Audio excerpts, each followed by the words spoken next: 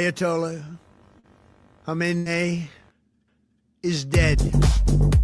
This wretched and vile man, Ayatollah Khamenei, is dead.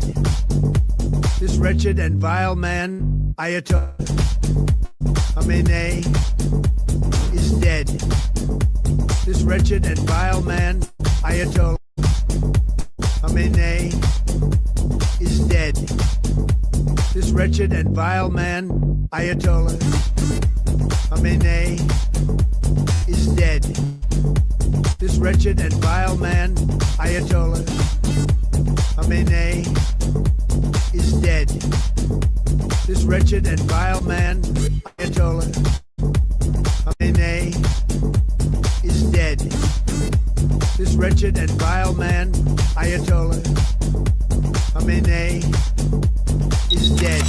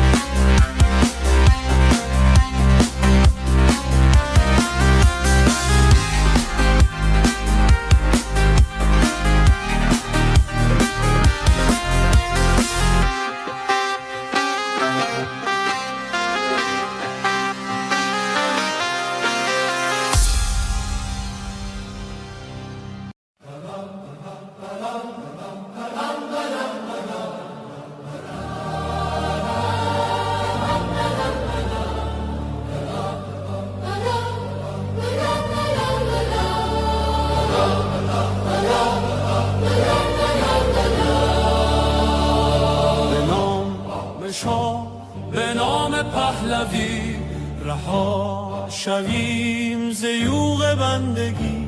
شب سیاه ما ز نور شاه سپید دم شود ز فر پادشاه. به نام شاه همه صدا شویم برای میهنم من و تو ما شویم. به خوب به پاک عاشقان که جاوی شاه شده صدای ما. در این گذار رنج و درد و آه بخوان وطن به نام پادشاه که با صدای شاه و نام تو جهان بلرزد از قیام تو.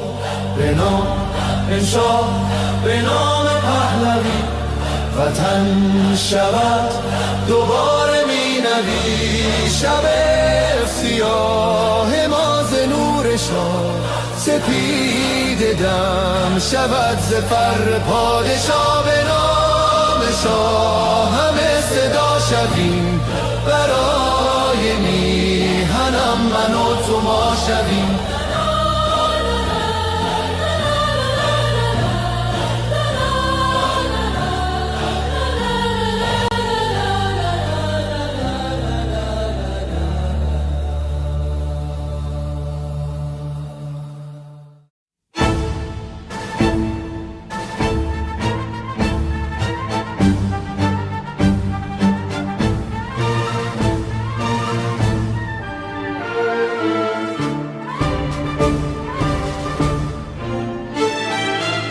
نام جاویده وطن صبح امید وطن جلوه کن در آسمان همچو مهر جاودان. وطن ای هستی من شور و سرمستی من جلوه کن در آسمان همچو مهر جاودان.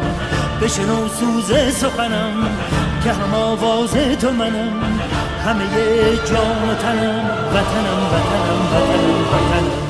بشنو سوز سخنم که نواگر این چمنم همه جان و تنم وطنم وطنم وطنم وطنم. همه با یک نام و نشان به تفاوت هر رنگ و زبان. همه با یک نام و نشان به تفاوت هر رنگ و زبان. همه شاد و خشونت بزنان ز صلابت ایران جوان به اصالت ایران کهن ز صلابت ایران جوان.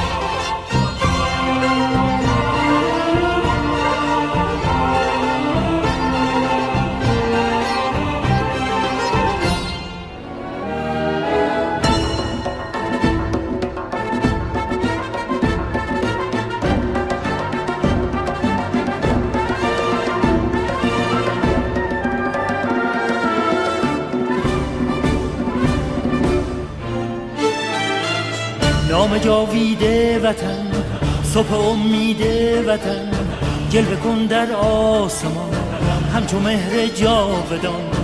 وطن ای هستی من شور و سرمستی من جلوه کن در آسمان همچو مهر جاودان. بشنو سوز سخنم که هم آواز تو منم همه جان و تنم وطنم وطنم وطنم وطنم. بشنو سوز سخنم که نواگر این چمنم همه جان و تنم وطنم وطنم وطنم وطنم. همه با یک نام و نشان به تفاوت هر رنگ و زبان. همه با یک نام و نشان به تفاوت هر رنگ و زبان.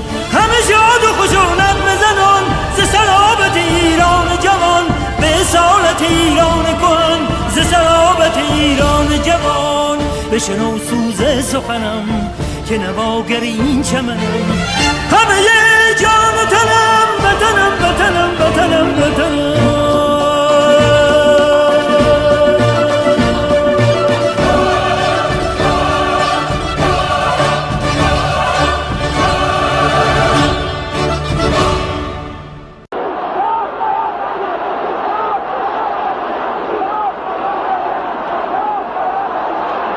when you look at the crowds today, you have maybe 5,000-6,000 people here. On the streets yesterday, 1 million people, 1 million Iranians in the street for the Ayatollah Khomeini. Does that not give you concern? Does that not make you afraid? Because they are afraid, yeah, that's right. And most of the people don't say anything because they are afraid. And they are in silence, you know, they don't say anything. Is this the silent majority of Iran out here now? Yes, that's right. Do you want the Shah to return? Yes, Shah, return to the country.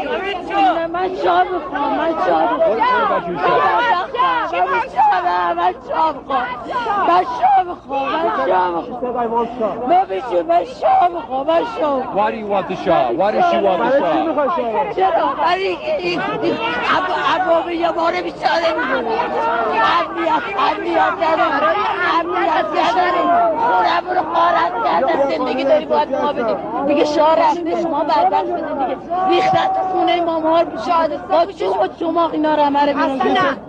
ما شاه میخوایم ما بیچاره این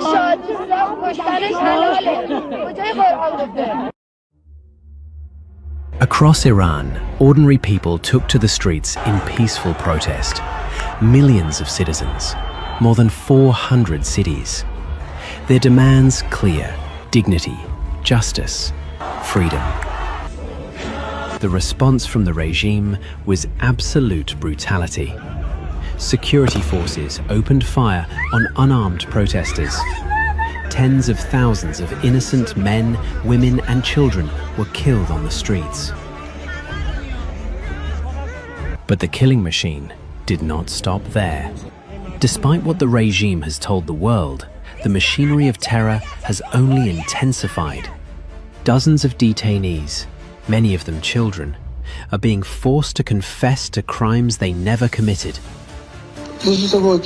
الان میدونیم چه حکمی به شما دادن؟ چه حکمی؟ حکم شما محاربه است. خب میشه بگید محاربه چیه لطفا؟ من نمیدونم چیه بابا. اعدام. تو رو خدا اعدام بده. آقا من غلط کردم. گول خوردم. تو رو خدا بده. با غلط کردن با چیزی درست میشه؟ به خدا من اونجا بیکار بودم. من جامعه به خدا خطری ندارم. آقا من غلط کردم. گول خوردم. Right now, at least 8 people are at risk of imminent execution. Their lives can be taken at any moment.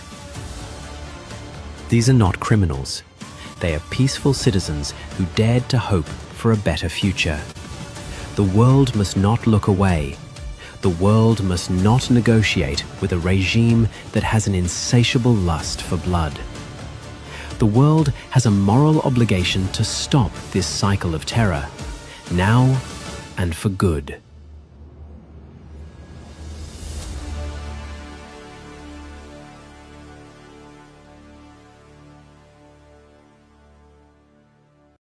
To all of our friends around the world, under the yoke of the Islamic Republic, Iran is identified in your minds with terrorism, extremism, and poverty. The real Iran is a different Iran, a beautiful, peace-loving, and flourishing Iran. It is the Iran that existed before the Islamic Republic, and it is the Iran that will rise again from its ashes the day the Islamic Republic falls. So let me be clear about how a free Iran will act towards its neighbors and the world after the fall of this regime. In security and foreign policy, Iran's nuclear military program will end. Support for terrorist groups will cease immediately. A free Iran will work with regional and global partners to confront terrorism, organized crime, drug trafficking, and extremist Islamism. Iran will act as a friend and a stabilizing force in the region, and it will be a responsible partner in global security. In diplomacy, relations with the United States will be normalized, and our friendship with America and her people will be restored. The State of Israel will be recognized immediately. We will pursue the expansion of the Abraham Accords into the Cyrus Accords, bringing together a free Iran, Israel, and the Arab world. A new chapter will begin, grounded in mutual recognition, sovereignty, and national interest. In energy, Iran holds some of the largest oil and gas reserves in the world.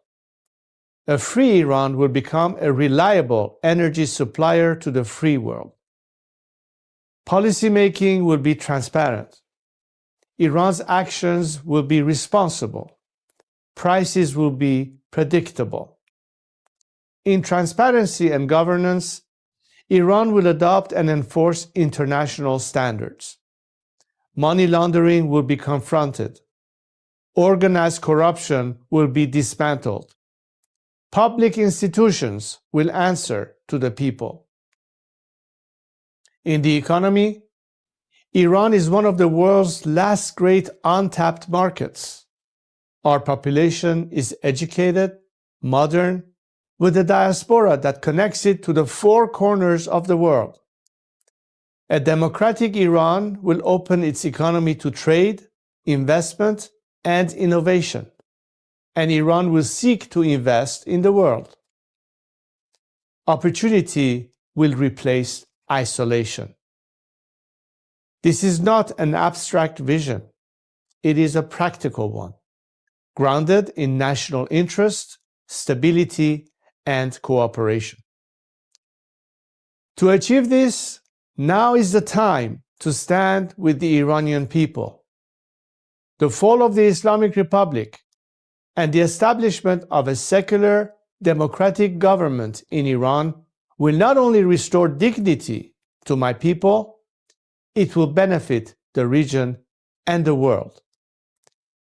A free Iran will be a force for peace, for prosperity, and for partnership.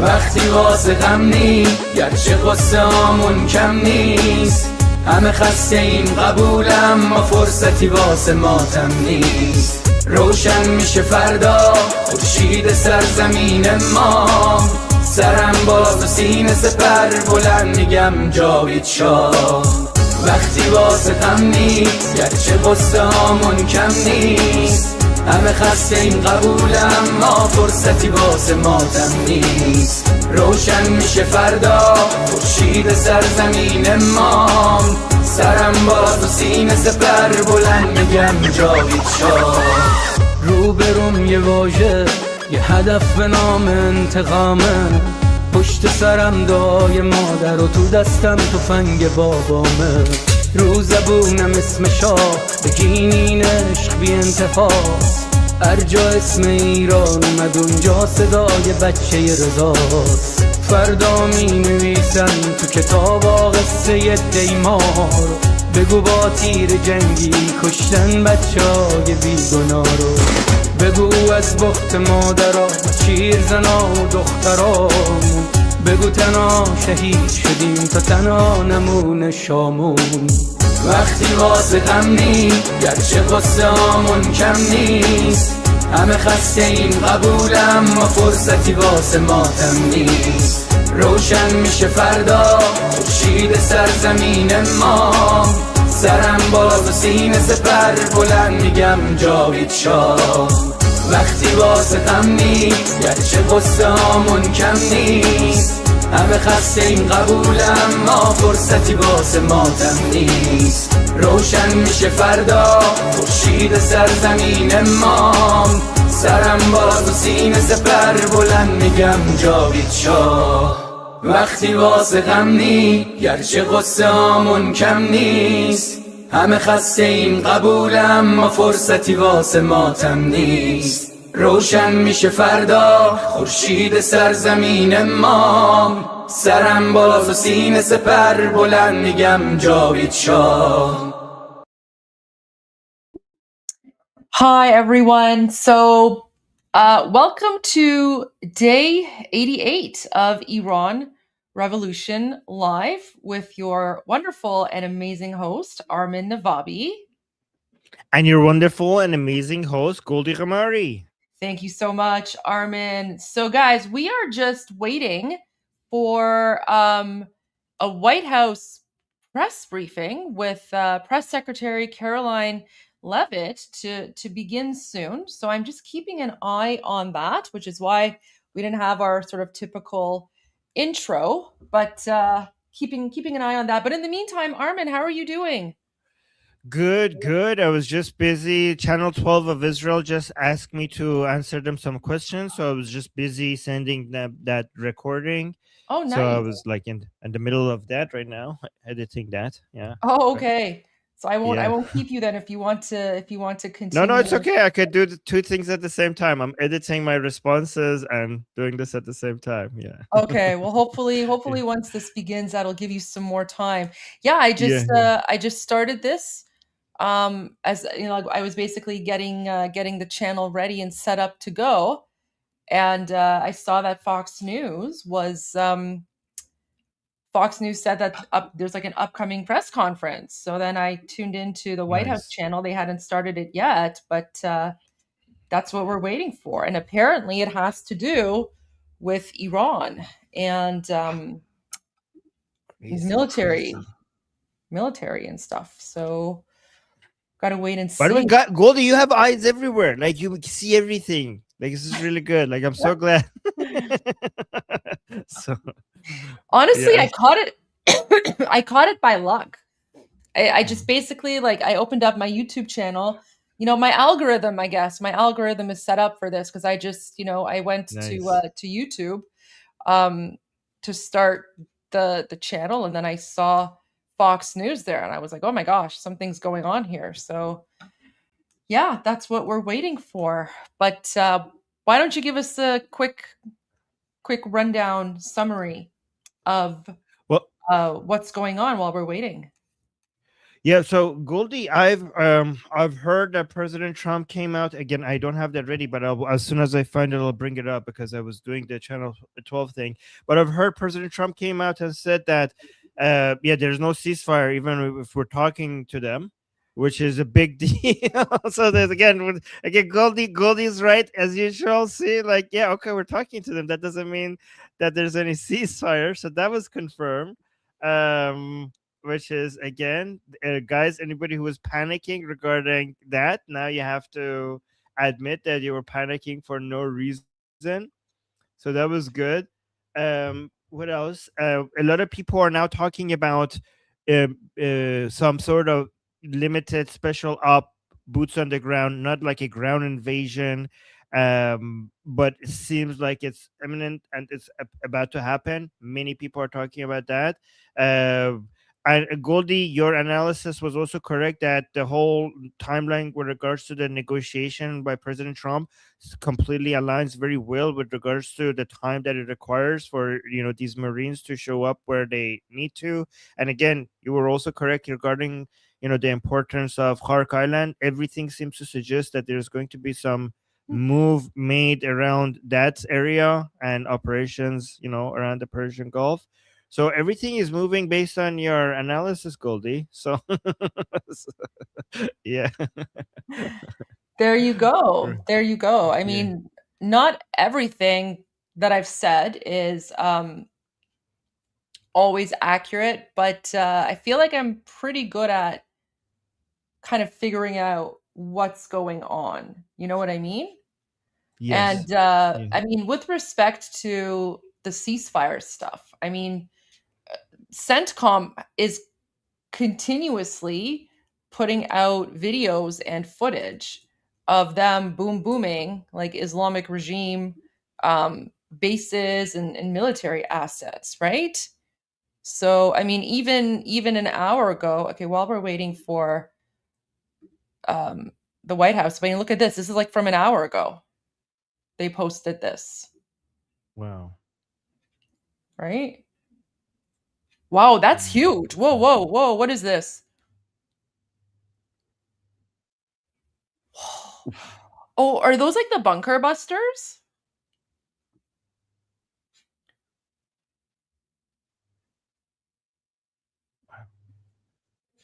I have seen. Because look at that. Like you see the one explosion. You see like it, so it's almost like it's underground, and then there's like, fire shooting up. And then the whole thing just lights up. What is that? Let's see what CENTCOM says.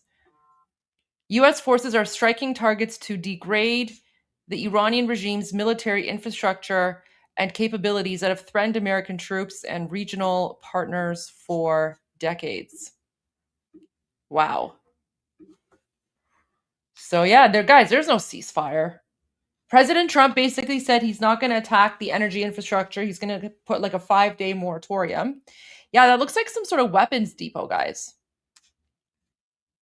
Yeah, when you see a small explosion and then a bigger explosion after, it's usually because there were there were missiles or some other things that would explode. Like, because see, like the original explosion is small, and then you wait, and then the whole thing explodes. It's probably explosives there. Yeah, definitely like explosives or missiles or something. So, and all they have to do is like, get a few underground, and then that's going to start the chain reaction, which is pretty much what's happening there, guys. But the thing is, there was never, so this is the thing, there was also never a ceasefire. Like President Trump, like I don't even think he used the word ceasefire, did he?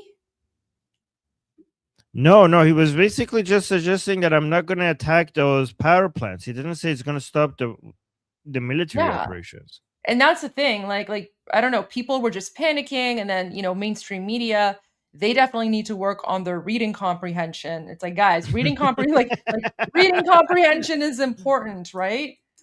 Let me pull up President Trump's Truth Social while we're waiting. Let's see, because he said, where is it?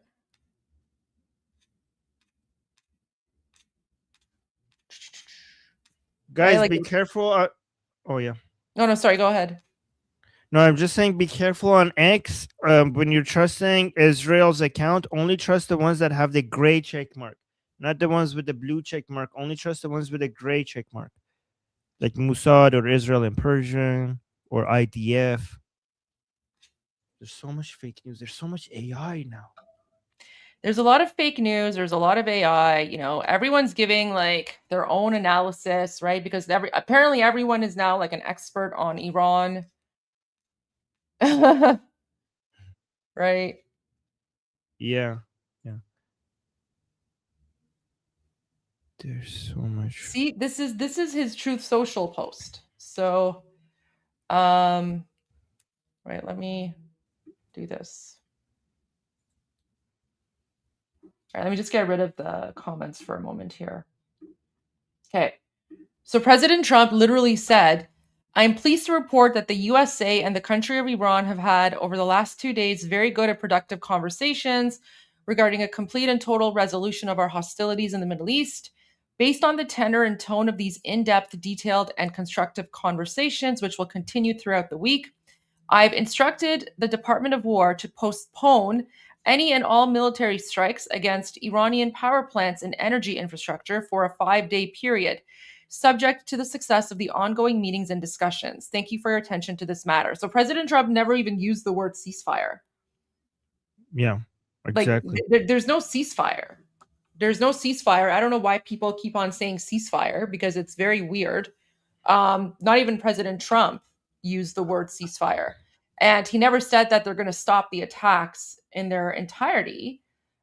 They said that they're just going to not go after the energy infrastructure for a period of 5 days. So that's not a ceasefire.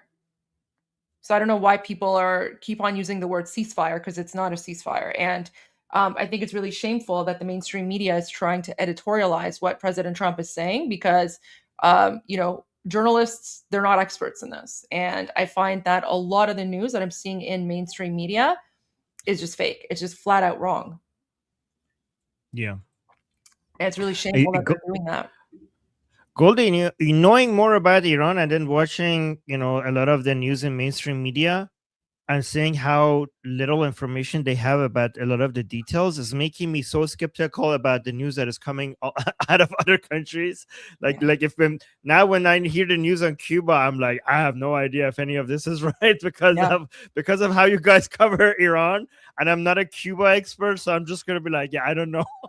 I don't know. Listen, I feel the same way now. Like I honestly, I can't take like I have a lot of difficulty taking what the media says at face value these days, because I'm like, if they're getting it so wrong when it comes to Iran and the Iran situation and the Islamic regime, if they're getting it so wrong with that, and we, and not just us, but like Iranians as well, like we know Iran, we know it inside and out, because we have been advocating for a free Iran. We have been raising awareness about this, not just for the past 88 days, but pretty much like most of our adult lives, right? All of us in our own way. So, we are the Iran experts.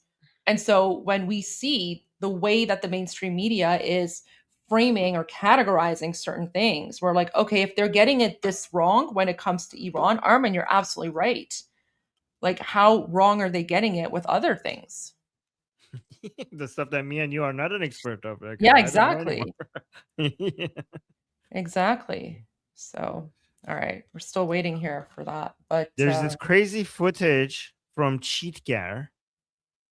Why don't you? So how about you know what? Why don't you share what you have? And then as soon as this starts, I'll just, with your permission, I'll interrupt you, and then we'll just go to the briefing. Sounds good. Okay, I just have a few things though, so let me just go through this. So this is security forces in Tehran's Cheatgar township fired towards apartment windows from which anti-government chants were heard, while a pro-government gathering was held in the complex with the backing of officers. Video sent to Iran International. Guys, look at this. They're just shooting directly at the windows while people are chanting. This is insane. Look at this.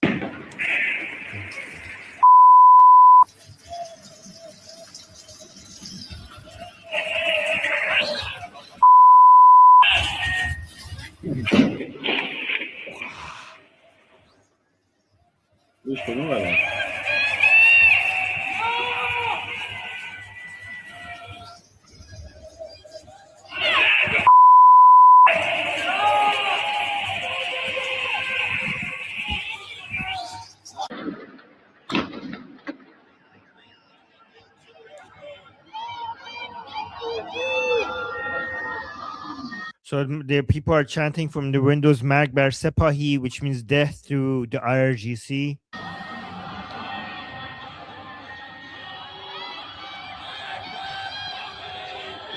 Isn't this brave, by the way? They see the people in the gun aiming at the windows, and they're still chanting against the regime. Somebody said Magbar Khamenei, which means death to Khamenei.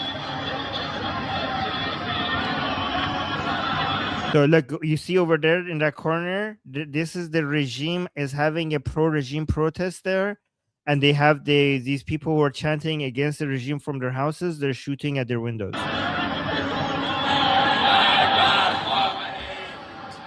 Death to Khamenei. Magbar Basiji, this woman is shouting, which means death to Basiji.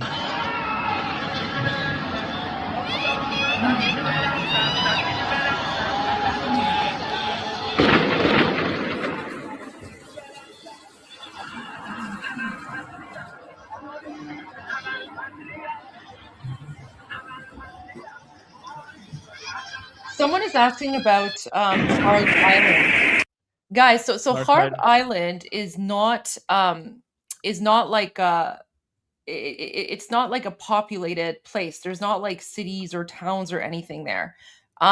It's basically like an oil hub export. Like, it's an oil export hub. It has a resident population of approximately 20,000 people. And, of those 20,000, it's mostly just oil workers, technical staff, and their families. So it's not like a place where there's like villages and towns and stuff. So it's very small population. But the population on Harg Island would be typical of the Iranian population everywhere. So pretty much everyone who's not part of the Islamic regime wants the Islamic regime to be overthrown. But Kharg Island it's not like there's no like tourist beaches or anything like that on Kharg Island. It's literally just like um, just like an oil export hub. That's it. Yeah, and if you capture it, then it would really suffocate the Islamic regime's ability to continue the military operations, because 90% of their revenue is dependent on them being able to take their oil and gas through Khark Island to sell it to mostly China. So if you capture that island, I mean, they might find a little bit of a way to get it out in some other ways, but it would truly paralyze them. It's very interesting. It's kind of like in the Death Star, that place where you just go to and the whole thing explodes. Khark Island, like people are like, oh, you can't take over all of Iran because Iran is so big. Well, Iran is so big, but Khark Island is very tiny. Okay, you don't need to go capture all of Iran. You just need to hold Khark Island, and the whole thing will collapse. That's it. It's like the Achilles heel of the Islamic regime. All you need is enough manpower to just take over that one island, and everything else will collapse. Yeah. And guys, I guarantee you, the reason that the workers on Kharg Island are still going to work is because of the IRGC, right? Because the workers most likely want to stay home, but the IRGC probably says to them, if you don't go to work, if you don't, go and produce oil and things like that, we'll murder your families, or whatever the case might be. So if Kharg Island is taken, that would also give the workers an excuse to just stay home, right? Not go out. And then they don't have to worry about the IRGC, because whoever lands there will be like, they'll take care of the IRGC. And I was watching another news report, Armin, and they were saying that Kharg Island produces $300 million worth of oil a day for the Islamic regime. Wow. That's a lot of money. $300 million a day. So imagine if that is stopped. Yeah. And yeah, no, that's a very good point. And by the way, Goldie, if this was World War II, they would have just bombed Khark Island by now. The fact that they're like spending, like they haven't done that, and they're trying to find a way to get it without destroying the infrastructure. I mean, they're trying to do that.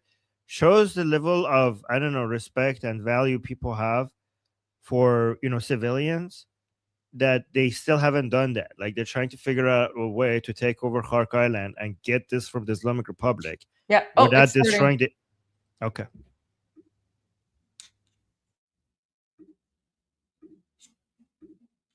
Scheduling announcements. This evening, President Trump will deliver remarks at Union Station for a political dinner. Tomorrow morning, the president will host the second cabinet meeting of the year and the 11th cabinet meeting of his second term. And later tomorrow afternoon, the president will host a Greek Independence Day celebration in the East Room. On Friday, the president will celebrate National Agriculture Day alongside nearly 1,000 farmers who are coming in from across the country for the first event of the season on the South Lawn, so pray for good weather, to highlight the president's successful policies in support of America's farmers, including efforts to lower input costs, open new trade markets, bolster the farm safety net, double the death tax exemption, end tax. Guys, I'm sorry. This is as loud as the volume goes. You're just gonna have to increase the volume on your laptops and TVs, because this the volume is as loud as it is here on the White House channel. On rural property loan interest and create rural opportunity zones. Also, I'm pleased to announce that President Trump's meeting and a long-awaited meeting with President Xi in China will now take place in Beijing on May 14th and 15th. First Lady Melania and President Trump will also host President Xi and Madam Peng for a reciprocal visit in Washington, D.C. at a later date to be announced this year. Turning to the ongoing military operations in Iran, the United States military continues to decimate the terrorist Iranian regime's offensive and defensive capabilities. Just over 3 weeks in, it's abundantly clear that Operation Epic Fury has been a resounding military triumph. More than 9,000 enemy targets have been struck to date. Compared to the start of the operation, Iran's ballistic missile attacks and drone attacks are down by roughly 90%. The United States is also annihilating the Iranian regime's navy. We have destroyed more than 140 of their naval vessels, including almost 50 mine layers. This is the largest elimination of a navy over a 3-week period since World War II. Again, let me reiterate, this is the largest elimination of a navy on the face of the planet in a 3-week period since World War II. We are systematically dismantling Iran's defense industrial base, which will prevent future threats to the region. Our military also remains laser focused on eliminating the regime's threat to the free flow of energy through the Strait of Hormuz. Over the weekend, we dropped several 5,000-pound bombs on an underground facility used to store equipment, including anti-ship cruise missiles and mobile missile launchers positioned along the coastline of the strait. Our military efforts grow more successful with each passing day, steadily degrading Iran's ability to terrorize merchant ships. For all of these reasons, we are very close to meeting the core objectives of Operation Epic Fury, and this military mission continues unabated. From the outset, President Trump and the Department of War estimated it would take approximately 4 to 6 weeks to achieve this critical mission. 25 days in, the greatest military the world has ever known is ahead of schedule and performing exceptionally. Day by day, the Iranian regime is being crippled, and their ability to threaten the United States and our allies is being significantly weakened. Their ambitions of building a nuclear weapon have also been crushed to an even greater degree than they were in Operation Midnight Hammer in June 2025.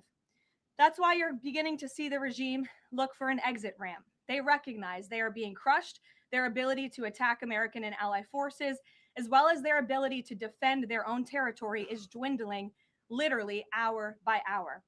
Following President Trump's powerful threat on Saturday evening, it was made clear to the United States that Iran wanted to talk. President Trump is willing to listen. As President Trump announced on Monday, the United States has been engaged over the last 3 days in productive conversations, which led the president to temporarily instruct the Department of War to postpone planned strikes against Iranian power plants and energy infrastructure only. The remaining elements of the Iranian regime have another opportunity to cooperate with President Trump, permanently abandon their nuclear ambitions, and cease actively threatening America and our allies. But the president's preference is always peace. There does not need to be any more death and destruction. But if Iran fails to accept the reality of the current moment, if they fail to understand that they have been defeated militarily and will continue to be, President Trump will ensure they are hit harder than they have ever been hit before. President Trump does not bluff, and he is prepared to unleash hell. Iran should not miscalculate again. Their last miscalculation cost them their senior leadership, their Navy, their Air Force, and their air defense system. Any violence beyond this point will be because the Iranian regime refused to understand they have already been defeated and refused to come to a deal. Here at home, we are now on day 40 of the Democrats' shutdown of the Department of Homeland Security. Democrats in Congress are forcing American travelers to wait in hours-long lines at airports across the country, robbing TSA officers and other federal workers of their hard-earned paychecks that they use to feed their families, and causing billions of dollars in damage to our economy. A father of 3 recently told CBS News that he felt he had no other choice but to quit his job as a TSA officer and find other work as the Democrats' shutdown of DHS continues. This is the quote from the father, and Armin, just really quickly while she's on this other topic, the regime's not going to surrender. This is literally like a Shia death cult of martyrdom, right? Like they're not going to surrender whatsoever. I think President Trump and his administration are, understanding that finally. Like, these are not rational, logical people. These are people who, like, you kill them or you kill their leaders and they're like, we're winning. This was part of the plan. Yeah, they forced themselves into this position, Goldie, because for 47 years, they got their entire legitimacy by saying that we're strong, that we can't be defeated, that we will destroy the enemies of Islam. So they built a cult-like following that expects that from them. And that's why they can't back down, because this is the delusion that they have created among their own followers, and they cannot give any other image or else they will lose their followers. So they can't back down, because if they do, it will basically shatter the image that they have created in the past 47 years. That's exactly, like, if they surrender, the regime will collapse because they're going to lose all their support and followers. If they don't surrender, President Trump is going to destroy all of them anyway. So either way, like, we're looking at like a free Iran very, very soon, right? And she's Exactly. absolutely, Yeah. and Caroline is absolutely right. Like the regime is defeated. Like, I'm sure like the American military is like looking at this situation and they're like, what is going on here? Like in any other conflict, the other side would have already like surrendered. They would have already waved the white flag. Like, this is such an insane defeat. Like no military, like no American military assets, I think, have been destroyed by the Islamic regime. And yet the regime is still like, oh, like we're winning and we're going to continue. And it's insane. It's utter insanity. Yeah, exactly. And Goldie, all we need is for the military operations to go to the point where a bit more of the suppressing ability of the regime is removed, and then the Iranian people are going to finish the job anyways. It's not like a lot of people are like, oh, when are the Americans are going to finish the job? When are the Israelis going to finish the job? They're not going to finish the job. Iranian people will finish the job. All we need is just a bit longer for just removing the last remaining suppressing ability of the regime. Yeah, it's already been weakened to a huge degree. That's exactly it. That's exactly it. So, yeah, but I mean, I honestly, I can't see how the regime is going to surrender, because it's not within their Shia mindset, cult-like ideology, right? Especially since they've been calling themselves like the axis of resistance for so long, which is so stupid. Resisting sanity. All right. Okay. Thank you for being here. Thank you. I have two questions for you. First, if the war in Iran continues past this current round of peace talks, and with thousands of troops on their way to the Middle East, is there a point, either a number of ground troops or a number of days, at which the president will consider seeking authorization from Congress? Well, as you know right now, that formal authorization from Congress is not necessary because we're currently in major combat operations in Iran. The Department of War and the president, as I said, estimated about a 4 to 6 week timeline for the full completion of these military combat operations. We're again on day 25 today. And as a courtesy, nevertheless, the administration did notify Congress, the Gang of Eight, ahead of the launch of the operation 25 days ago. And we've also had our top national security officials go to Capitol Hill to brief lawmakers, again, out of courtesy and out of respect for them. So at this moment, it's unnecessary. But of course, President and this administration will always abide by the law. Gabe, or do you have a follow-up? Yes, sure, go ahead. Second question. In my reporting, I speak a lot to young voters, many of whom voted for President Trump for the first time in 2024, hoping to have no more wars and to have lower prices. Now, with the war taking place and with gas prices going up, curious what President Trump's message would be to those voters who kind of swung into his coalition in 2024, but maybe don't feel the administration's going as they had expected. President Trump is doing this for you. He's doing this for young people so that we are no longer threatened by a rogue terrorist regime in the Middle East that seeks to kill the brave men and women who serve in our country in the Middle East, many of them young people themselves, young men and women who serve this country honorably in uniform and have been threatened, killed, and maimed by the rogue Iranian terrorist regime for 47 years. President Trump finally had the courage to step up and do what's right by our national security, our homeland security. As for the temporary short-term fluctuation in gas prices, the president has said once these combat operations are over, this administration is going to continue to unleash American energy dominance. We're continuing to do that every day, and we're going to see prices at the pump go back down, just as we have over the past year because of this president. And don't think for 1 second if the Democrats had their way, gas prices would be as they were under the previous administration, the Biden administration, record highs. This president is keeping them as low as he can during this short-term combat operation, and they're going to go right back down when this is over. Thank you, Caroline. Just within the past few hours, Iranian state TV has said that Iran has rejected the U.S.'s 15-point plan to end the war. What's the White House's response to that, and have these talks hit a dead end? They have not. Talks continue. They are productive, as the president said on Monday, and they continue to be. However, I saw a 15-point plan that was floated in the media. I would caution reporters in this room from reporting about speculative points or speculative plans from anonymous sources. The White House never confirmed that full plan. There are elements of truth to it, but some of the stories I read were not entirely factual. So I am not going to negotiate on behalf of the president here at the podium. What I will tell you is these talks are ongoing. We're not going to get into the nitty-gritty details that have been exchanged between the United States and Iran at this time. Well, yesterday the president mentioned a very big present that the Iranians had given the U.S. He wouldn't go into detail, but was it that ship that was carrying 2 million barrels of oil that made it through the Strait of Hormuz? I'll let the president speak on that at the appropriate time. And then finally, Caroline, today Iraq's government reportedly is planning to lodge a protest with the U.S. According to the Wall Street Journal. There was an attack in Iraq that hit a military clinic, killing 7 soldiers reportedly. What's the U.S.'s response to that? Was the U.S. responsible for that attack? I'll have to check in with the Pentagon on that, and we'll get you an answer. Thank you, Caroline. Too, if I may. Speaker Johnson today described the conflict as wrapping up, but the 82nd Airborne Division, they're typically deployed at the beginning of conflicts. So does the White House consider this conflict as wrapping up, or is it changing shape? As I said at the beginning of my remarks, we are meeting our goals of Operation Epic Fury expeditiously. The president likes to maintain options at his disposal. It's the Pentagon's job to provide those options to the commander-in-chief. For any specifics on troop deployments, though, I would point you to the Pentagon.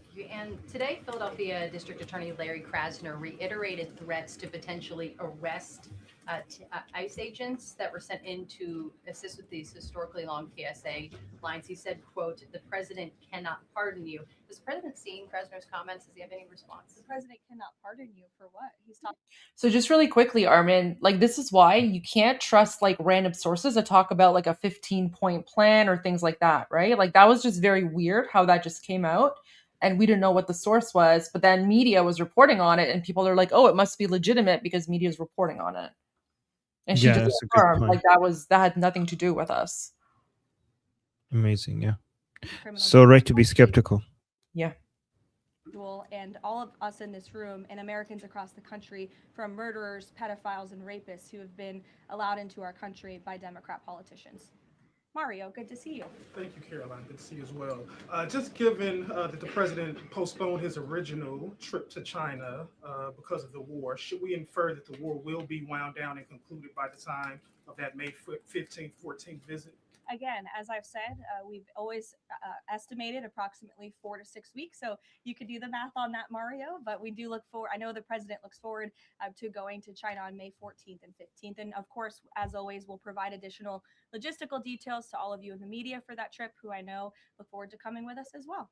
Follow up. Was that a precondition? Did the two leaders speak about the conclusion of the war? Was that a precondition for them to have this rescheduled meeting? No, there was a discussion about the rescheduling of the meeting between the president and President Xi. President Xi understood that it's very important for the president to be here throughout these combat operations right now. He understood, obviously, the request to postpone and accepted it, which is why we have new dates on the books, and I'm happy to announce those to you today. Jennifer. On the negotiations with Iran, are there still face-to-face talks planned perhaps in Pakistan? And who do you think would probably be going? Again, I've seen a lot of speculation and reporting about potential talks that could happen later this week. Nothing should be deemed official until it is announced formally by the White House. I would not get ahead of our skis on reporting about any talks this weekend until you hear directly from us. Just really quickly, why the heck would any U.S. official, Armin, why the heck would any U.S. official agree to go to Pakistan to engage in negotiations? Like, really? Out of all the countries, Pakistan. By the way, Pakistan is the country where as soon as the news came out that Khomeini had been exterminated, all the Pakistanis freaked out and then they started attacking the U.S. Embassy, U.S. consulate, remember? And then the Marines were shooting into the crowd because the Pakistanis were attacking the U.S. Embassy. Why would U.S. officials go there? To be fair to Pakistan's military, they have recently been very good in attacking these Islamist people, like terrorist groups. Like Pakistan's government has recently come down really hard upon Goldie. They shot the Pakistan's army shot into a pro Palestine rally Wow. inside Pakistan. Yeah. Well, they have a lot of cleaning up to do, but Yeah. this isn't a comment on their military, but it's just like given like the current Yeah. situation of plus isn't Pakistan like at war with Afghanistan? So why would US officials go to Pakistan when it's literally in a war with Afghanistan right now? That was like the weirdest rumor. All of the allies will go along with whatever the Oh, U.S. let me go back. That all of the allies will go along with whatever the U.S. concludes with these Iranians. Are you expecting that Israel and all the other allies will follow whatever agreement is made? I think the president has shown that he is absolutely the leader of the free world, the head of the most powerful military in the world, and in various examples of the 12-day war between Iran and Israel, the ceasefire between Israel and Gaza, the president has shown a very unique skill at getting our allies to get on board with what's in the best interest of the United States, but also the world in cases of foreign policy like this. Ed. Yeah, thanks, Carolyn. So, is there a time frame as to when the first oil tanker can go through the Strait of Hormuz freely? It's a very good question, Ed. I don't have a specific timeline for you today, but it's obviously something the administration is working towards as quickly as we can. And with respect to oil, as you know, the administration has taken a number of actions to stabilize the markets. We directed the U.S. DFC to offer reasonably priced political risk insurance for takers through the strait. We issued that temporary waiver to allow countries to purchase sanctioned Russian oil to alleviate global pressures. We're working with the IEA to coordinate the release of another 400 million barrels. We issued that 60-day Jones Day Act waiver.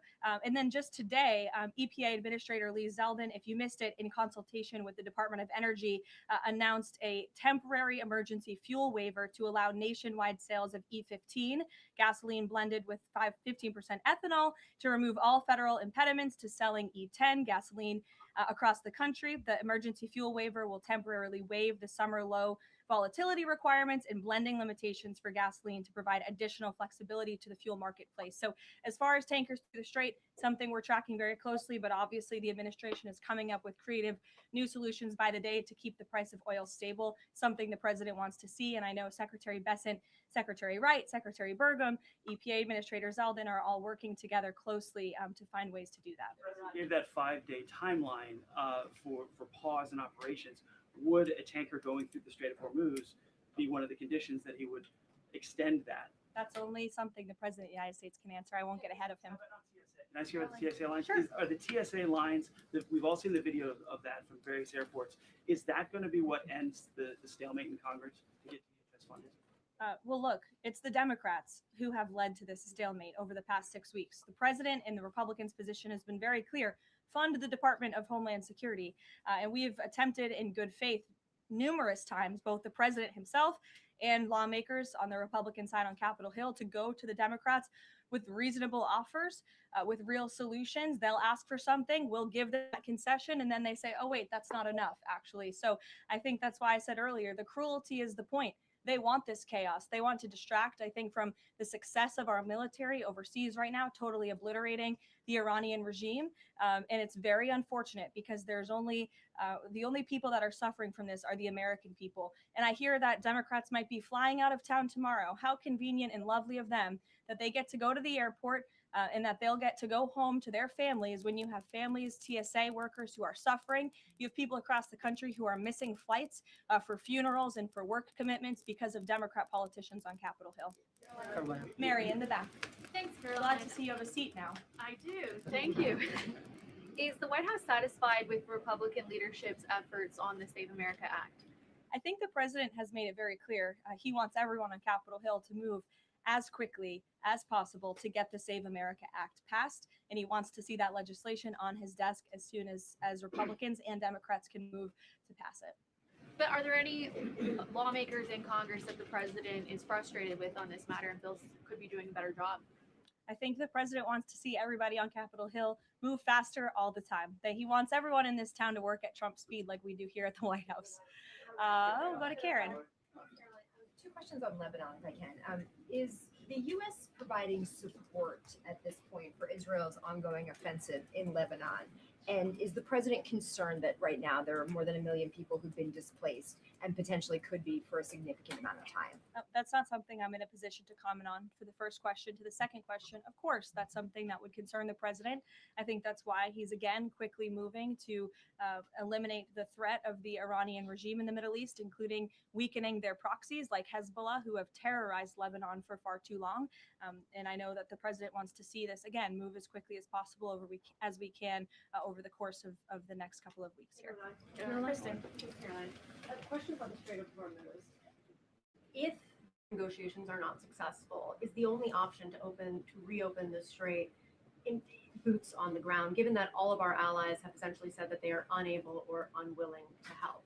Look, that's a hypothetical question. It's a hypothetical question. It's also a decision that would have to be made by the commander in chief, and I'm not going to get ahead of him.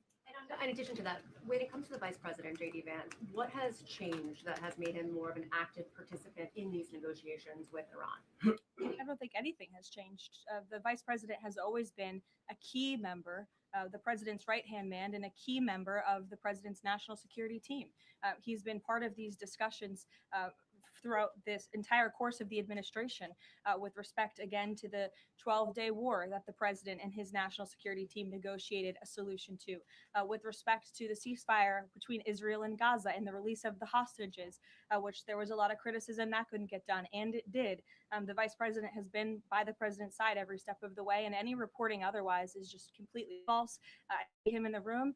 Again, the president seeks his counsel on all matters, both foreign and domestic. Can you just tell us who exactly the U.S. is negotiating with in Iran, and why the U.S. and this administration trusts that person? Again, as I said to Gabe's question earlier, we're not going to get into the details of these negotiations and conversations that continue to take place. As of course you can imagine, they are very sensitive diplomatic discussions. And I would reiterate, I do recall giving all of you the same answer when we were negotiating the ceasefire between Israel and Gaza. I gave you the same answer throughout the 12-day war between Iran and Israel. Gave you the same answer with respect to many of the other global conflicts that this administration has negotiated solutions to. President Trump is going to give his diplomats the freedom that they need to have these sensitive diplomatic discussions without negotiating and litigating them through the news media. Fran. Caroline, just to follow up though, because you said that some of the information that's been out there about the 15-point plan is inaccurate. Can you say what is accurate with respect to ballistic missiles, the nuclear ambitions, and the Strait of Hormuz, which are things that the president has laid out that he wants to see a couple times in the past? Look, if you've heard it from the president of the United States, obviously it's true, as well as the objectives of Operation Epic Fury. We've said repeatedly, I've said them from this podium, the Pentagon has reiterated them. That's why we've taken military action to achieve them. So of course, those are goals that we want to see, but this full 15-point plan that's been floating around in many of your outlets, there's a lot of misinformation to that as well. And again, I would caution you from taking things from anonymous sources rather than verifying them directly with the White House. Christian. Thanks, Caroline. Two on Iran. First, would the president consider loosening asylum restrictions for Iranians trying to flee the country right now? Again, that's a question for the president. I won't get ahead of him on that. I haven't talked to him about that. Okay. And then secondly, you mentioned at the top that Iran would be hit harder than they have been to this point if they don't recognize the fact that they're losing this war. Could those strikes happen before this 5-day negotiating window closes if the president doesn't think they're negotiating in good faith? You're asking me to tell you if the commander-in-chief would authorize very strong strikes against the Iranian regime. That's not something I would ever reveal from this podium, true or not. Phil. Thank you, Caroline. I was wondering if you would respond to some of this criticism of the administration from past allies like Joe Kent, who have said that the president's red line shifted from Iran cannot obtain a nuclear weapon to Iran cannot pursue nuclear enrichment. What is the administration's response to that criticism? I think the president and I have both strongly responded to the criticism by Mr. Kent, who unfortunately resigned in disgrace and accused the president of basically being controlled by foreign countries and foreign manipulation, which is a ridiculous and laughable assertion. So his accusations have zero credibility as far as this White House is concerned. The question of the red line shifting from no nuclear weapon to no nuclear enrichment, does is there any substance to that argument? I think the president has been quite clear in what he wants to see from the Iranian regime, which is why he chose to launch Operation Epic Fury in the first place. Reagan. Caroline, I have a question for you on the SAVE Act, and I'd like to follow up on the DHS shutdown. Sure. First, Senator The Mike Save Lee. America Act. Save America Act. The president corrected me yesterday. That was my fault. Senator Mike Lee said it's essentially impossible to pass the Save America Act through reconciliation. What's your reaction to that? Is the president worried that that strategy might fail? I think he's willing to try all strategies. I spoke with him about this yesterday, and he said if we can make it work through reconciliation, let's absolutely do that. These, again, are common sense policies that are backed by the vast majority of voters across this country. The only people in this country who don't support them are politicians on Capitol Hill. And you all should ask them why they don't want voter ID, why they don't want proof of citizenship to vote in our nation's elections. Again, these are common sense proposals that are wildly popular, and the president is willing to use any means necessary to get this legislation passed and onto his desk. And then on the DHS shutdown, do you expect deportations to decrease while ICE is in the airports? And what are the trade-offs of having ICE in the airports right now? Well, to address this obviously short-term problem and the chaos that has been sowed by these Democrats on Capitol Hill, to address the lines and to get Americans traveling and get them to where they need to be. So the president, I think this was a creative solution, again, that was criticized, but we have seen wait times decrease, not as much as we'd like. Hopefully they will continue to, but at major airports over the course of the last few days, as ICE has been facilitating with travelers in these airports. Sure. Thank you, Caroline. On March 6th, the president said in an interview with Reuters that the U.S. should have a role in choosing Iran's next leadership. Now that we're almost 4 weeks into the operation, is that still the president's assessment of where it should go? As I've said repeatedly, I think the president obviously believes the United States wants to have someone in leadership position in the Iranian regime that will be much more favorable, that will be willing to work with the United States, that will no longer chant death to America. These would obviously be good common sense things for the United States and for our allies. I think that's what the president meant when he spoke with Reuters that day. Go ahead. The president yesterday said that he had achieved regime change in Iran because the regime has changed. In terms of... I mean, has it not? Well, the leadership... Their entire leadership has been killed, and nobody has really seen or legitimately heard from this alleged new leader. So wouldn't you say there's been a change in the regime? There's been a change in leadership. I mean, do you feel as though... There's been a change in the regime leadership, which is what the president said. So thank you for confirming he was right. I mean, do you feel as though you've achieved leadership level or the personnel in place right now in Iran that you're satisfied with? I mean, have you... I think it's too soon to say. In terms of highly enriched uranium in Iran right now, is your expectation, I mean, the stated desire of the president has been to prevent nuclear weapons. Is your expectation that the end game here is that eventually Americans will be in possession of that uranium, or you'll somehow have some direct control over the highly enriched uranium that could be used to develop it? Again, this is a point of conversation that continues. I think you know the means in which the United States would have to take in order to achieve that goal, and that's a decision for the president to make. Brian, good to see you, Brian Glenn. Good to see you as well. Does the White House have a comment on a letter that was sent from Congressman Raskin to the DOJ alleging that the DOJ recklessly released damning information in regards to President Trump's documents? Yes, I saw that letter from Congressman Raskin this morning, who I would add has zero credibility, and this letter was clearly a cheap political stunt. What the congressman did here, Brian, and for everyone in the room who's hopefully not reporting on this as fact, is that he took untrue and salacious claims in a memo that was produced by Jack Smith, who has been completely discredited for his lawfare and his witch hunts against this president. And that information was unverified. It never even made it into the indictment because it was so unverified. And what happened to that indictment anyway?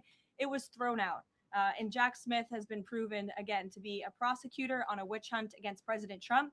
He tried to throw him in jail ahead of the 2024 election. The Biden Department of Justice was fully on board with this lawfare campaign. And in fact, this story that was concocted by Congressman Raskin was so ridiculous. I understand his communications team reached out to some outlets in this room who responsibly said, we're not going to write this because this is just too much. However, of course, MS Now did write that story this morning because they continue to be left-wing propaganda for the Democrat Party. But I think Jack Smith has been proven to be a liar and a fraud. And this is, again, a cheap political from a Democrat on Capitol Hill who I think wants to get himself on cable television.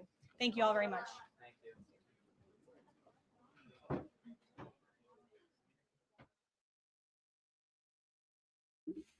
Okay, so that was pretty informative.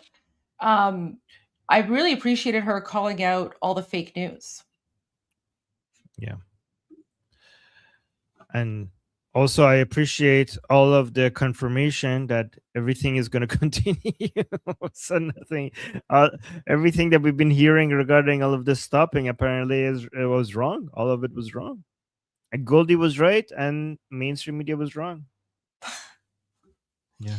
There we go. I have another confirmation that everything continues from Prime Minister Netanyahu.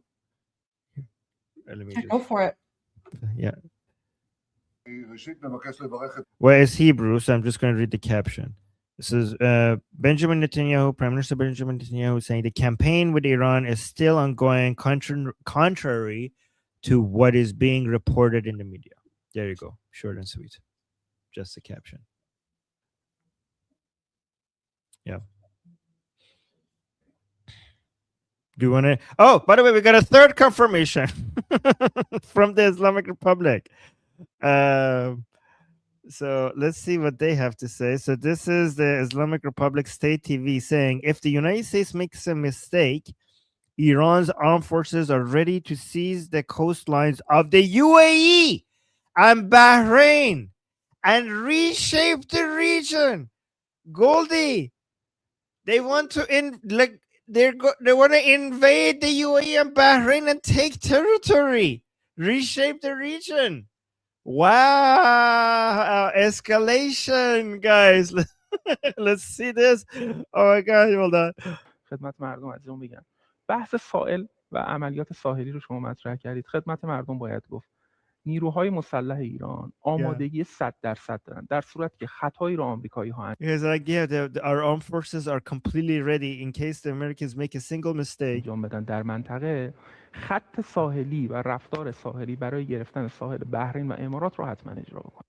Yeah, so the operations for taking out Bahrain and the UAE, just taking them. Okay. تمرینات بسیار قابل توجهی هم تو این زمینه انجام شده. ورود به ساحل امارات. Like entering the coastlines of the UAE and Bahrain. و بحرین رو در دستور کار و تمرینات نیروهای مسلح ما قرار داره و به گونه‌ای معادلات رو تغییر خواهیم داد که به گونه‌ای معادلات رو تغییر خواهیم داد که ان شاءالله حالا مختصاتش و جزئیاتش بمونه برای بعد. به گونه‌ای معادلات رو تغییر خواهیم داد که پاسخ پشیمان کننده.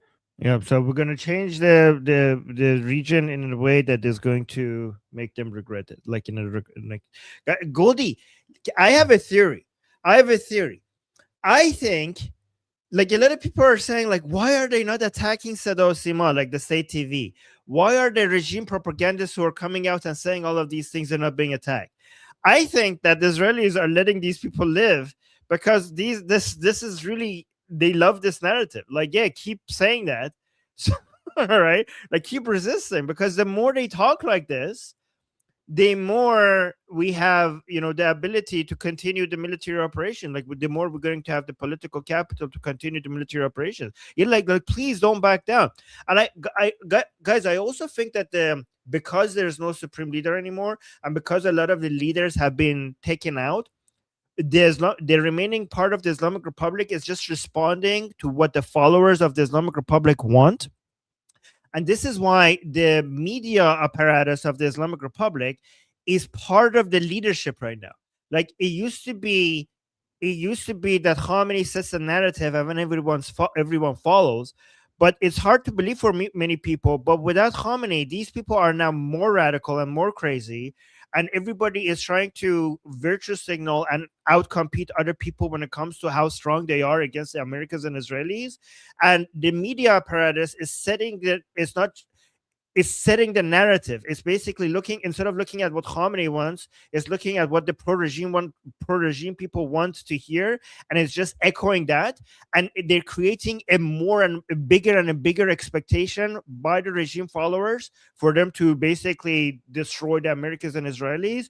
And basically, this is causing them to be trapped in their own. They're getting stuck in their own trap. This is like a vicious cycle that they're in. They keep increasing higher expectations, and if they don't deliver, I mean, they're forced to now keep continuing to resist. And I think, like Sedo Sima, I mean, the media apparatus of the regime is now a major part of their leadership, because they're the ones who are setting the narrative as well. So yeah. Armin, check out what Ghalibaf just posted. What? Oh my God. Okay. Ghalibaf just posted. Wow. Let's zoom in so you guys can see. Ghalibaf just posted, based on some data, Iran's enemies, with the support of the regional countries, are preparing to occupy one of the Iranian islands. Oh, Khark? All enemy movements are under the full surveillance of our armed forces. If they step out of line, all the vital infrastructure of the regional country will, without restriction, become the target of relentless attacks. Oh my God. I responded. Oh, you but did? you might have to refresh. Where are you? Okay. You have to refresh, because I think I responded after you opened the link. Okay. Okay, Goldie saying, great news, go Team America. Oh, that's fantastic. Oh, look at this. Okay. Thank you, Ghalibaf. Thank you for the good news, Ghalibaf. Ghalibaf. Yeah. Thank you for confirming. Thank you for the great news. Oh my!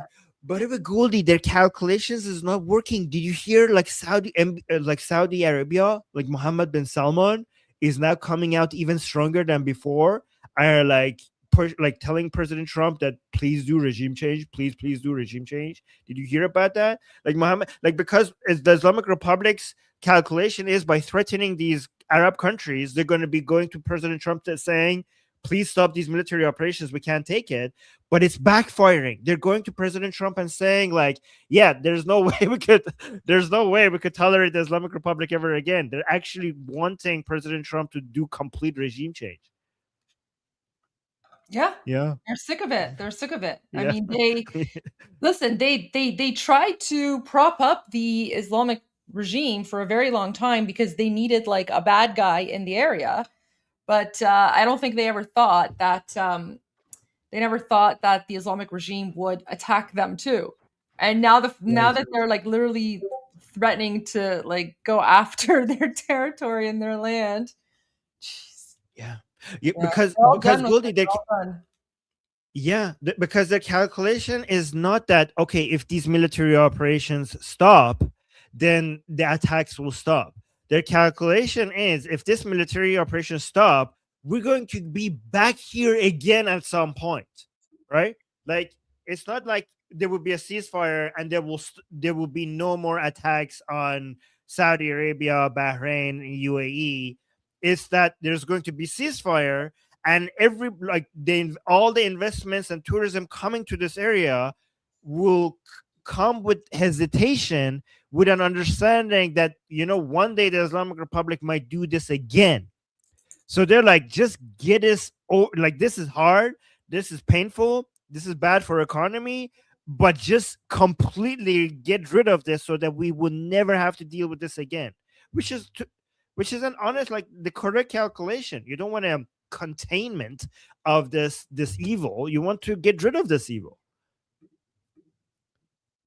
Oh, by the way, CPAC, yeah, people are pointing. I had this in my list of things to show. Hold on.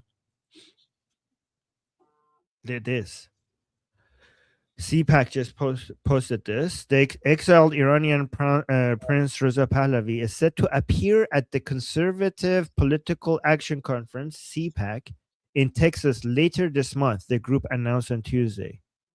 So that's amazing. This is a big deal. So we're happy about that. And then this was a big deal. Everybody's sharing this. This is inside Iran, right? Look at this.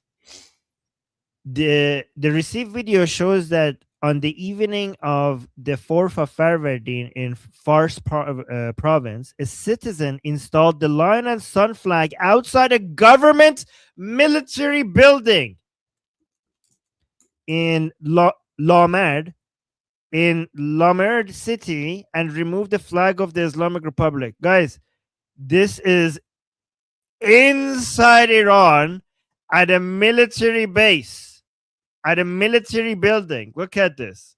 These, I don't know what these people are made out of, but they're so brave. Look at this. Oh.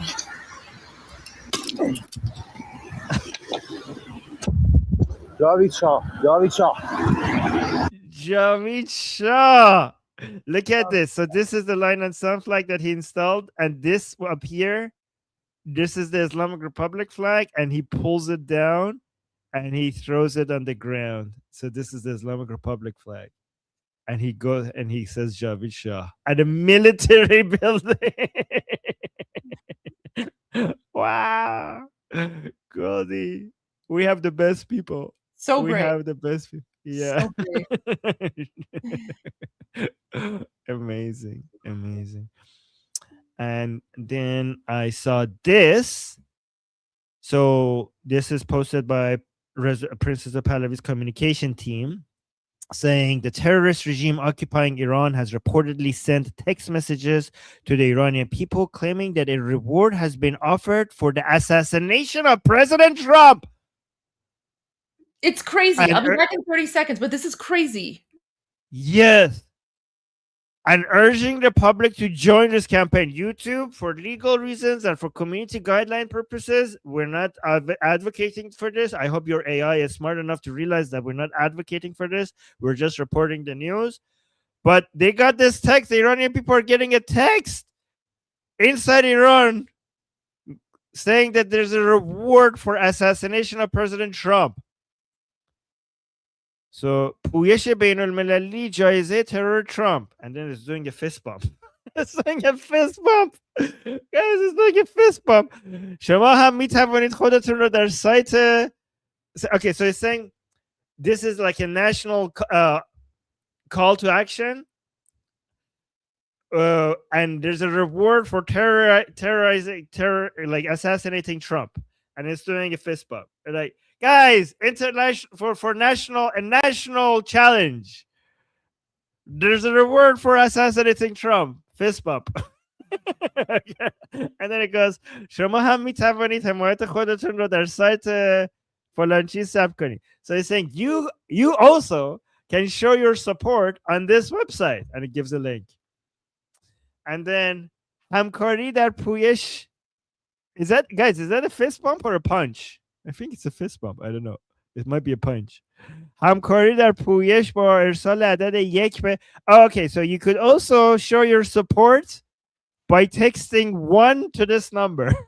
Armin, I think what it is like you can show your support by like donating. So it's like the exact opposite of what the US is doing. The US is offering $10 million rewards for information about like, you know, the locations of Islamic regime leaders. It seems like here they're trying to get support, maybe some sort of financial support from people.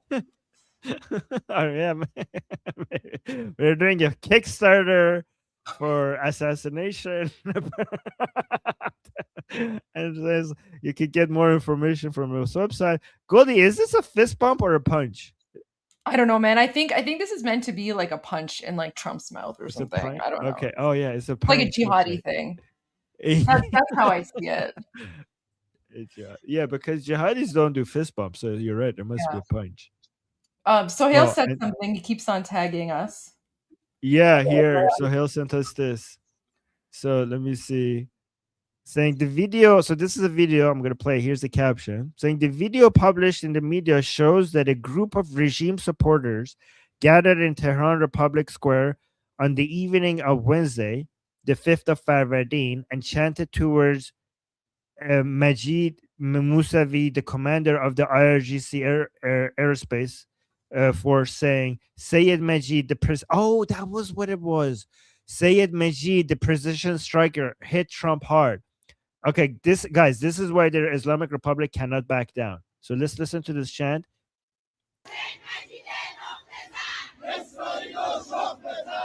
Okay, so the first part is saying Sayed Majid and Nokhtazan. So this is like a commander in the IRGC. So they're saying Sayed Majid, who hits precisely, destroy Israel. Destroy, like wipe out Israel, like make it, turn it into ashes.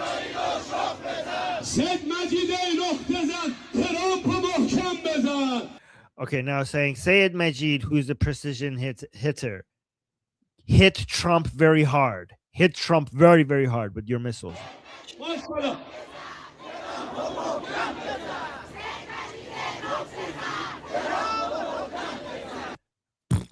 Zart. Guys, this is the reason why the IRGC cannot back down, because these people, they have expectation, and the IRGC needs to respond to their expectation. Armin, look at this. But I want to share something really. That's my own video. All right, I will let you share that before I share my other post. Okay. Let me actually repost you first. Yeah. So this person called Goldie And Armin posted this video. This is a reliable source. Okay, so that's why I'm sharing it. Saying just a normal day in occupied pre-war Iran. This is what the no war with Iran people support: the suffering and the oppression of 90 million Iranians by Muslim Nazis. Holy crap! What the hell is that video? Look at this. Wow, that is intense.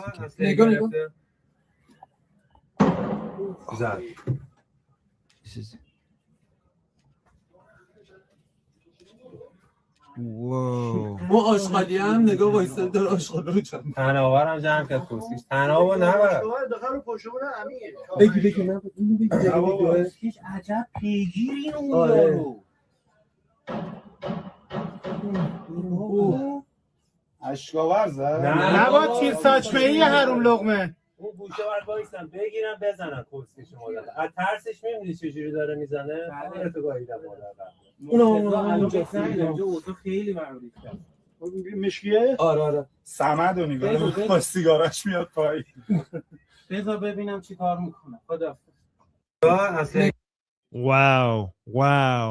That was crazy. Yeah. That was crazy. But that's typical of what Iranians deal with before the war, right? So this is just a normal day. This is just a normal day in occupied Iran, right? Normal day in occupied Iran. Armin, look at this.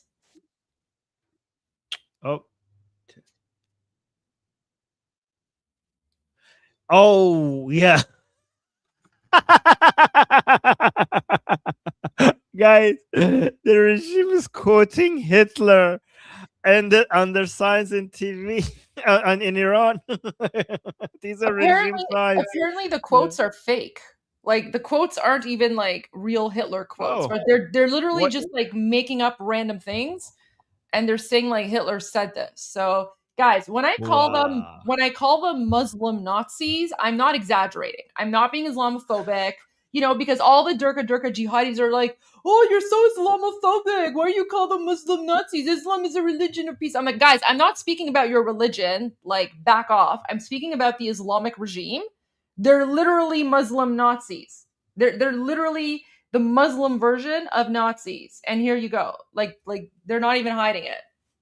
So anyone who gets offended when I say Muslim Nazi, not my problem. Not my problem. So, yeah, there you go. just openly brazen like this.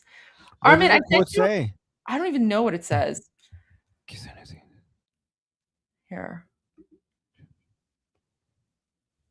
Can I make it big? There you go. Here's the first one. کسانی هستند که So در it's like تصور Hitler. Hitler said. So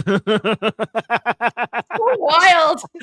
Like, why am I reading fake Hitler quotes? This is like the weirdest, most bizarre thing I've ever seen. Like, the Islamic regime has literally lost their mind. I mean, yeah. So I mean, Goldie, like it doesn't like they're showing it as if like okay, so Hitler said it, so it must be true. Like it's a good. I mean, there's not a better credible source, I guess. I don't know. Okay, it says Hitler said پسترین انسان‌ها کسانی هستن که در تصرف کشورهایشون با من که بیگانه بودم همکاری کردن چون وطن مادر است و آنها زمینه سازی کردن تا من حتی بر مادرشون مثلا okay so هر کس از تعرض به کشورش خوشحال باشه مانند کسی است که از تجاوز به مادرش خوشحال باشه. Yeah, Hitler never said that. So he said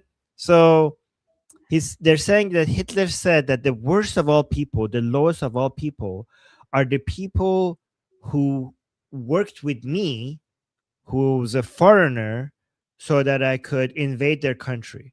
So, for example, like there were French people that cooperated with me so I could invade France, because a country is like a mother, and anybody who helps, like basically what they have done is that they created the situation so that I could take over their mother. I'll summarize it really quick because I want to go to a few more things before you leave, Armin. But basically, what they're saying is that anyone who supports the United States and Israel attacking the Islamic regime, that's like basically cheering on the rape of your mother, which is super messed up because the invasion is actually from the Islamic regime. So the Islamic regime has been raping Iran for the last 47 years, and this is a liberation. So the whole thing is just insanely messed up here. The more accurate analogy would be not the French people that cooperated with Hitler. It would be the French people that cooperated with America for America, because the Nazis were the occupiers. The French people wanted the Americans to come to liberate them from Germany. Germany is like the Islamic Republic and French. Yeah. So that would be the more that's the same quote. It's the same quote. It's just, this is wild. Like, this is insane. Like, the Islamic regime has literally gone insane. They're literally printing Hitler posters. So, like, they're not even hiding the fact that they're a bunch of Muslim Nazis. And then meanwhile, like, I get accused of Islamophobia. I was like, oh, you're spreading hate because you call them Muslim Nazis. What a gumshoe, spreading hate. I mean, they're worse than Nazis, to be honest. Yeah. So messed up. Anyways, but I mean, they're basically just like, I don't know, like they're making it very easy for everyone to understand why they need to be exterminated, right? Because like, this is insane. This is absolutely insane. Armin, I know you never got to finish translating the happy birthday song. Before you go, I did. I know, but you did the whole thing? Yeah. Okay, well, we have a few more people here. One of them is our mods, Checkmate Stallion, and I really wanted, like, I played this yesterday because I really wanted like Checkmate Stallion to be here, and because it was for him, and he's been fantastic. But I was wondering, a few minutes, like maybe 5 minutes before you go to your group discussion, if we could just use that so we could, play the song really quick, and then you could just do a quick translation for Checkmate Stallion for his birthday as well. Okay. So in a few minutes, once we're done with the rest of the news. Okay. Or sorry, he's not a mod. He's a member, but he's been like a great member, very supportive. So he mentioned it was his birthday a few days ago. Well, happy birthday. All right. Let me go to the Persian part. Oh no, just play the beginning because it's cute when they're singing happy birthday with like an English with a Persian accent. Okay, fine. Happy birthday to you. Happy birthday to you. Happy birthday to you. Happy birthday to you.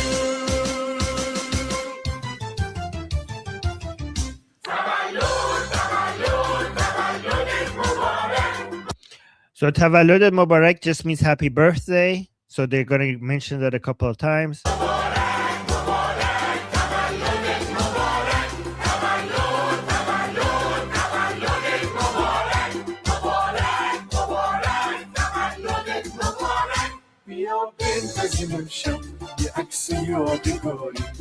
So let's take a souvenir photo tonight with each other. This very night that you bloom like a spring flower. This very night.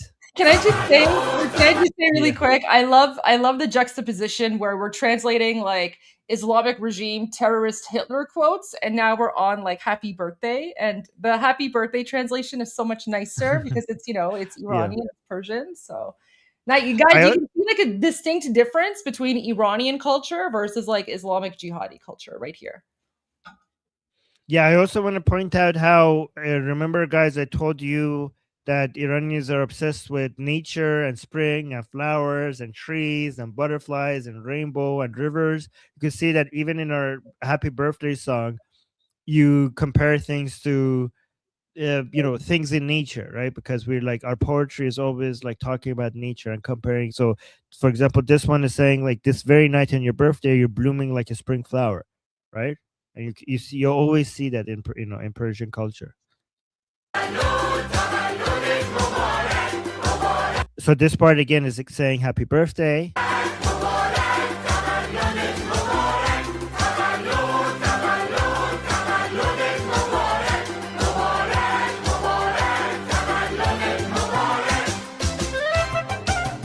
This is the dancing part.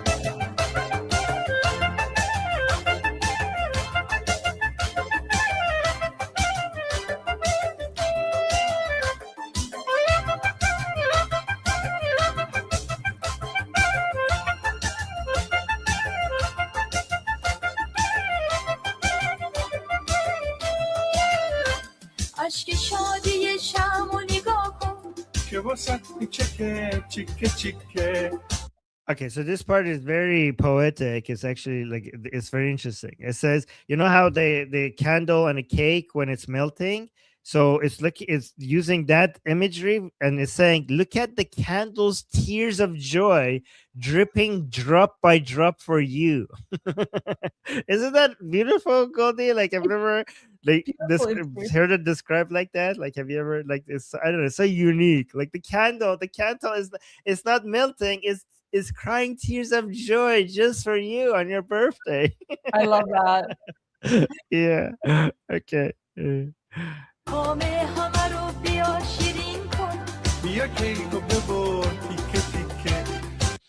right, so come sweetens. So come cut the cake into pieces and sweeten everyone's palates.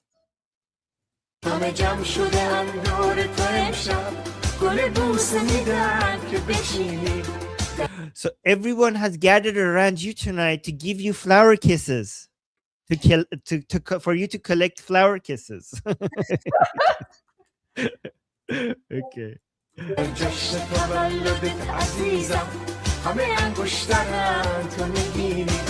So saying, on your birthday, my dear, on your birthday, everyone is a ring and you're the jewel.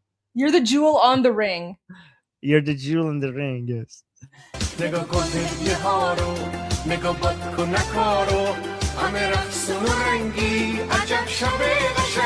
And like, look at the gifts, look at the balloons, look at the dancing, look at the colors. It's so beautiful. What a beautiful night. Look at everything. It's so beautiful. What a beautiful night. So again, this part is saying happy birthday.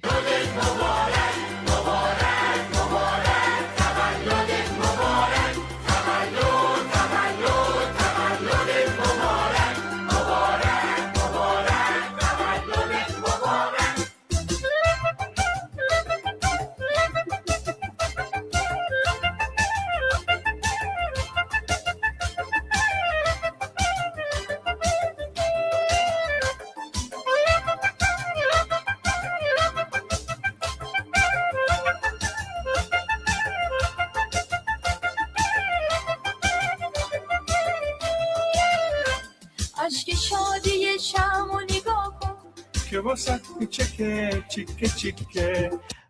واسط میچکه چیکه چیکه. It's so cute. People are like, why is this song so cute? Because it's super cute. Because this is Persian culture and heritage, right? Like our culture and heritage and our songs, it's about nature and it's very expressive. Anyways, Armin, sorry. Please translate. This part we already translated. اشک شادی شم و نگاه کن واسط میچکه چیکه چیکه. چیکه چیکه. واسط میچکه چیکه چیکه. Which means, yeah, again, it means like, look at the candle's tear of joy. It's dripping drop by drop for you. Again, yeah, the rest of it it's going to be repeating the parts.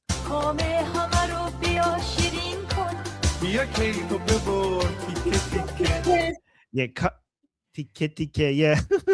Via cake tike tike. Come and sweeten everyone's palate. Come and cut the cake piece by piece. همه جمع شده اندور تو امشب گل بوسه میدن که بچینی. Everyone has gathered around you tonight, giving you flower kisses to collect. جشن تولدت عزیزم همه انگشترن تو میگیری. On your birthday, my dear, everyone is a ring and you're the jewel on the ring.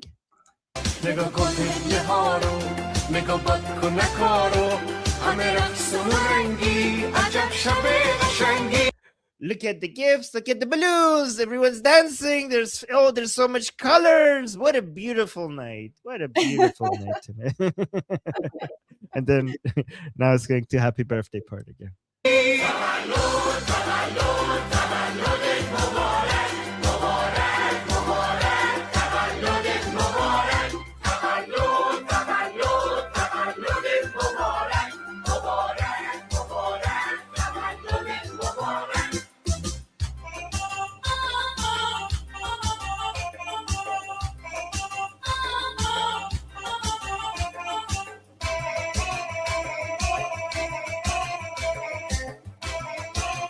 All right, so that's pretty much it.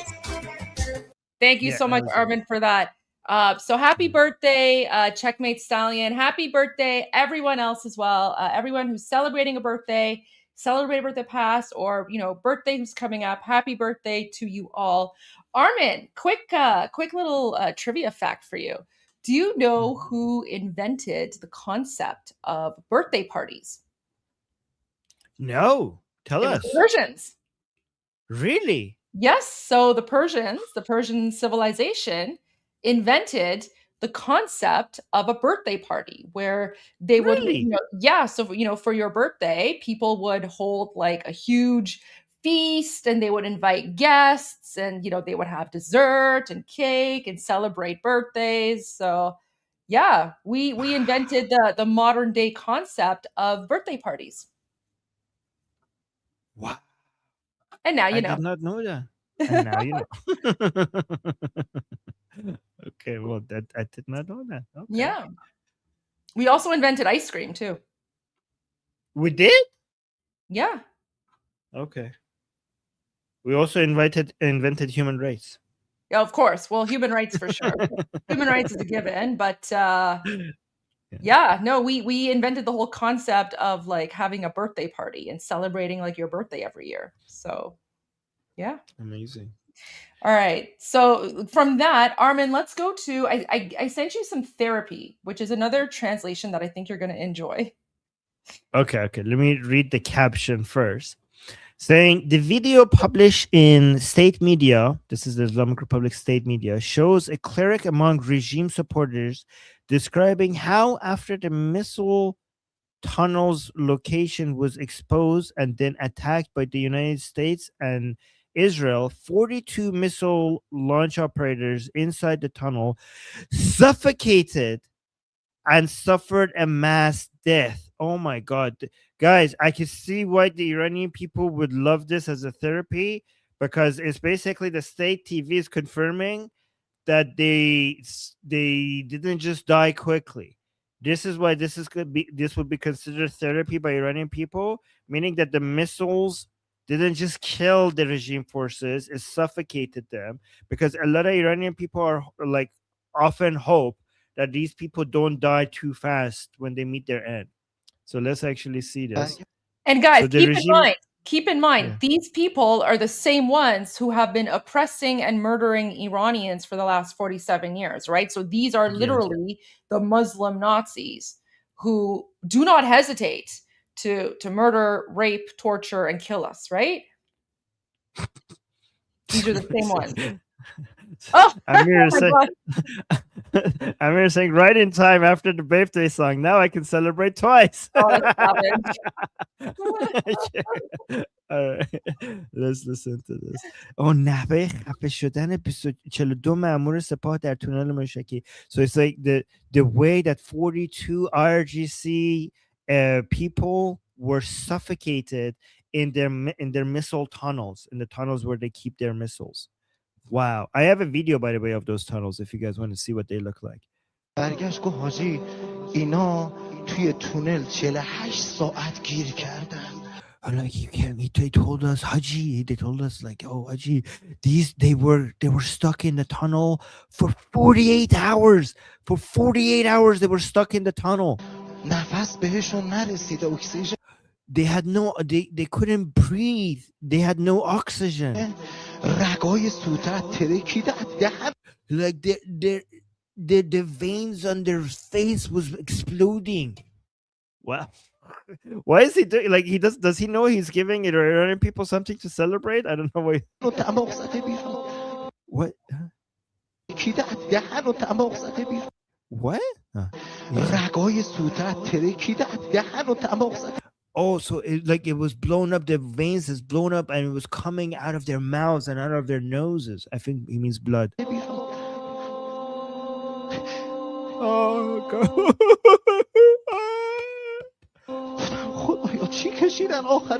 Oh, it's like, oh God, how did they suffer?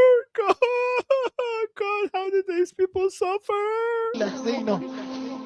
بعد وایستاده بودم وقتی داشتن از کامیون پیاده میکردن یه دفعه رفیقش گفت احمدو تو فرمانده رو اونه بایی حاجی.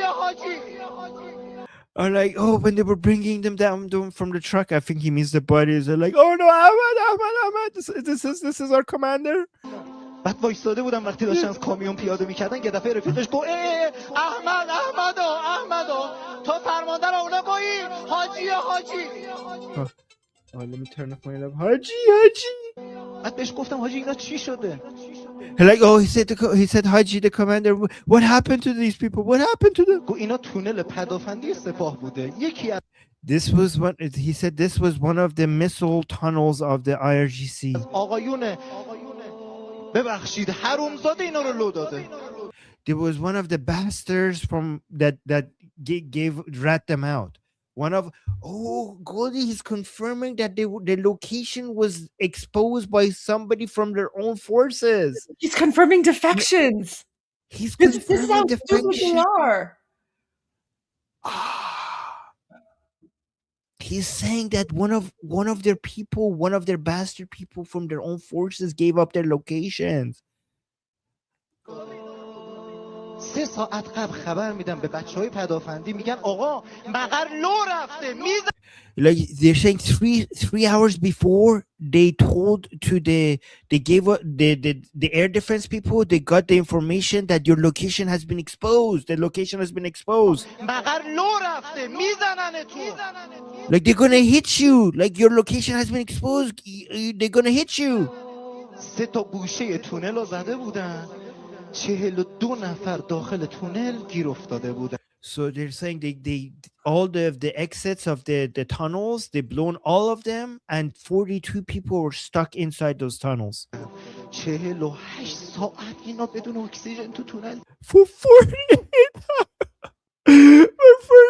hours they were stuck in those tunnels without oxygen.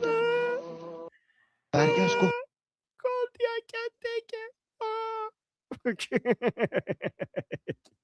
I mean, normally this would be, very sad and we wouldn't be laughing at this. But these are literally the most demonic, evil people on the planet right now. These are the Muslim Nazis who shoot us, rape us, murder us, torture us, execute us, right?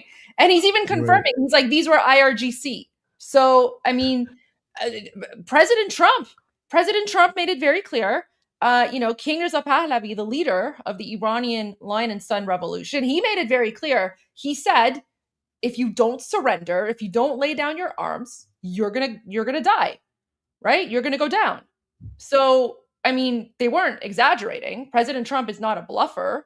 So, I mean, they had it coming. They knew they should have surrendered. They chose not to surrender. So they were boom boomed. And, I personally am not upset that they suffered, because it's a little bit of karmic justice for how they've treated Iranians and the way that they have made us suffer for the last 47 years. Yeah, I also feel whatever could heal the heart, like even a tiny bit, heal the hearts of the mothers and fathers and daughters and sons and brothers and sisters and husbands and wives of our fallen heroes. If seeing this makes them feel a little bit of a justice, like if it could bring down their pain even by a slight amount watching this, to me that is the utility of this. Like, to me, my main concern, I'm not somebody who chases other people suffering. To me, I'm thinking about the utility of this is that the family and the loved ones of our fallen, if this makes them, if they get a sense of justice from seeing this, then this has utility. That's how I see it from a pragmatic perspective. Yeah, absolutely. And again, I feel no sympathy for them. These are the people that are occupying us.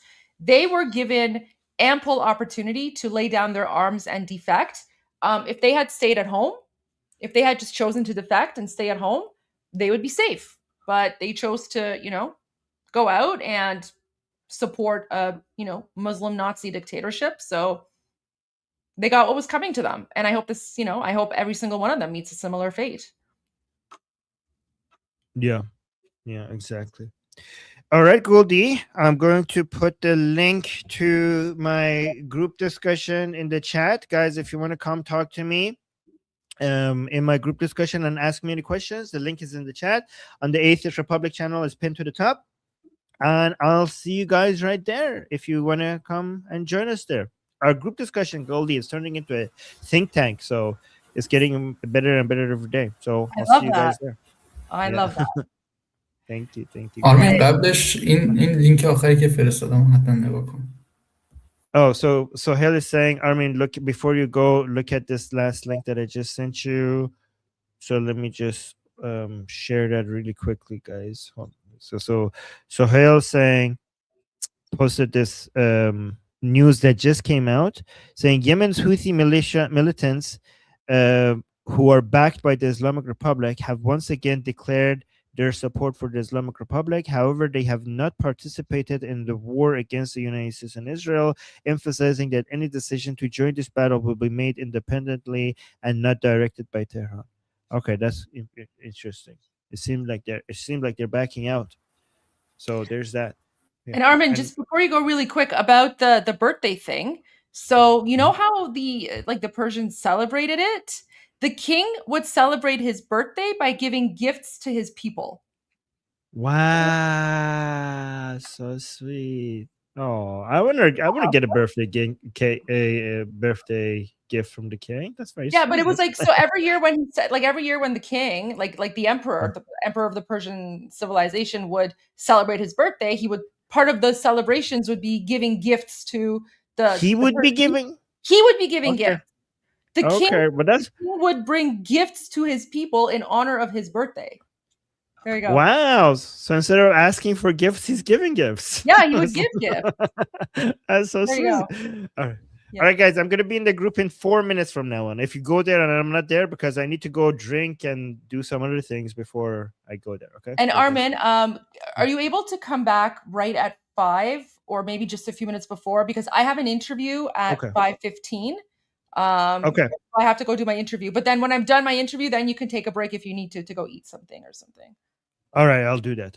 Thank you so much. Appreciate that. All right, see you just before 5. Sounds good. See you soon. Okay.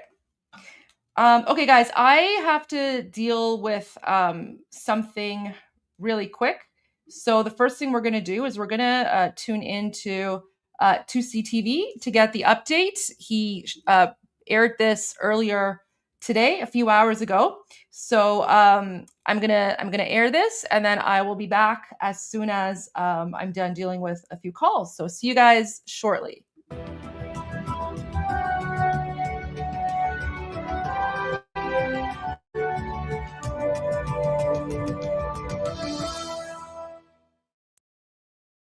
Hello, ladies and gentlemen. Welcome to 2CTV. This is your global news channel. Montage and the Islamic Revolutionary Guard Corps have now rejected any ceasefire deal with the United States and Israel. We're going to give you guys the latest updates on the conflict in Iran and the Middle East. First things first, confirmed by sources in Iran, the IRGC are now officially at their weakest level ever.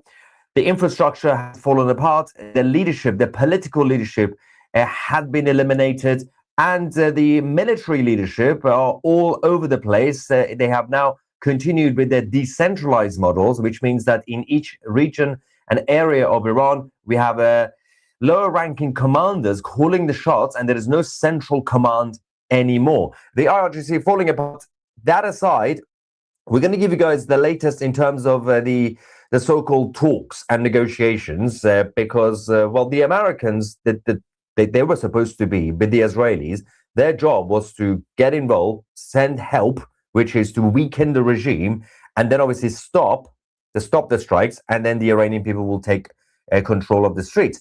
But seems like the strikes continue. It's actually escalated over the last few hours, and we don't exactly know how long they're going to go for, because, as I said, this was not supposed to be some sort of until the last minute President Trump installing a new regime. This was supposed to be an attack to weaken the regime and then the Iranians to take control. First, let's go to the United States. The Iranian people are sending more videos to us, telling everybody else, especially in the world, to calm the F down. We in Iran are happy, and the strikes continue. Let's go to this man from Iran, from Tehran, who's filmed this video of the latest strikes in the north with English subtitles. برادران عزیز، بعضیا خیلی نگران اینن که ترامپ یه دفعه وای میسه قبل از سقوط این حکومت. شما اینجا همه این حملات رو میبینین. ترامپ حتما براشون یه سورپرایز خوب داره آماده میکنه، مثل اینکه تا حالا کرده. ما روش خیلی حساب میکنیم. این حکومت سقوط خواهد کرد. Now, obviously, that involves the next phase, which again, at the end of the day, it's up to the Iranian people to finish the job, not the Americans or the Israelis. There have been some idiots around the world in the international community who somehow expect President Trump and Prime Minister Netanyahu to finish the job, to destroy the regime and install a new regime. That would be a terrible idea. Having said that, the missile capabilities of the Islamic Revolutionary Guard Corps has massively been reduced. One of their vows was to continue to hit the United Arab Emirates every single day, and they have been hitting the UAE every single day until today. So far, it's basically evening time now in Iran. 0 missiles, 0 have been launched. Absolutely fascinating situation. The Emiratis indicate that they are running out of missiles and missile launchers in Iran. But the Israeli Defense Forces have also vowed to not stop the strikes. Again, I'm not really sure what their plan is, how long they're going to continue. But they have been hitting Qazvin. This is the Al-Borz neighborhood in Qazvin, northwest of Iran. Look at this insanity.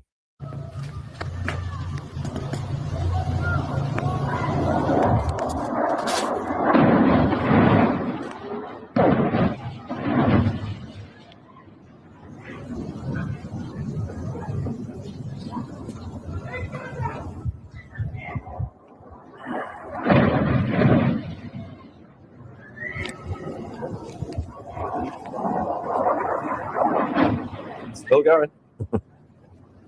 It's in the early hours of this morning. Crazy stuff happening. Now, the U.S. Air Force have also been busy throughout the day. They have, over the last few weeks, a couple of weeks, they've been very busy targeting the infrastructure. So that includes the Navy, which has been massively reduced, and also the Islamic Republic's Air Force. Now, we have this footage from CENTCOM. This is crazy stuff. Destroying Iran's Air Force and air bases and all their aircrafts. And apparently, this will continue for the rest of the week to target more of the air bases. I'm not really sure what, the Air Force in Iran is not really a big threat, but it's still important, obviously, to target every single position in general. Having said that, let's talk about what has been reported, not confirmed by the White House, but reported from various sides, including Pakistan. So the spokesperson, this clown, the spokesperson of the IRGC, Ibrahim Zalfagari, has said that the IRGC has rejected not just the ceasefire, but also the 14-point plan that was sent by President Trump. Now, the official statement from this idiot is, our position has not changed from day one and will not change. We will never reach an agreement with people like you, not now and not ever. What you call strategic power has become strategic failure. Now, they say this, 10 minutes later, they're going to come begging for a deal. But idiots, absolute idiots. Now, they know, obviously, because this was going to be a surrender deal. It's not really in the interest of the IRGC to accept this deal. It's the same with the other negotiations that we had a month ago with Steve Witkoff and Abbas Araghchi. It was fascinating how those who don't understand geopolitics were panicking, saying, oh, wow, if this deal goes through, that means the US will lose and the IRGC will win and the Iranian people will lose. Like, how? This will be a surrender deal. If Khamenei had accepted that deal, that would have been the end of the regime, the beginning of the end. Same with this one. If they are to accept this, obviously this will be a surrender deal for the IRGC. It's not saving the IRGC. But even they're not that stupid, although they're going to come back begging. They've said, no ceasefire. What we demand is an end to all wars. There is a problem here, because this is the set of demands that the IRGC have now sent conditions. A full halt to aggression and assassinations by the enemy, that means the Israelis and the Americans, concrete guarantees that war will not impose on Iran again. Again, that's one of the most stupid conditions, because you could just say, yeah, sure, no more war, and then you could just break it. You can't guarantee anything. Another guaranteed and clear defined war reparations, as we've been saying for the past couple of days. They want reparations. Okay, that's an easy one. An end to war across all fronts, including for all resistance groups in the region. That means the IRGC proxies, the Houthis, Hezbollah, and everybody else. Let me guess, the Israelis are not going to be happy, obviously. Number 5, international recognition of Iran's, the Islamic Republic's sovereign authority over the Strait of Hormuz. Yeah, that's also not going to happen. So I don't know what they're thinking.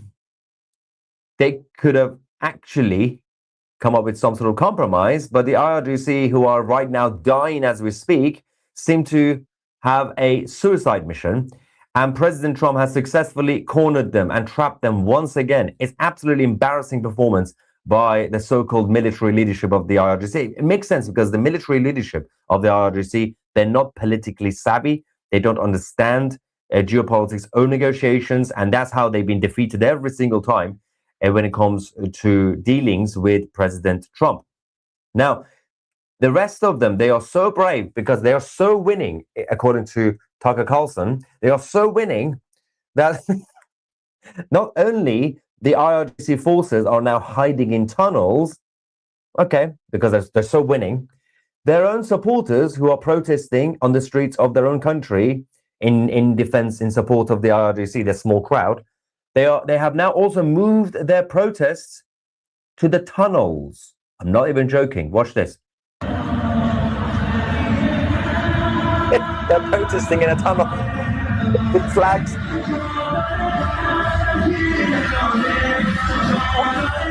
What is this? Also, what is it? 25 people again? Not a big crowd, but that is so funny. What is the point? The concept of demonstrations, gatherings, rallies, marches is to get noticed publicly, right? You do it outside. That's the whole point. Public demonstration. You don't do it in a basement. Also, not a big crowd. Where is the rest of you again? They moved the protests into tunnels. They're so scared. But no, they're winning. They're winning. Tucker Carlson told us they're winning.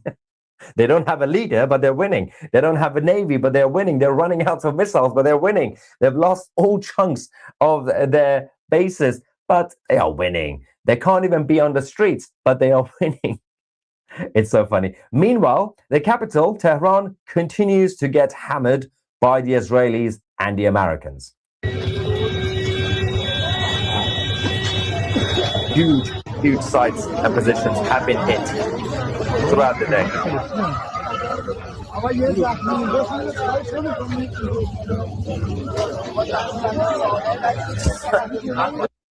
Someone said in the live chat, the acoustics are better in the tunnel. That's actually a good point. Yeah, but it doesn't really help when it's just a small group of you that is not even enough to form a football team. But having said that, they have also lost their mind. In case you don't know, this is what they are putting on as billboards and posters. The Islamic Republic, they've got Mojtaba's face, the new so-called supreme leader who doesn't exist, the one-legged cardboard supreme leader. Underneath, we've got a photo, an image of the vegetarian hippie from Austria, Adolf.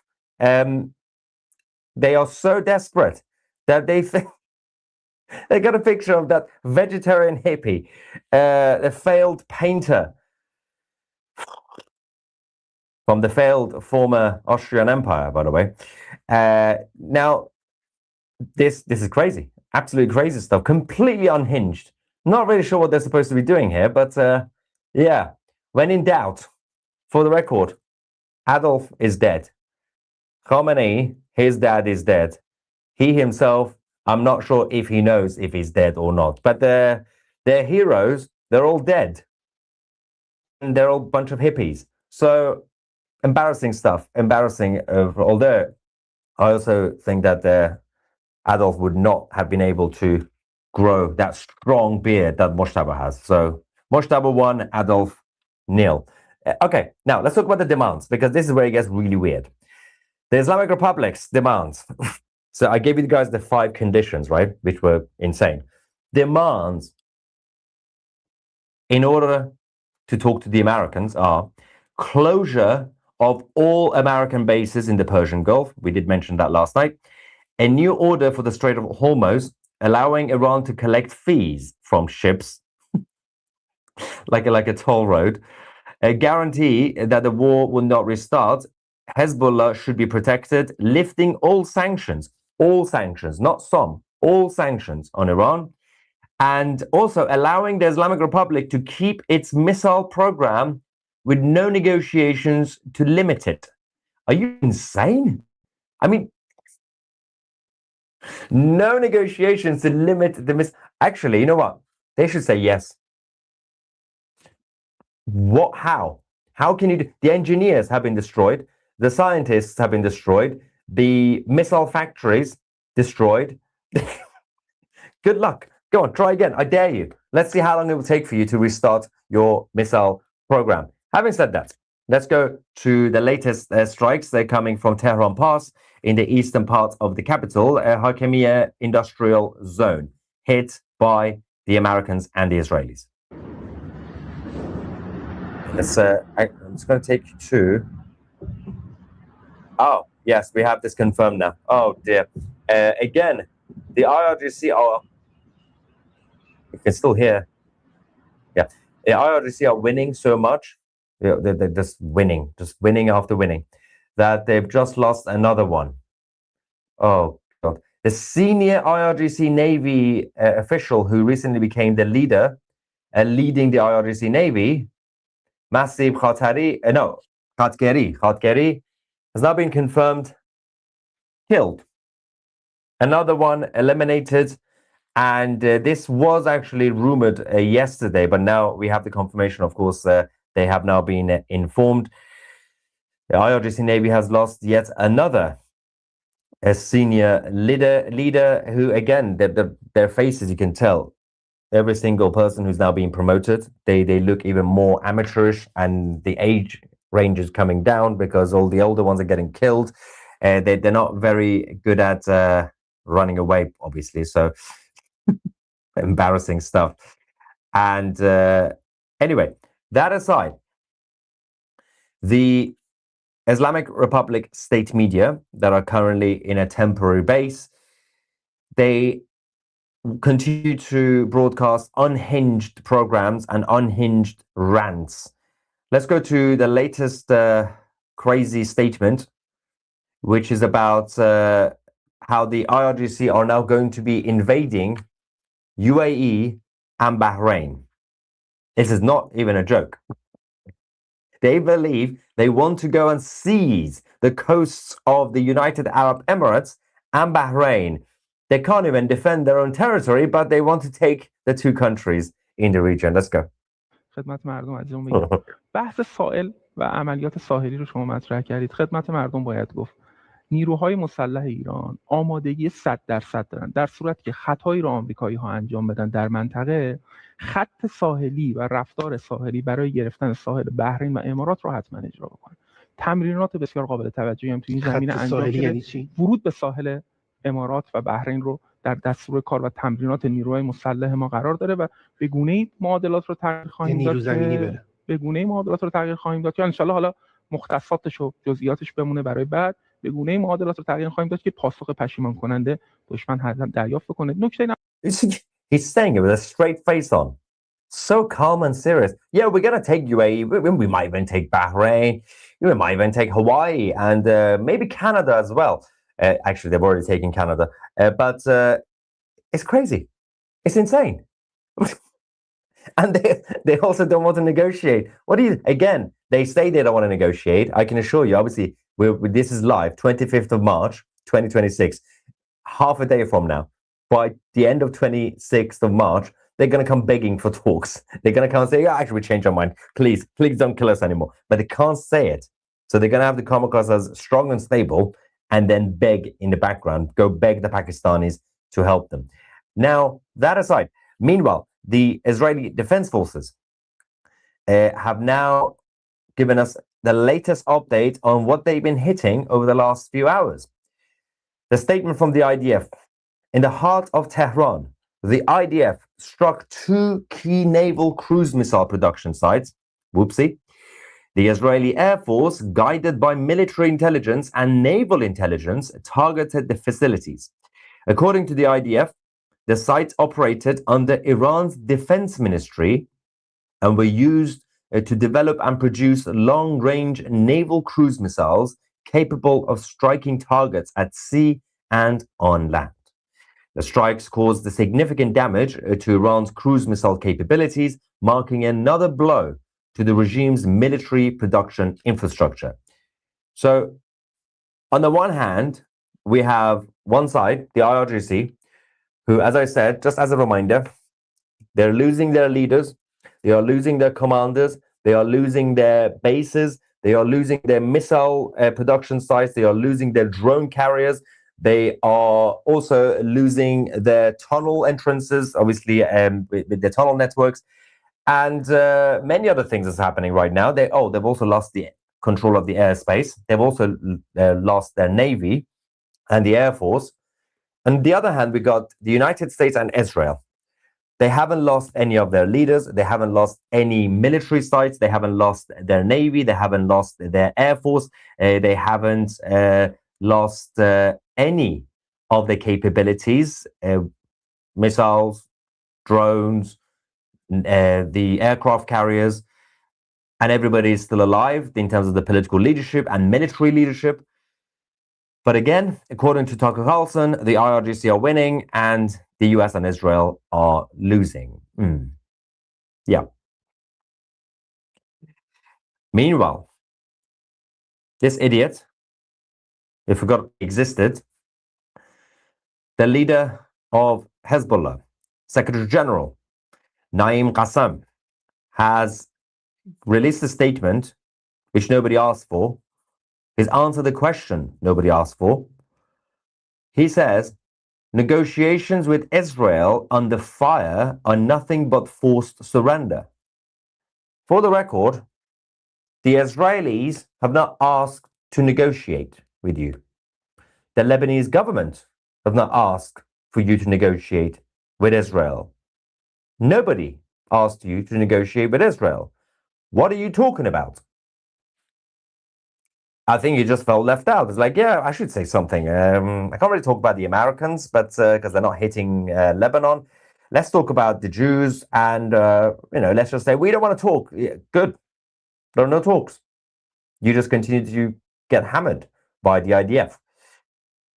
Now, the U.S. Air Force have also destroyed the IRGC militia in Iraq. The IRGC militia have been doing an offensive move around the Iraq-Iran border. And obviously the US, after everything that happened over the last couple of weeks, their embassy in Iraq and their bases in Iraq, they decided to take it to the next level. This is what happened today.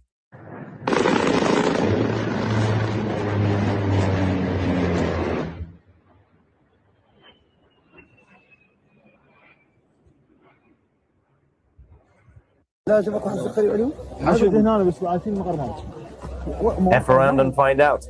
والله مندل كني هذا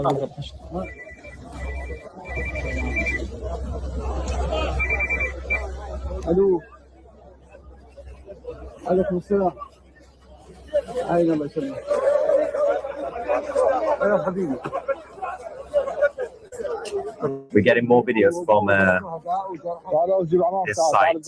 The ground battles continue as well. So on the ground, they got the IRGC militia trying to shoot down the US fighter jets with their guns for some reason. They think they can bring down the US fighter jets. Let's with their rifles have a look at this insanity.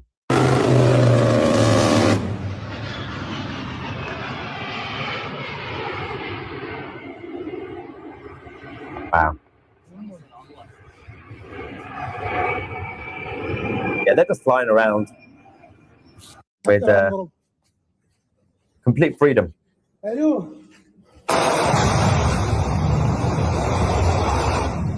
Now you run away. Now you hide. Go, Mr. Terrorist. Hide. هاي ضربة صاروا ها ايه لا ماكو شيء باكستاني لا اله الا الله يا علي يا علي يا علي. Ali is not going to help you. يرجع يا معود. Asking for help from Ali. Firstly, Ali died about 1400 years ago. خليك ما دام هذا الطيار ما جنب مو هذا البنزين يأذينا اذا ضربه. Yeah, they're not laughing now, are they? لا هيك من الصباط. اركض اركض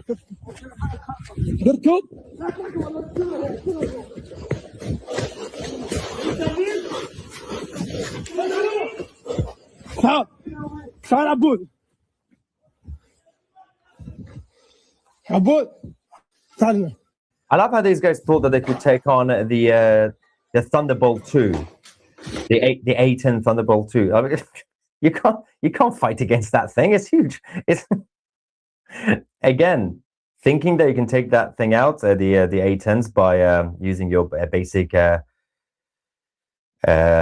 rifles. That's why you had to go and hide in that wherever that is, that ruined house.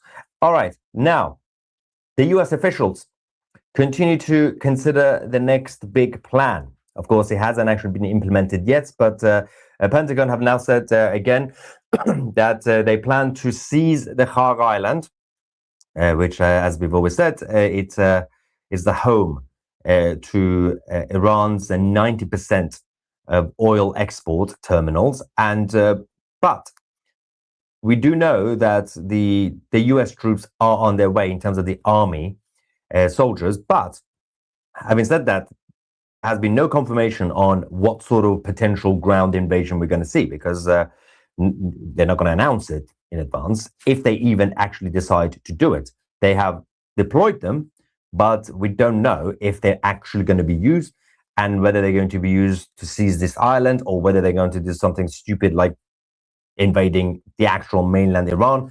That is a terrible idea. Iran is too big to be randomly invaded by 1,000 or 3,000 soldiers.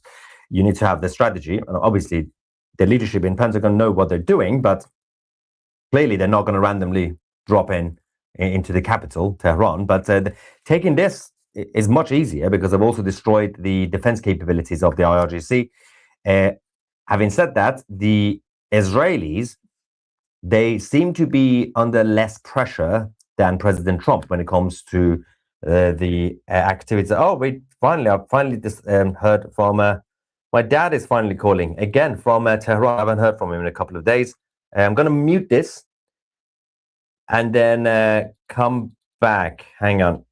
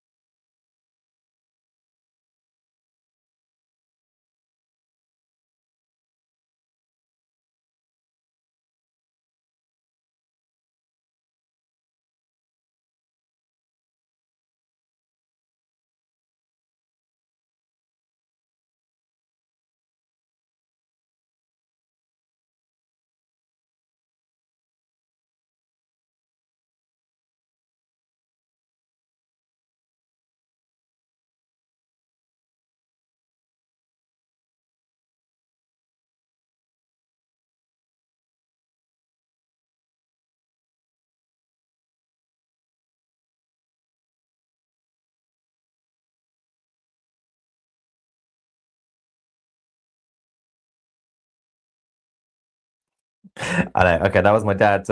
I love how there are people in the live chat saying, "Oh, I can't hear. Why is it? Why can't I hear the sound? No sound." Yes, I was on mute. What? I wasn't going to. I wasn't going to do it in front of you. That would be terrible. Violation of my own privacy for some reason. Okay, so let's go back to the situation in Tehran, because nighttime, in the hours of each morning, so around 1 a.m., 2 a.m., we have a huge group of, obviously, the population in Tehran going on the rooftops, on the balconies, from the windows, chanting against the IRGC and in favor of the return of the Crown Prince Reza Pahlavi. So around 1 a.m., 2 a.m. time, when the streets are slightly quieter, the security forces of the Islamic Revolutionary Guard Corps come out in small numbers and start shooting at civilians and apartments. The good news is people in Iran are now professional at knowing how to avoid getting shot, but it's absolute insanity. Let me show you this video, for example, from last night in Tehran.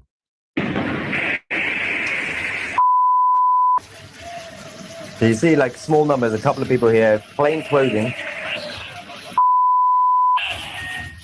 They can't wear their uniforms.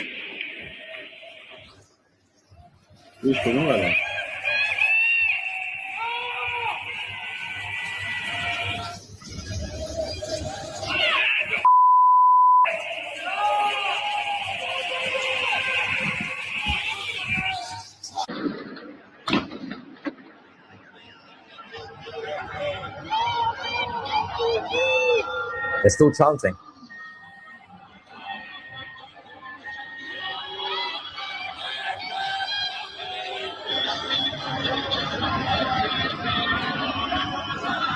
We got their supporters over there.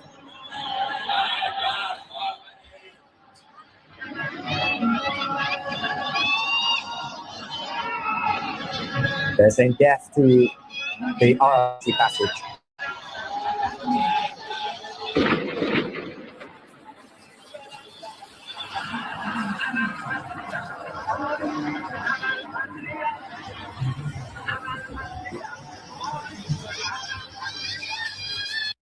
It's crazy. The only way they can do this, firstly, is just a handful of people, right? But the only way they can do this is when there are all these apartment blocks and these private villages. What they do, because every single person in these buildings, basically, they're all chanting against the IRGC, and they know. So what they do is they bring in a small group of their own IRGC members and families to do a protest, right? And you saw in that corner, across the road, you had, I don't know, probably about 15 to 20 people. So technically, they are civilians. So when they bring them out, they are using them as human shields. The actual security forces, they also dress like protesters. They also dress like civilians. And at the end, instead of wearing their uniforms, because they know if they wear their uniforms, the Israeli drones will be able to hit them. Then they leave the protest quickly with their guns and they start shooting at the buildings. And then they go back to the protest. So they are such cowards, they've lost total control that they have to hide and pretend to be civilians in order to try to do some sort of crackdown. They are so terrified of their own people, more than that they're scared right now of even the Israelis and the Americans, because they know the main enemy against the IRGC right now is millions of Iranians who are in the country. And that is the final stage. As I said, the whole point of this whole operation by the US and Israel, as everybody demanded and requested and asked for the past few weeks, couple of months, the Iranians, they said, please send help. What we want from you, US and Israel, come, destroy, hit, and weaken the regime, and then you can stop, and then we will finish the job. Now, the strikes continue, the regime is getting weakened, but we don't know exactly when the Americans and the Israelis are going to stop the strikes. Because the plan, as I said, was never supposed to be, as the Iranians requested, the Iranian people requested, we don't want any foreign power, like the US or anybody, to come, destroy the regime, by force, do a regime change, and install their own regime, or whoever is going to be. It should be the job of the Iranian people to finish it. They don't want the US and Israel to be there until the end and after. Obviously, they see Americans and the Israelis as allies and as friends. They say, please send help. Don't do the job, just help. Help us. Once the strikes are finished, then we come out and finish the job. But somehow it's still going on. So, so the Iranian people are not allowed to take to the streets yet because the strikes continue. Meanwhile, on social media, we got a bunch of presumably vegan virgins attacking the anti-IRGC Iranians. We got this weirdo, History Speaks. The interesting thing about this account is History Speaks is also on YouTube. It's some weirdo, right? Some weirdo guy. And he has 36,000 subscribers, but average views on his channel is 19,000, 13,000, 23,000 views, 12,000 views, 3,000 views. But these guys think that they are a big deal, playing with the big boys, saying, monarchists, you pushed a war of aggression on your country. Yeah. Which killed thousands of your people. No, it hasn't. No, what are you talking about? It's killed the IRGC and will achieve none of the things you promised. Promised. The monarchists didn't promise anything. There's no promise here. It's just war and fighting, and one side will win. Either the IRGC will win or the Iranian people will win. There's no guarantee which side will win. No promise, no guarantees. It's a fight. And anyway, there's no coming back from that politically, as if the monarchists care about politically nonsense. Your role in history was dancing like idiots so Trump could say Iranians want this. The Iranians in Iran kept shouting and saying, Trump, please send help. We got pictures of our friends, Sana, who was on the channel recently, and Neo, and also, look at that, it's me. I'm in the corner. Celebrating the death of the IRGC and Khomeini, and you got my sister, and also the senior producer of 2CTV, Nepotism Works, next to me as well, dancing and singing. And we will always, and we'll continue to dance and sing every time we get good news about the IRGC getting killed. Anyway, weirdos attack us. Doesn't matter, but I thought it's funny to kind of give a bit of a light-hearted update. Meanwhile, over the last few minutes, we got confirmation that while the UAE has not been attacked yet today, which is a bit of a surprise, Kuwait has been attacked. And somehow the air defense in Kuwait has failed. I don't understand what's going on in that country. A fuel tank at the international airport in Kuwait has now caught fire after the IRGC drones hit them. Drone, not ballistic missiles. Where are the missiles, IRGC? What's happening here? So they seem to be using more drones than missiles today, but fascinating stuff. And crazy. There is, oh, yes, I forgot this. This is brilliant. The Islamic Republic of Iran, the regime in Tehran, are now sending text messages to Iranian citizens. This is the weirdest thing that's happened throughout this war. This is the text, and with a link, which is a website, killtrump.info. .info? Couldn't you get .com? Essentially, this text message asks the Iranians to donate to fund a bounty for the assassination of President Donald J. Trump. These are the guys that Tucker Carlson and Megyn Kelly and those guys are supporting right now. They want to assassinate President Trump. Firstly, they don't have the funds, they don't have money, so they are begging for money, donations, in order to kill President Trump. They're running out of money. Please, they create a GoFundMe page, and we will then assassinate President Trump. Also, really?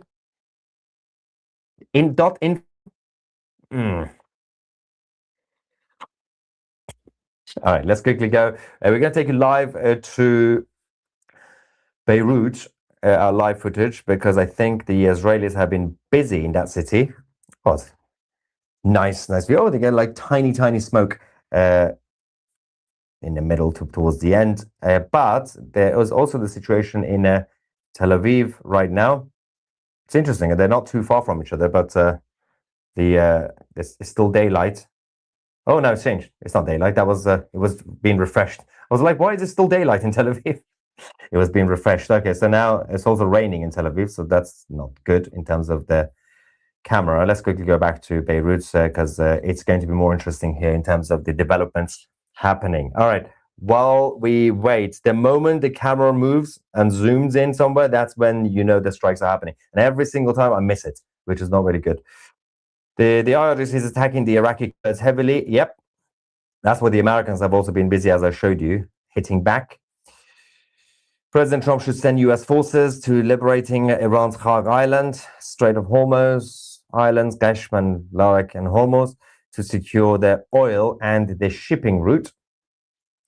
The Islamist regime of Iran will definitely get a big surprise if they don't surrender. They are so stupid. They really need to go back to these negotiations. I mean, it's a lose-lose, to be fair, but because the negotiations, any deal is not going to save them, because the whole point, as I said, was for President Trump and Prime Minister Netanyahu to find a way to stop the strikes. The idea was not to keep striking until the end of the world. So they're supposed to be stopping the attack at some point. And this is a good excuse. Say, yeah, we're going to do a ceasefire. Because the next phase is supposed to be for Mossad to help the Iranian people and the Immortal Guard to come out to take to the streets. But the IRGC, what happened there? It's suddenly morning. What is... Hang on.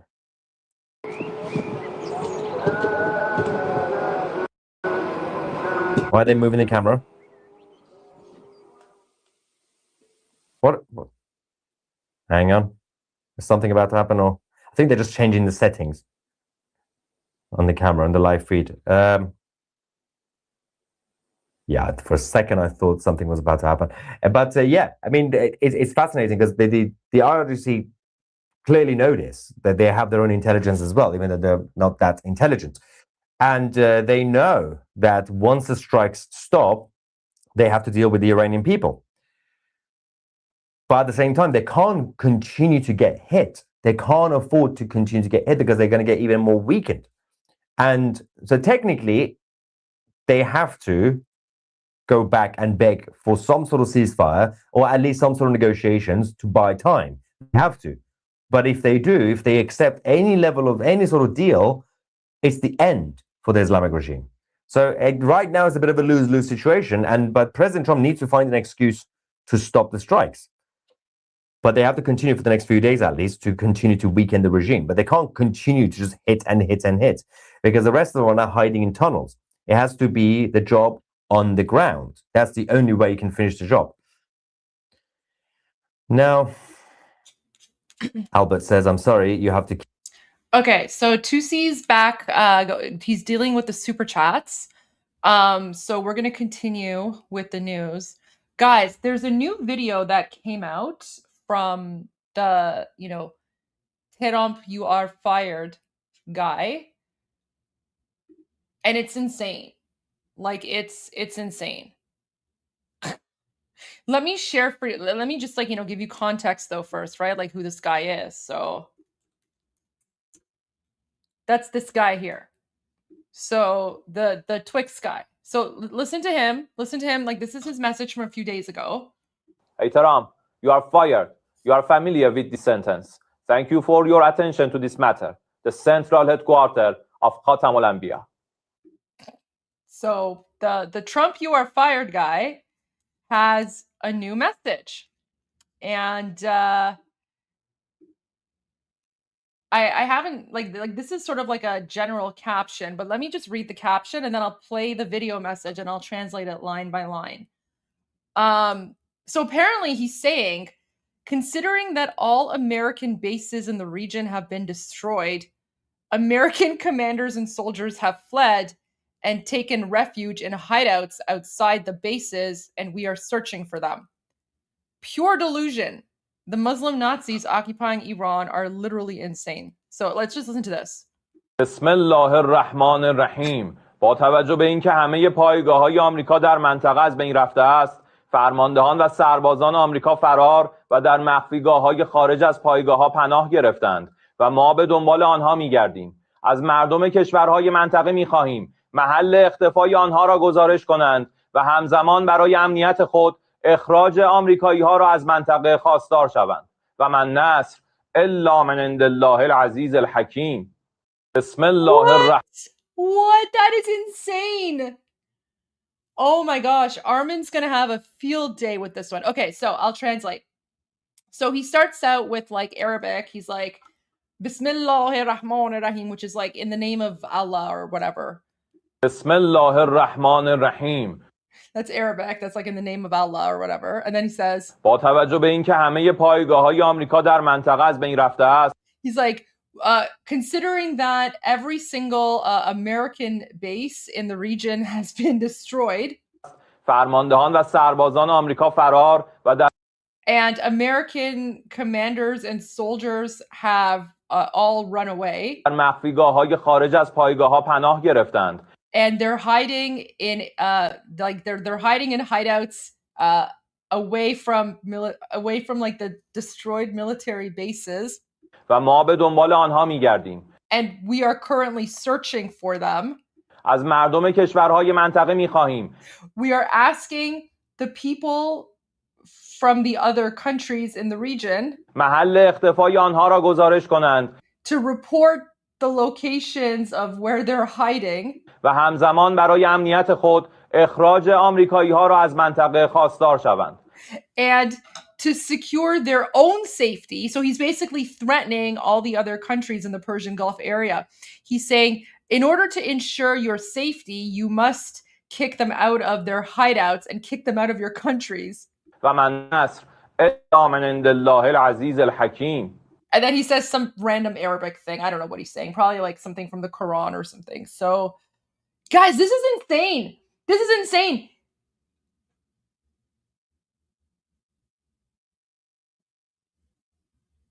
This is insane. Like, what is he saying? The war will not be won by Twix. Yeah, that's the guy. That's the guy that says the war will not be won by Twix. Oh my gosh. So,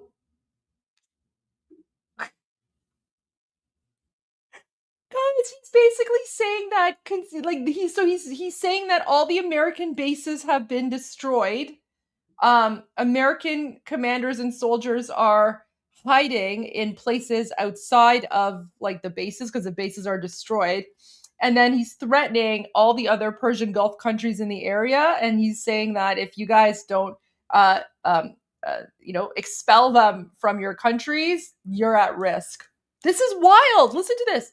بسم الله الرحمن الرحیم. با توجه به اینکه همه پایگاه‌های آمریکا در منطقه از بین رفته است، فرماندهان و سربازان آمریکا فرار و در مخفیگاه‌های خارج از پایگاه‌ها پناه گرفتند و ما به دنبال آنها می‌گردیم. از مردم کشورهای منطقه می‌خواهیم محل اختفای آنها را گزارش کنند و همزمان برای امنیت خود اخراج آمریکایی‌ها را از منطقه خواستار شوند. و من نصر الا من عند الله العزیز الحکیم.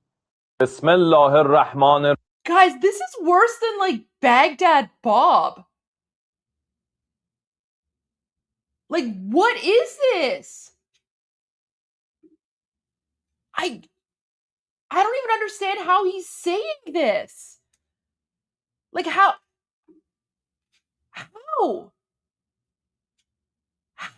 Like, I don't know, whatever drugs he's on, like, guys, don't do drugs. Drugs are bad. Drugs are bad. Don't do drugs.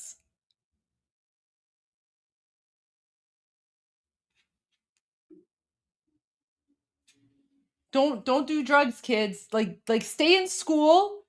Don't do drugs. Because right now he sounds crazier than the ice guy. He sounds crazier than the Yachman. Oh my gosh.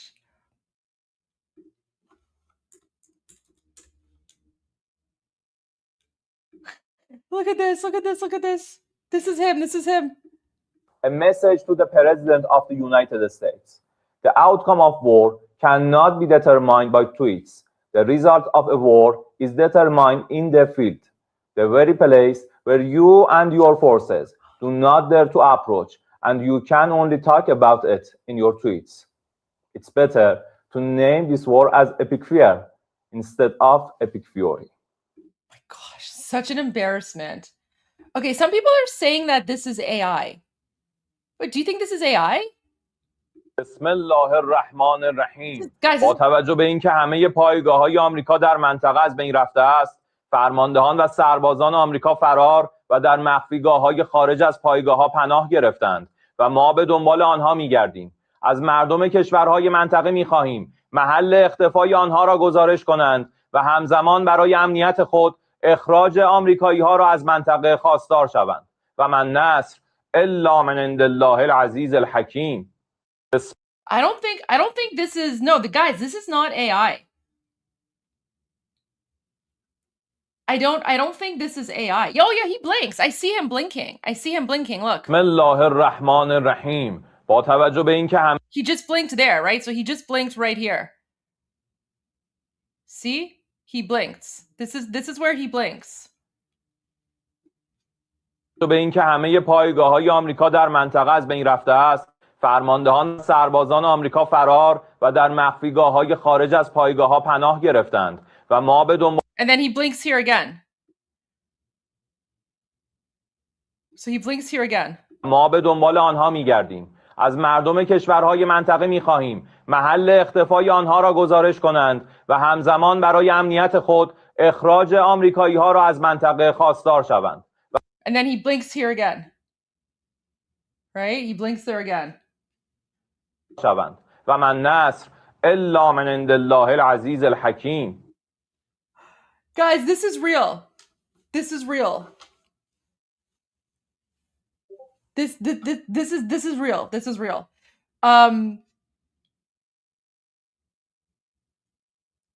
I mean, if this is AI, that means that he's dead, and they're making AI videos of him. But no, guys, this is the insanity. This is the insanity of the Islamic regime. Well, no, guys, this is how he always speaks. This is how like the Khatam al-Anbiya guy always speaks. Khatam al. I don't even know how to spell that in English. Oh, Khatam al-Anbiya. There we go. It's Khatam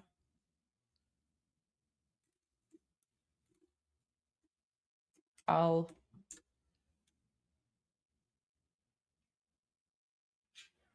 See, guys, this is how he always speaks. Look at this. This is from like March 19. بسم الله الرحمن الرحیم. مدافعان آسمان ایران در ارتش جمهوری اسلامی ایران و سپاه پاسداران انقلاب اسلامی از شب گذشته 4 فروند هواگرد متخاصم دشمنان را در آسمان کشورمان رهگیری و منهدم کردند. پالایشگاه حیفا و اشدود، بزرگترین بخش‌های پالایش نفت رژیم صهیونیستی، به همراه گستره‌ای از اهداف امنیتی و مراکز پشتیبانی نظامی. Yeah, guys, I don't think that's AI. That's him. That's him. Because that's how he always is. And yeah, I can see his chest moving. Look. See, like his chest moved here when he took a breath. با توجه به اینکه همه پایگاه‌های آمریکا در منطقه از بین رفته است. And then here he's breathing again when he pauses. فرماندهان و سربازان آمریکا فرار و And then, you know, his chest moves again. در مخفیگاه‌های خارج از پایگاه‌ها پناه گرفتند. And then, you know, his chest moves here again when he breathes. ما به دنبال آنها می‌گردیم. از مردم کشورهای منطقه می‌خواهیم محل اختفای آنها را گزارش کنند و همزمان برای امنیت خود اخراج آمریکایی‌ها. Guys, well, behind him is green screen. Yeah, like I actually said that earlier. Like the background, including the flag, that's all green screen. That's all green screen. But guys, this looks real to me. You guys, honestly, like I think some of you might think it's AI because of the insanity of what he's saying. But guys, this is how insane the Islamic regime is. Remember, I think I shared a video.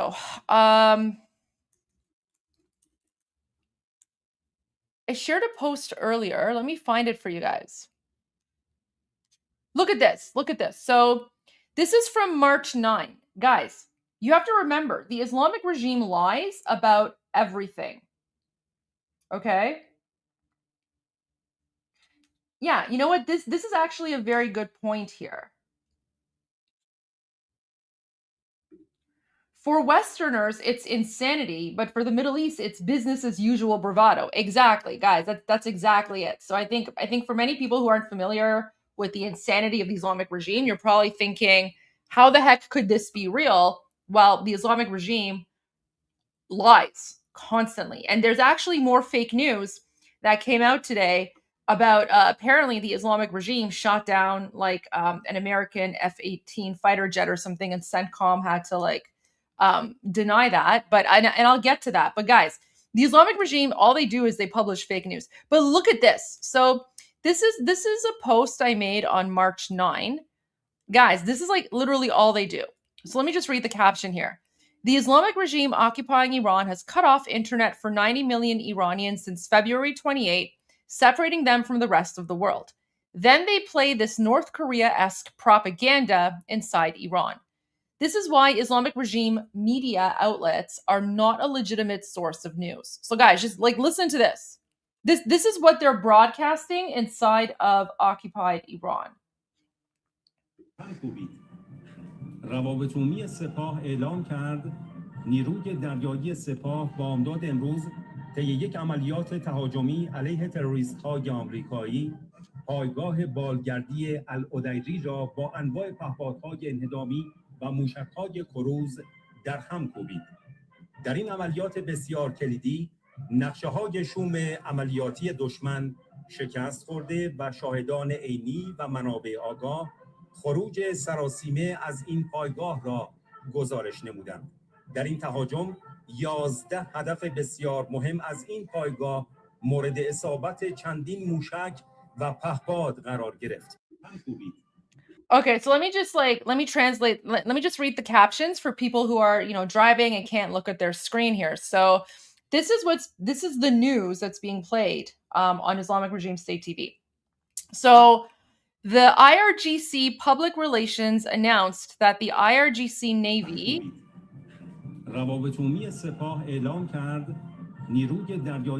with today's support carried out an offensive operation against American terrorists, striking the Al Udeid helicopter base with various kamikaze drones and cruise missiles. In this highly critical operation, the enemy's sinister operational plans were defeated. By the enemy, they're referring to the United States. And eyewitnesses and informed sources have reported a panicked evacuation from the base. In this assault, 11 very important targets at this base, so at this American base, were hit by multiple missiles and drones.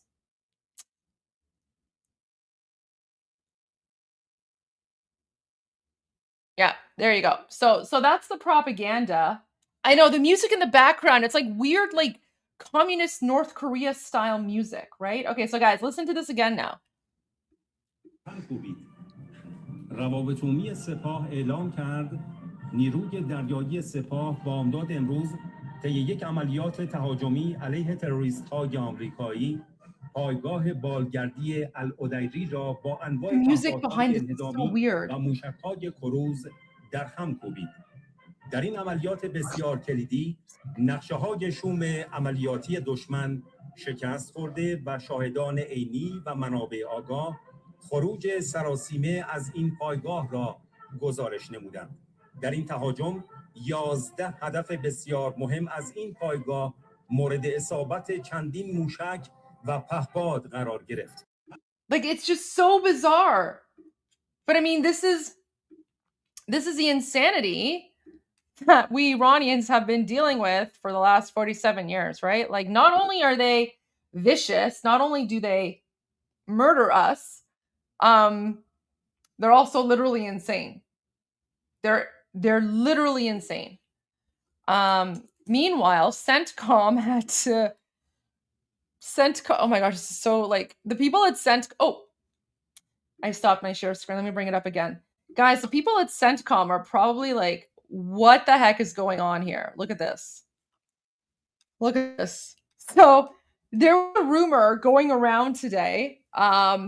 It was some Pakistani media outlet and some Pakistani reporter put out this story that a US FA-18 fighter was struck over Chabahar using new advanced air defense systems from the Islamic regime, which is false, right? So the IRGC announced that a US F-18 was shot down using their air defense systems, which doesn't exist. And then CENTCOM is this is false. And then the reality is that no US fighter aircraft have been shot down by Iran. And of course, that news was put out on Press TV. Jeez. Look at this. This is insane. I don't know. I don't understand. The only people who actually believe this is third world jihadis, right? Third world jihadis. And they probably saw this and they're like, oh, Allahu Akbar, right? It's just insane. These people are literally insane. Oh, and then so of course you have the weird pro-Palestine, right? And it's always the low IQ pro-Palestine communist jihadis, and he's literally a video of a fighter aircraft being shot down. Okay, what exactly shot it down, you idiot? Look at this. So they're claiming They're claiming that this is the video.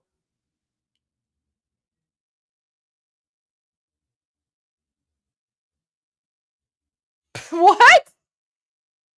Why did it stop right there? What is that? This is crazy. What? And look, there's no audio. Do you know why there's no audio? There's audio because what the Islamic regime does is they take footage from Iranians who are filming other things, and then they just like use AI to modify the video, but then they get rid of the audio. They get rid of the audio so that you can't tell that it's AI. Like, how stupid are you people?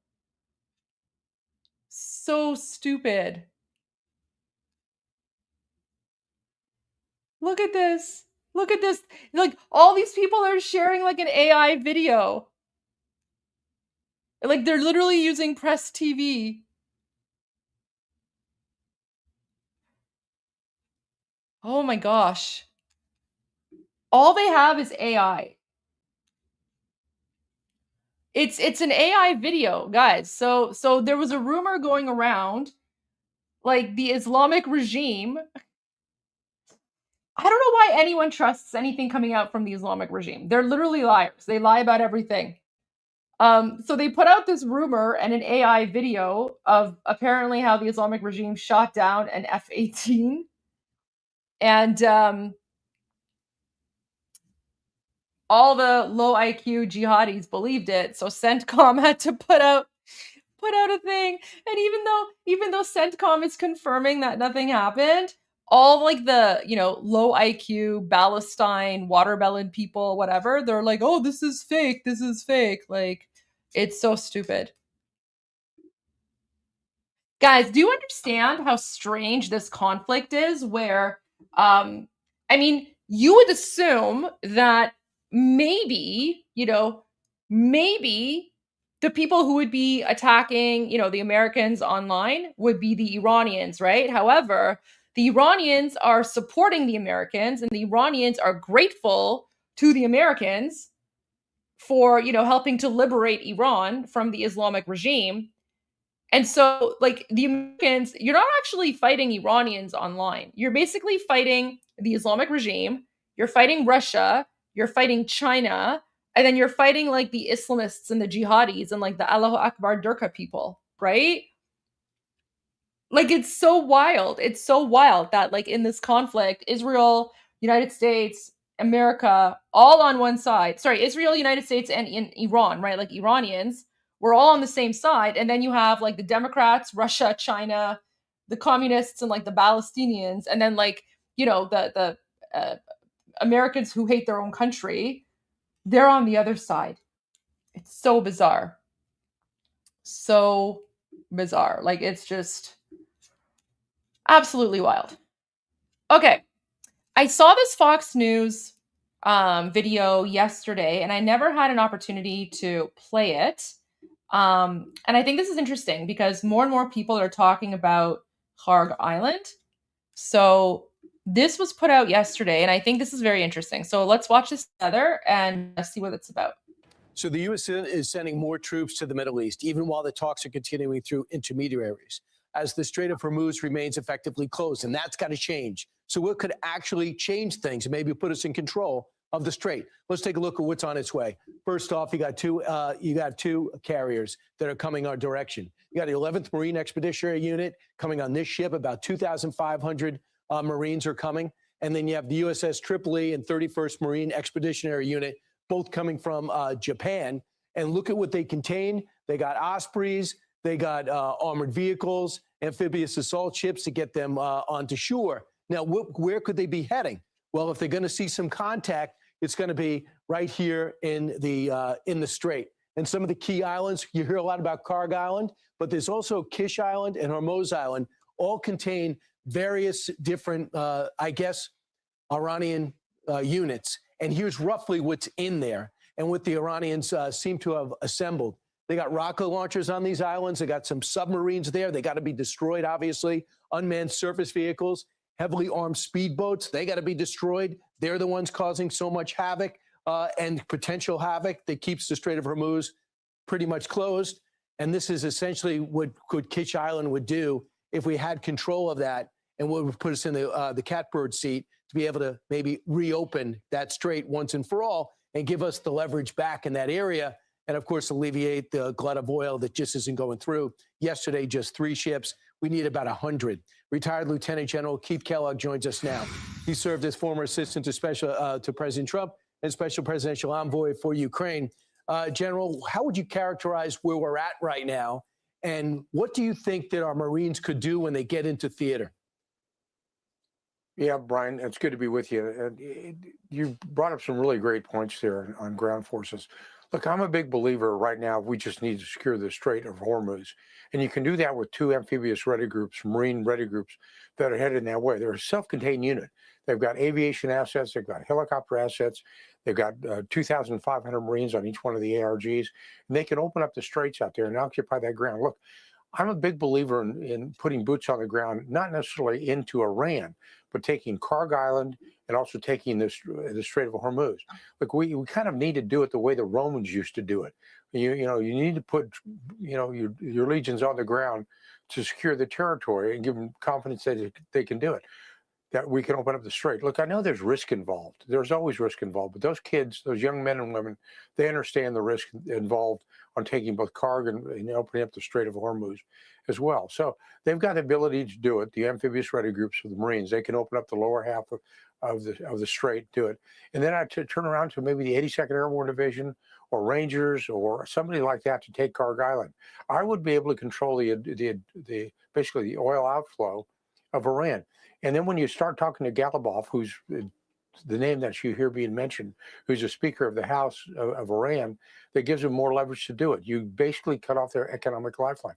President Trump saw that in 1988 when he mentioned he should take Karg Island. And he's the only president that's had the guts to be able to launch forces into the Gulf region to take control of that. I mean, it controls not us. It controls much of the economies of the Far East and also partially of Europe. And they've got responsibility as well. So when you talk about risk, you talk about when you take an island, you also become a target. They know where we are at, and they'll know how to get to us, and they could go try to get lucky once. Would you go to that island with missile defense, with some type of drone defense? Oh, absolutely. I mean, you take it out. I mean, the risk I'm talking about do we go with when it? you've got For soldiers, example, sailors, General, airmen, and Marines, you understand that. But General, do we go with the island and be able to deploy some type of anti-drone technology and some missile defense? So when we get there, we have some protection. Oh, absolutely. But you have protection with the ARG itself, with the ships of the ARG that are there. Plus, you have the air support of the ARG, the U.S. Marine Corps that's got there. I have great confidence in our men and women in the military, and especially of the Marine Corps, that they're able to do that job. And I think it's a 2-part effort, though. I just don't think you can only open the strait, but you can also go after Karg Island, which is basically the economic lifeline. See, I'm one of those believers that I know you're talking about boots on the ground and people rub their hands in a negative manner or basically clutch their pearls. But the fact is, over time, over history, the only way you solve a solution is to put boots on the ground and control the environment. You can do certain things from the air, you can do certain things from the sea, but there's time you have to occupy land, like I said earlier, just like the Romans did. General, I think you agree that we can't leave there with the Iranians thinking, okay, at any moment we can grab the Strait of Hormuz and we'll have ultimate leverage. We've already showed the world that. Somehow they got to be, they have to disassociate themselves with that conclusion. And this is probably the only way to do it, wouldn't you think? Well, yeah, because look, we've lived over 40 years with the Revolutionary Guards. They're going to be in charge out there. And they're an organization and a movement that has subdued the Iranian people over time. And I think they're just going to go back to the roots in 5 years or 10 years out there, just eliminate them. We have to have a different type of government, I believe, get rid of the theocracy. Did you hear that? So guys, this is where I'm like, guys, they're laying the foundation. Like even he's saying we need a totally different type of government, right? Like, so guys, President Trump is not interested in making a deal that's going to keep the Islamic regime around. President Trump is interested in making a deal where the Islamic regime does unconditional surrender. And if they don't, then he's going to go after them, right? So he's basically laying the groundwork and the justification for why he's sending in some troops. That's very important here, because President Trump already said, he's like, it's over. Like, we've already won. We've defeated them. They have nothing left, but they're just refusing to surrender. So the only deal that President Trump is interested in is unconditional surrender. So the deal is basically you surrender or we kill you. That's the deal. That's the deal. And I think that's a pretty good deal. I'm actually very happy with that deal. That's the kind of deal that I like, right? Unconditional surrender or die. There you go. And I think they're just going to go back to the roots in 5 years or 10 years out there, just eliminate them. We have to have a different type of government, I believe, get rid of the theocratic government, put the mullahs back in the mosques where they belong, and let some type of government run Iran. It's going. I'm not sure that Galibov is the right person, but he's the one we're going to be talking to, and give President Trump a lot of credit. At least he's willing to talk to him, but he's got that heavy hand of the military right behind him, and he's not afraid to use it. Hey, it's Will Kane. There you go. So, guys, I actually found, look at this. I have a new exclusive interview. This is from yesterday. So, this is His Royal Highness Reza Pahlavi, Crown Prince and the leader of the Iranian Lion and Sun Revolution. This actually came out yesterday. So we have a new exclusive interview. So let's watch this. I haven't seen this before. This just came out yesterday. Who will lead Iran in the future, going forward, now that the supreme leader, the so-called supreme leader of Iran, the wicked Ali Khamenei, is gone, is dead, has been assassinated by a joint U.S.-Israeli operation that was not just brilliant, it was miraculous. Israel and the United States knew exactly where the Ayatollah was. They knew where his top 40 most senior intelligence, political, and military advisors were. They were meeting together, and the United States and Israel took them out. The question now going forward is, who will lead Iran? And I want to talk tonight about one of the main and most commonly mentioned names of someone who could lead Iran going forward.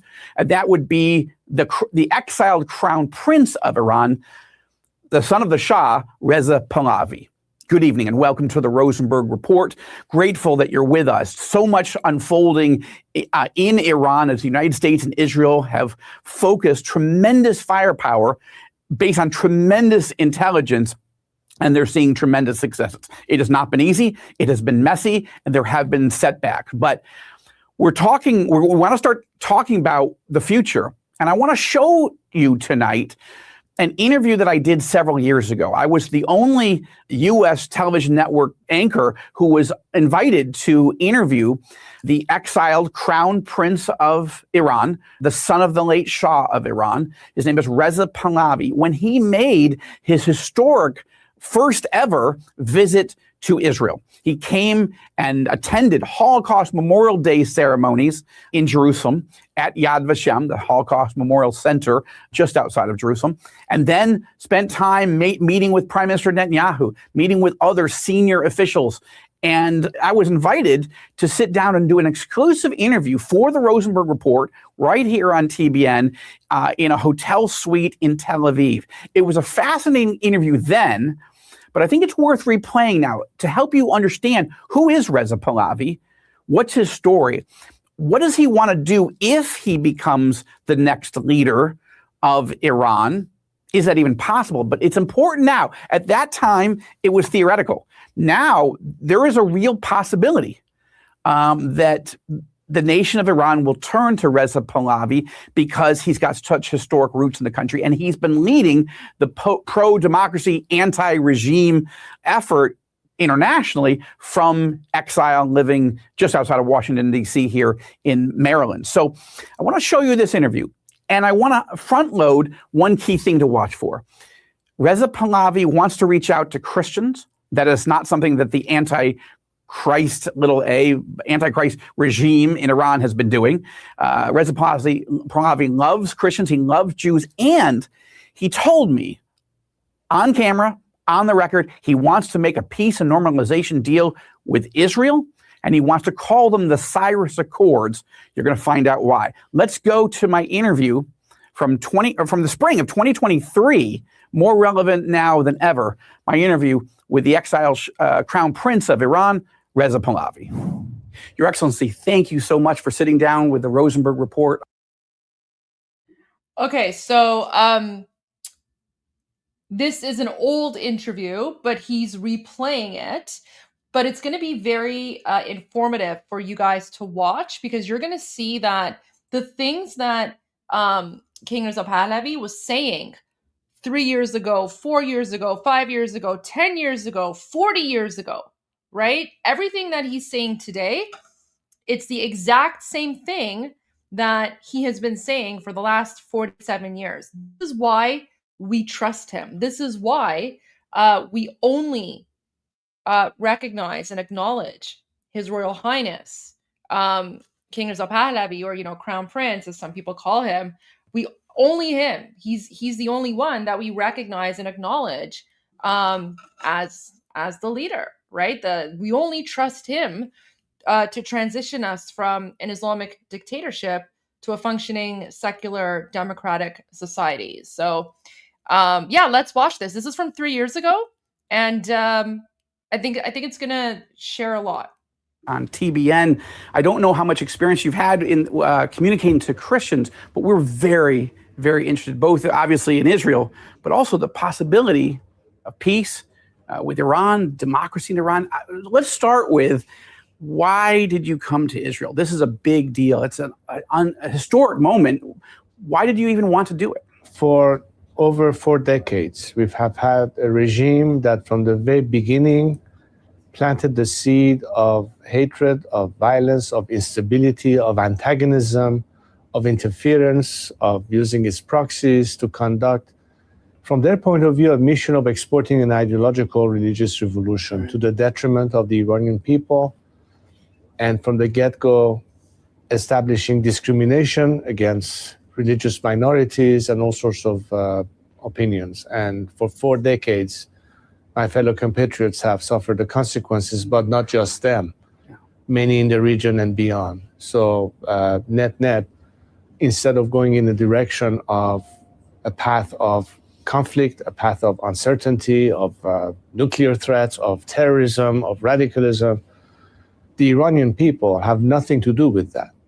On the contrary, we are peace-loving people. We want to be able to have friendly relationship, cordial relationship with every nation, anyone on the planet that recognizes our sovereignty and independence, and work together towards peace, towards progress, towards modernity.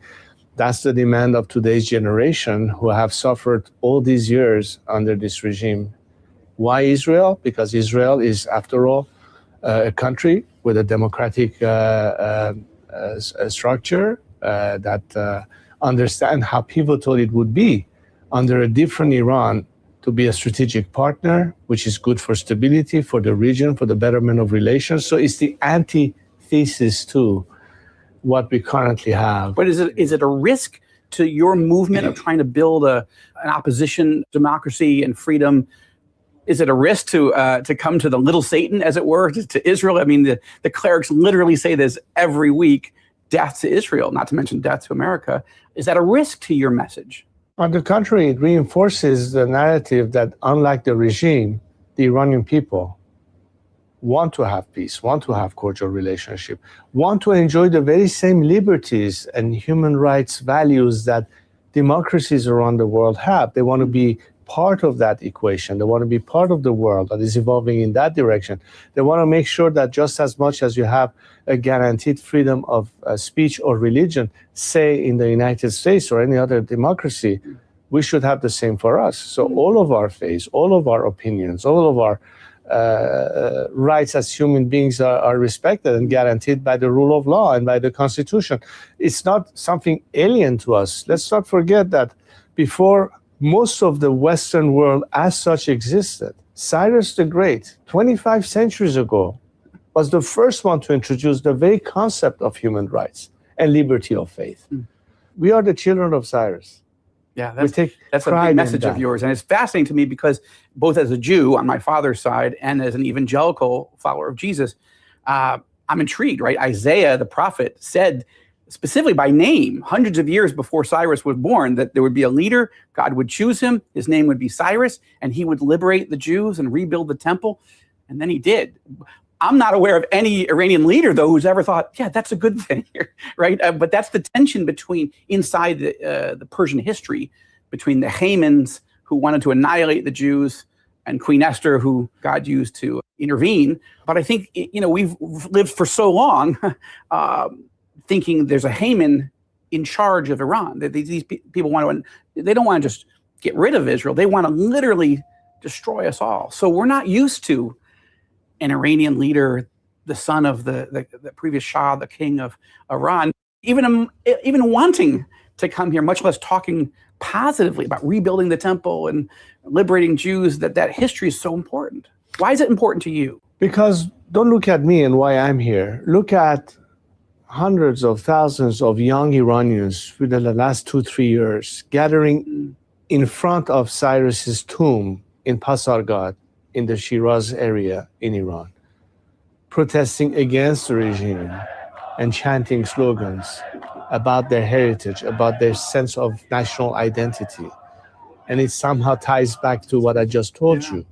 So it's not just me, it's the voice of millions of Iranians who have been Cyrus the Great remains great among the Persian people today? It is Iranian people? a sense of civilizational and cultural and national identity that transcends everything. I mean, whether you are a Christian or a Muslim or a Baha'i or a Jew, or if you are a Kurd or a Nazari or a Baluch, that sense of national identity finds itself back in the narrative of a proud nation with a proud history and with something and how much it contributed to Western civilization. Thomas Jefferson incorporated into the Constitution of America or the Declaration of Independence, inspired very much by what Cyrus the Great had said. So if you look at that and the perspective of where we stand as a nation in the context of these very ideals and values, as opposed to a regime that has been warmongering, has been planting the seed of hatred. And by the way, guys, can we just take a moment and appreciate the regime that has, like, I think the majority of the people in this photo are dead. These people are pretty much all dead. Like, I know that one's dead for sure.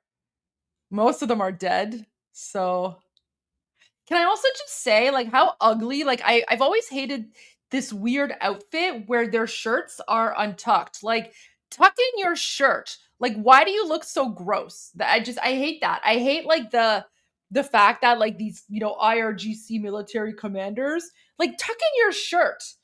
You look so trashy. Look. Like, honestly, everything about these people is trashy and garbage.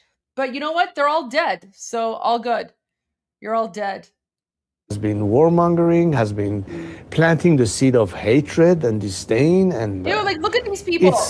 Like, guys, most of these are dead too. You know what President Trump speaks about the second layer? Like, he talks about, like, the council of experts that met in a building to, like, choose the next supreme leader, and then all of them were boom-boomed. Most of them are, like, here. They're all dead too, most of them. Look at them. All these like jihadi Muslim Nazi mullahs, they're all dead. Night and day. And part of my message to the world is us Iranians want to have cordial relationship with the world. And why not start with the most obvious, which is where Israel stands in terms of being threatened by a regime that calls for its disappearance. Well, that's me knowing that, among other things, the best experts in managing water issues happen to be Israeli experts. And what kind of a relationship with this country would be mutually beneficial, and to my country, instead of this narrative of hatred and anti-Semitism, whatever it is that is out there. and that's part of the whole picture. You had an opportunity to sit down with Prime Minister Benjamin Netanyahu. What was your impressions of him? What did you say to him? Did you talk specifically about your idea of the Cyrus Accords? And would you describe that a little bit to us? I hope one day we would be able to address all of these things of how post-regime, there are so many opportunities, and that goes without saying. But the immediate focus is on the now. Okay. And the now is basically, you have millions of Iranians every single day all over the country protesting this regime, sending the world every signal of, listen, stand on our side for once after 40 years. Whose side do you choose to be? We've been shot in the eye. We've been arrested. Our daughters are being poisoned in schools. How far do you want to let this go? There is a chance right now, historical moment, not just from the point of view of Israel, mind you, but for the whole free world to understand the significance of putting an end to a regime that has been the root cause of all the problems we've been facing, to liberate a nation that will be the guarantee of stability and will eliminate every single problem that you see today, from radicalism to extremism to terrorism to the nuclear threat. Everything ultimately touches. And what's the alternative? And from Prime Minister Netanyahu to any other world leaders or legislators that I've been talking all these years, and particularly lately, I said, look, the alternative is right in front of your face. It's a liberated nation that shares the very same values that you have, but you insist on continuing negotiating with those who are part of the problem to begin with. How do you expect to find a solution out of that? Let's talk about what's your message to Christians around the world? Obviously, the Bible is filled with, we just talked about the Cyrus portion and Queen Esther, but even the wise men who came to Bethlehem to find the king of the Jews, they reportedly came from Persia. These were astronomers who were watching the stars. So Persia, Iran, that history is actually very deep in the Bible. And while there's been negative issues, you're right, in biblical times, there's also been wonderful warmth. So I'm just curious, what's your message to the Christian world specifically? How can we be praying for our country? I think the best guarantee for all faiths to have the liberty to exist and freedom of religion and an end to any kind of persecution has to have a guarantee of the rule of law and democracy, and a secular system that separates religion from governance as a prerequisite to democracy. But it's in that context that you can coin and guarantee freedom of religion and or speech. Any religion. It doesn't have to be Islam or Christianity or Judaism or any other religion. It's the universal principle that ties us all together. Almost impossible for us to imagine, almost. Iran, which has been Shia, almost apocalyptic Islamism or nothing. It's hard to. Wait, guys, really quickly. Look what I ordered for myself. Look. Let's do a quick unboxing.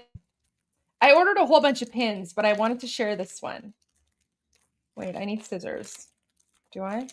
Okay, we're going to do a quick unboxing. I ordered a pin. Look at my beautiful pin. There you go. So I ordered this for myself. It's a quick unboxing. There you go. Yeah, I like that. So, yay. I got it from Amazon. I'm really happy with it. There you go. So I like this because it also includes Iran's waters, right? So it also includes like the water. It's not just Iran, it's like the water. So yeah. Anyways, there you go. I got that's a little birthday present to myself. Little birthday present for myself. So it's too heavy. It's too heavy to be an earring. But there you go. Although, there are some amazing like jewelry stores on Instagram that sell like beautiful Iranian stuff. I should probably buy a few things. All right, anyways, we'll continue. imagine a world, but you lived in that world. Because I think part of the message is you need to rewind your watch pre-Iranian Revolution. Okay. You know, as a teenager, when I was growing up in my own country and I studied there, and I left my country when I was about 17 and a half years old to come to the United States to train in the Air Force Base in Lubbock, Texas. But I just want to give you an image. What teenager doesn't dream to play with the national Iranian soccer team? You guys want the link for the pin? Okay, let me find the link and I'll share it. And its players, you know, that's what, and we did. But why I raised this? I know, because I know there's a whole bunch of them, but let me find the seller that I bought from, because I'm looking at this and I'm really happy with the quality. So let me go find out which person I ordered from, and then I'll share the link with you guys. It's because, you know, when our national team was playing, among them were people of all different kind of extractions, from the south, from the north, with different faiths and ideology, and we were all Iranians. Nobody said, oh, you are from this region, you're from that region, or you're a Muslim, or you're Jew, or you're Christian. That's the Iran pre-revolution. There were Jews in Iran, there were Baha'is in Iran, there were Christians in Iran. Now you see that as a result of this regime, the first wave of people who had to leave, who were immediately persecuted under this new ideology. Jews that had to leave Iran, Baha'is who had to leave Iran, and so on. How many converting out of the faith and became Christians in Iran and are being persecuted? We hear millions, but we don't know for sure. So it's all about, not just about the Christians, not just about the Jews, not just about the Baha'is, or any faith, or even atheists. Liberty, guarantees of everyone's right. That's really what is my message to the whole world, whether it's the Christian community. Why? Because having that freedom to practice your faith with no fear has to be edged into a guarantee of law and the rule of law. That's what I'm calling for Iran, for my country. So the very same liberties that the free world enjoys under those guarantees, that's what we want for ourselves. The kids who are fighting in the streets today, despite knowing that they may end up in jail, tortured, or even executed, understand the cost to achieve that. And so the message from everybody who believes that this is the way to go, have to today tell the Iranian people, you're not alone in this fact. Your message has been heard, received, and understood. And it is imperative, it is a moral obligation from any human being or persons who can influence their decision makers, their lawmakers in every country, to say, put an end to this injustice. We demand that you implement the policy that will put an end in that, not by you doing it, but helping the Iranian people overcoming. We need your support. We need you to be on the right side of the equations. No movement of nonviolent civil disobedience to put an end to unwanted regimes has been successful in our modern day world without the tacit support of the free world. From Lech Walesa in Poland to Mandela in South Africa, and the same principle applies to Iran. Look beyond this regime. Understand that the solution to the problem is not cutting a deal with the current regime. It's to empower a people who inherently are against a regime that it's its DNA. They cannot, in any form, coexist with the world and the free world and its values, because for them it's black and white. Their success is based on your ultimate destruction. That's the way they think. You cannot have a solution of compromise with it. First, there are prophecies in the Bible, Ezekiel 38, 39, but also Jeremiah 49, that really talk about the judgment of the God of Israel against the leadership, not the people, but the leadership of Iran. God actually says in Jeremiah 49, I'm going to judge those leaders, and I'm going to put my throne in Elam, the ancient term. That's a fascinating thing for those of us who believe that Jesus is coming to Jerusalem. But still, at some point, it means that he loves Iran so much that it's going to be a center of his heart for the world.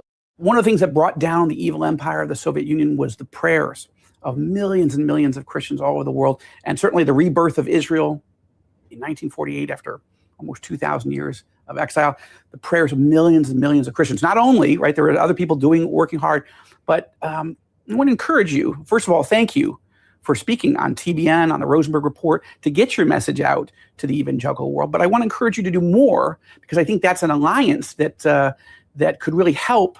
But I don't think they know your story, and I don't think they know your cause. They just hear all the horror stories coming out of Iran. They don't even know that there is a leader, somebody who's trying to start for many years, mobilized, but it's just not a message I don't think that's come to our team yet. I'm trying, and I'll do more, and I appreciate this time. Of course. Well, I believe in this principle. Some people may think it's cliche, but as they say, together we stand, divided we fall. So the message is togetherness. Message is solidarity.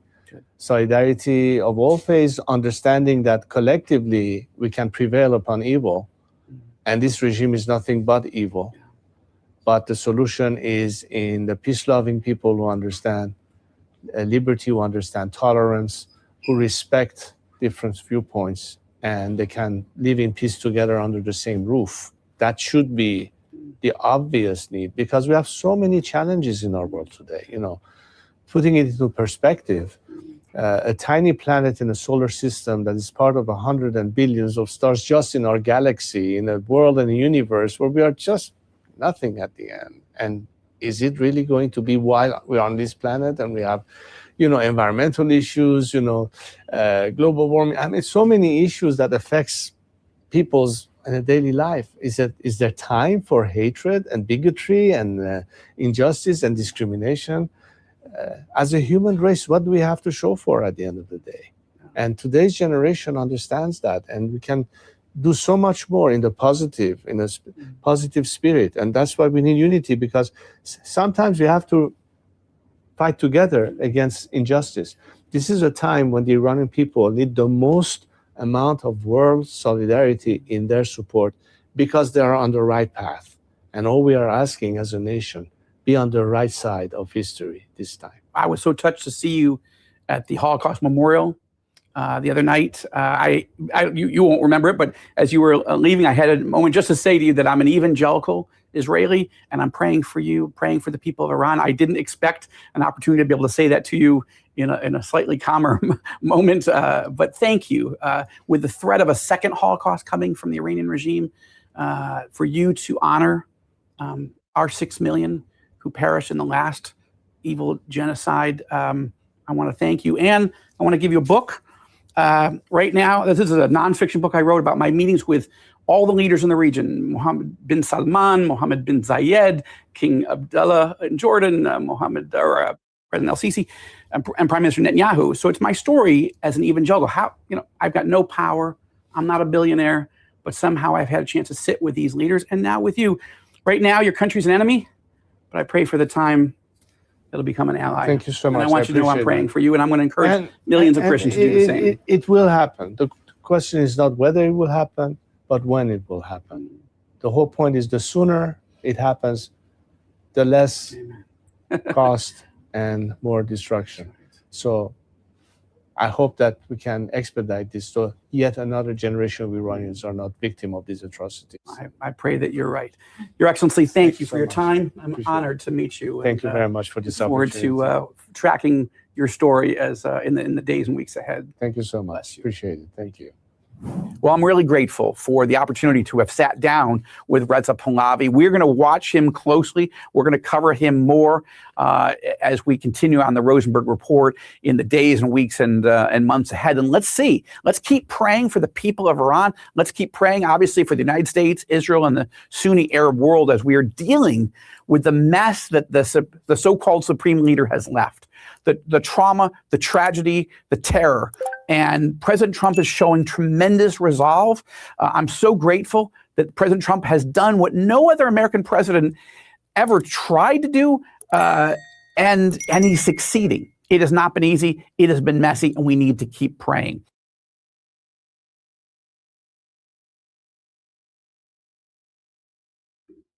Okay, so now I want to share this Newsmax interview as well, because this is an interview from about 10 or 11 days ago, but we're still sharing footage from this. So that's why I wanted to share this, because His Royal Highness.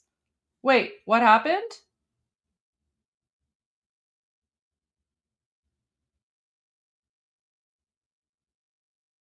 Wait, what?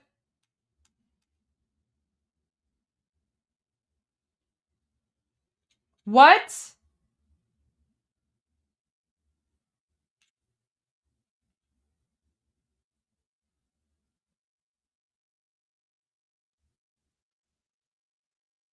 What do you mean? I've been here the whole time.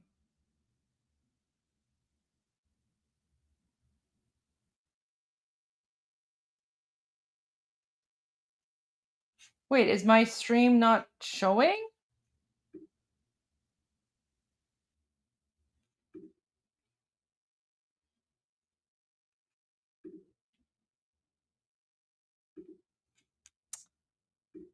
What's going on? I was here the whole time.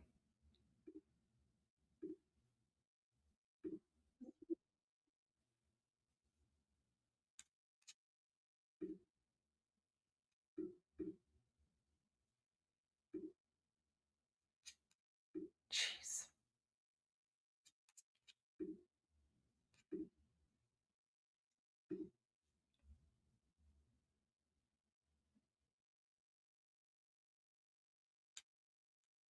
No, I'm looking at his stream.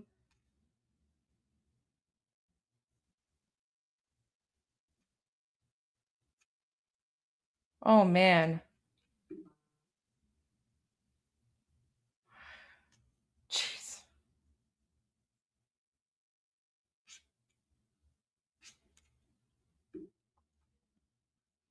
That is scary stuff, guys. I've been here the whole time.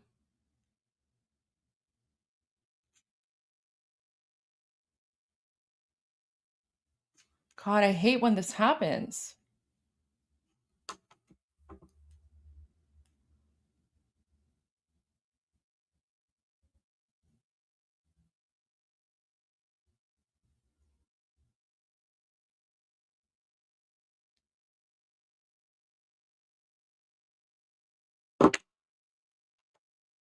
Oh my gosh.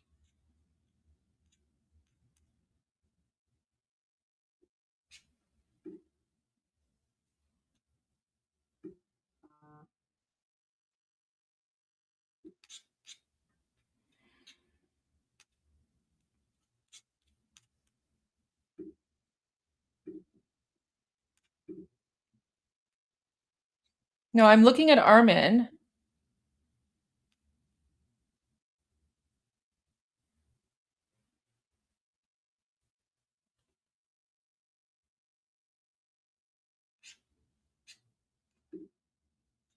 This is crazy. Jeez. I'm gonna have to let Armin know. Gosh, this is so scary. Like, why? Like, why would that even happen?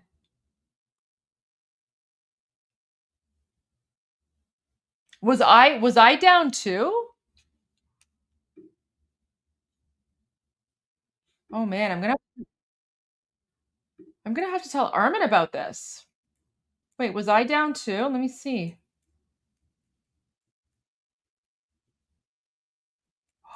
I was down as well?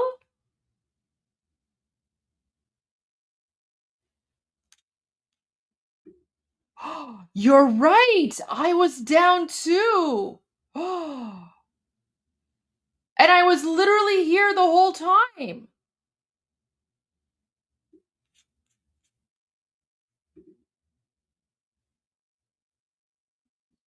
Oh my gosh. That's so scary. That's so scary. Because guys, like so I was here on the screen the whole time and the chat was there.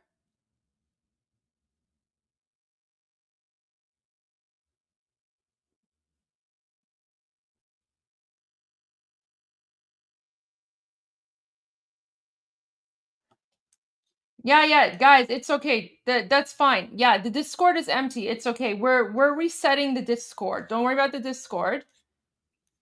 Don't worry about Discord. We're resetting the Discord. We'll give an update on Discord tomorrow. Discord's all good. What sort of what sort of policy violation? Guys, so I know it didn't go down on X or Rumble, but oh man. I am on Rumble.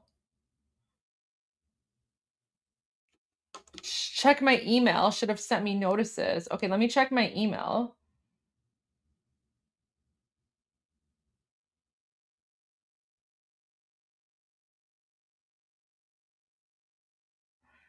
Okay, it says due to a copyright match, stream was interrupted.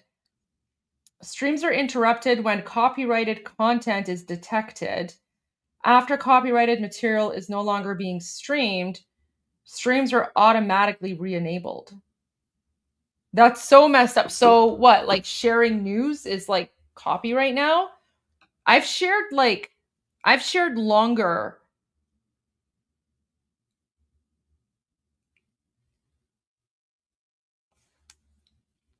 Armin, both of us, our streams went down and I was here the whole time. Oh, for what? Why? Apparently copyright violation. I was literally here the whole time. Here, I'll show you. Oh. Both of our streams went down. And now it's back, but here. Look at this. This is like I don't even know why this happened. So I was playing an interview with King Reza Pahlavi, right? From which outlet? It's something called TBN. So this like here, let me Oh, don't share it anymore. No, it's fine. It's fine. It's fine. I'm just gonna pause it. So I was playing this and then I was basically here for most of it, right? Like I was off screen for like 30 seconds to get some food. And then I'm here the rest of the time. So you can just see me here. Like I'm here the whole time. And we're watching the stream, right? Like literally watching the stream. And then as I'm watching the stream, it just goes offline. Oh my god. Were you on the screen the entire time? Yeah, I was here. You can see me. I'm literally on the screen. I was on the screen the whole time. I was gone for 30 seconds to like, get my food. But the entire time that it was happening, because I remember what you said. You said to remain on screen. So this entire time for the last like 2 hours that you've been on, I've been on screen. I haven't done anything. Here I am on screen, right? The whole time I'm on screen. We're watching this interview. And then as I'm watching the interview, it just goes down. So TBN must have an automatic detection for copyright setup. Yeah. Just like 60 minutes. Yeah. And then it comes back. And I'm like, what happened? Because I was here the whole time. So that's kind of scary. Yeah, that's scary because if I don't know if we're going to get a strike or not, but if they do a strike, Well, I saw the email. It didn't say strike. It just said copyright match. Yeah. Those are automatic. It says your stream was interrupted, and then streams are interrupted when copyrighted content is detected. After copyrighted material is no longer being streamed, streams are automatically re-enabled. So wow. That's messed up though, because I was here the whole time. We were talking about it. Right. So you know what? Like we're gonna blacklist TBN No more news TBN. from TBN, because that And was 60 Minutes. nonsense. 60 Minutes is also very sensitive about this. Yeah. Like Fox News has been great. I've played so much Fox News. No issue with Fox News. I was gonna play something from Newsmax because there's like a 12-minute long interview from Newsmax that I wanted to share because like here you go, like Pahlavi Communications, right, his comms team, he keeps on playing clips from this Newsmax interview from 11 days ago. So I was about to like play this, but now I don't know if I should because I'm like freaking out. Well, I think Newsmax is okay as long as we're on screen. We're okay. Okay. Yeah. Because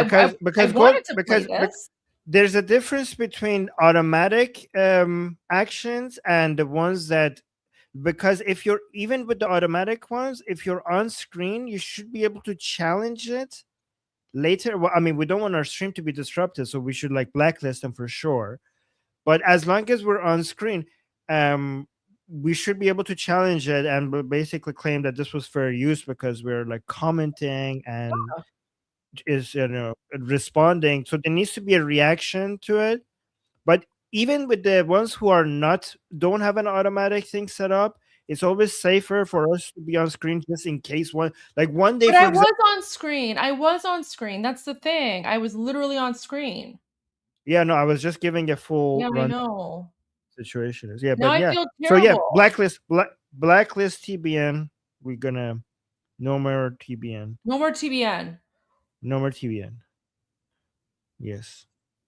We could get the transcript if like Princess of Pahlavi shows up to TBN. We could read the transcript of the parts that he was on, or something like that. Yeah. You know, the good thing about Princess of Pahlavi is whatever he said to TBN, he's probably going to say the same thing to other places as well. Well, the interview was from 3 years ago. So the reason I was playing it is because the video, so it was from 3 years ago, but the guy was like resharing it. And I was like, this is really good to play because this just shows how consistent King Reza Pahlavi's message has been. Because this interview that he did 3 years ago with TPN when he was visiting Israel, the message is the exact same thing as what he's been saying today. Right?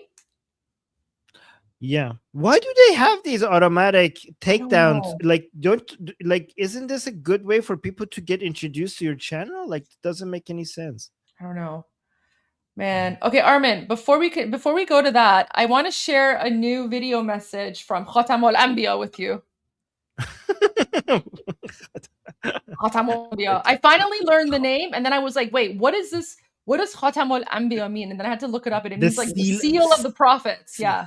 Prophet Muhammad is a reference to a Quranic verse reminding us that there is no prophets after Prophet Muhammad. He basically is the end.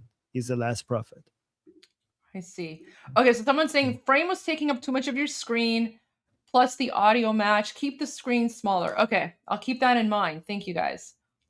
All right, okay, so let me just play this for you. I already translated, but I'll play it for you, and then your translations are better. So everyone is waiting for you to come back so you can translate this. بسم الله الرحمن الرحیم. با توجه به اینکه همه پایگاه‌های آمریکا در منطقه از بین رفته است، فرماندهان و سربازان آمریکا فرار و در مخفیگاه‌های خارج از پایگاه‌ها پناه گرفتند و ما به دنبال آنها می‌گردیم. از مردم کشورهای منطقه می‌خواهیم محل اختفای آنها را گزارش کنند و همزمان برای امنیت خود اخراج آمریکایی‌ها را از منطقه خواستار شوند. و من نصر الا من عند الله العزیز الحکیم. What the hell is this guy on? I don't know. Well, whatever he's on, I was like, kids, don't do drugs. Stay in school, don't do drugs. There you go. I sent you the video so that you can translate it. What world does he live in? Okay. I don't know. I don't know. Oh, look at this. This is so sad. I have a Baha'i friend in college Oh, whose father was executed by the regime. Oh, I'm so sorry. Pahlavi has a pure heart, is a visionary and a statesman. Praying for him. Thank you, thank you. Praying for your friend, and I hope his father's found peace. So sad. Let me reshare this. Khatamul Anbiya. Wow. I just love saying Khatamul Anbiya. Like, it just sounds so like naughty. Well, Goldie, the full version is Khatam al-Anbiya, and you see this little scene here. Yeah. Khatam al-Anbiya sallallahu alayhi wa sallam. That's the whole full. Khatamul Anbiya sallallahu sitirke. Sallallahu alayhi. No, I prefer sallallahu sitirke. Do we have that video, by the way? Sallallahu sitirke. Oh my gosh, that was like crazy. Guys, if anyone has the Salla ala Seterke video, if you guys know what I'm talking about, please share it. Cheshme trumpeterke. We need to translate that for sure, because that's like the most like weird jihadi thing ever. I don't even know how to translate the first part of that. Okay, let's go to this Dilulu guy. Full on Dilulu. Sari ino man mikham.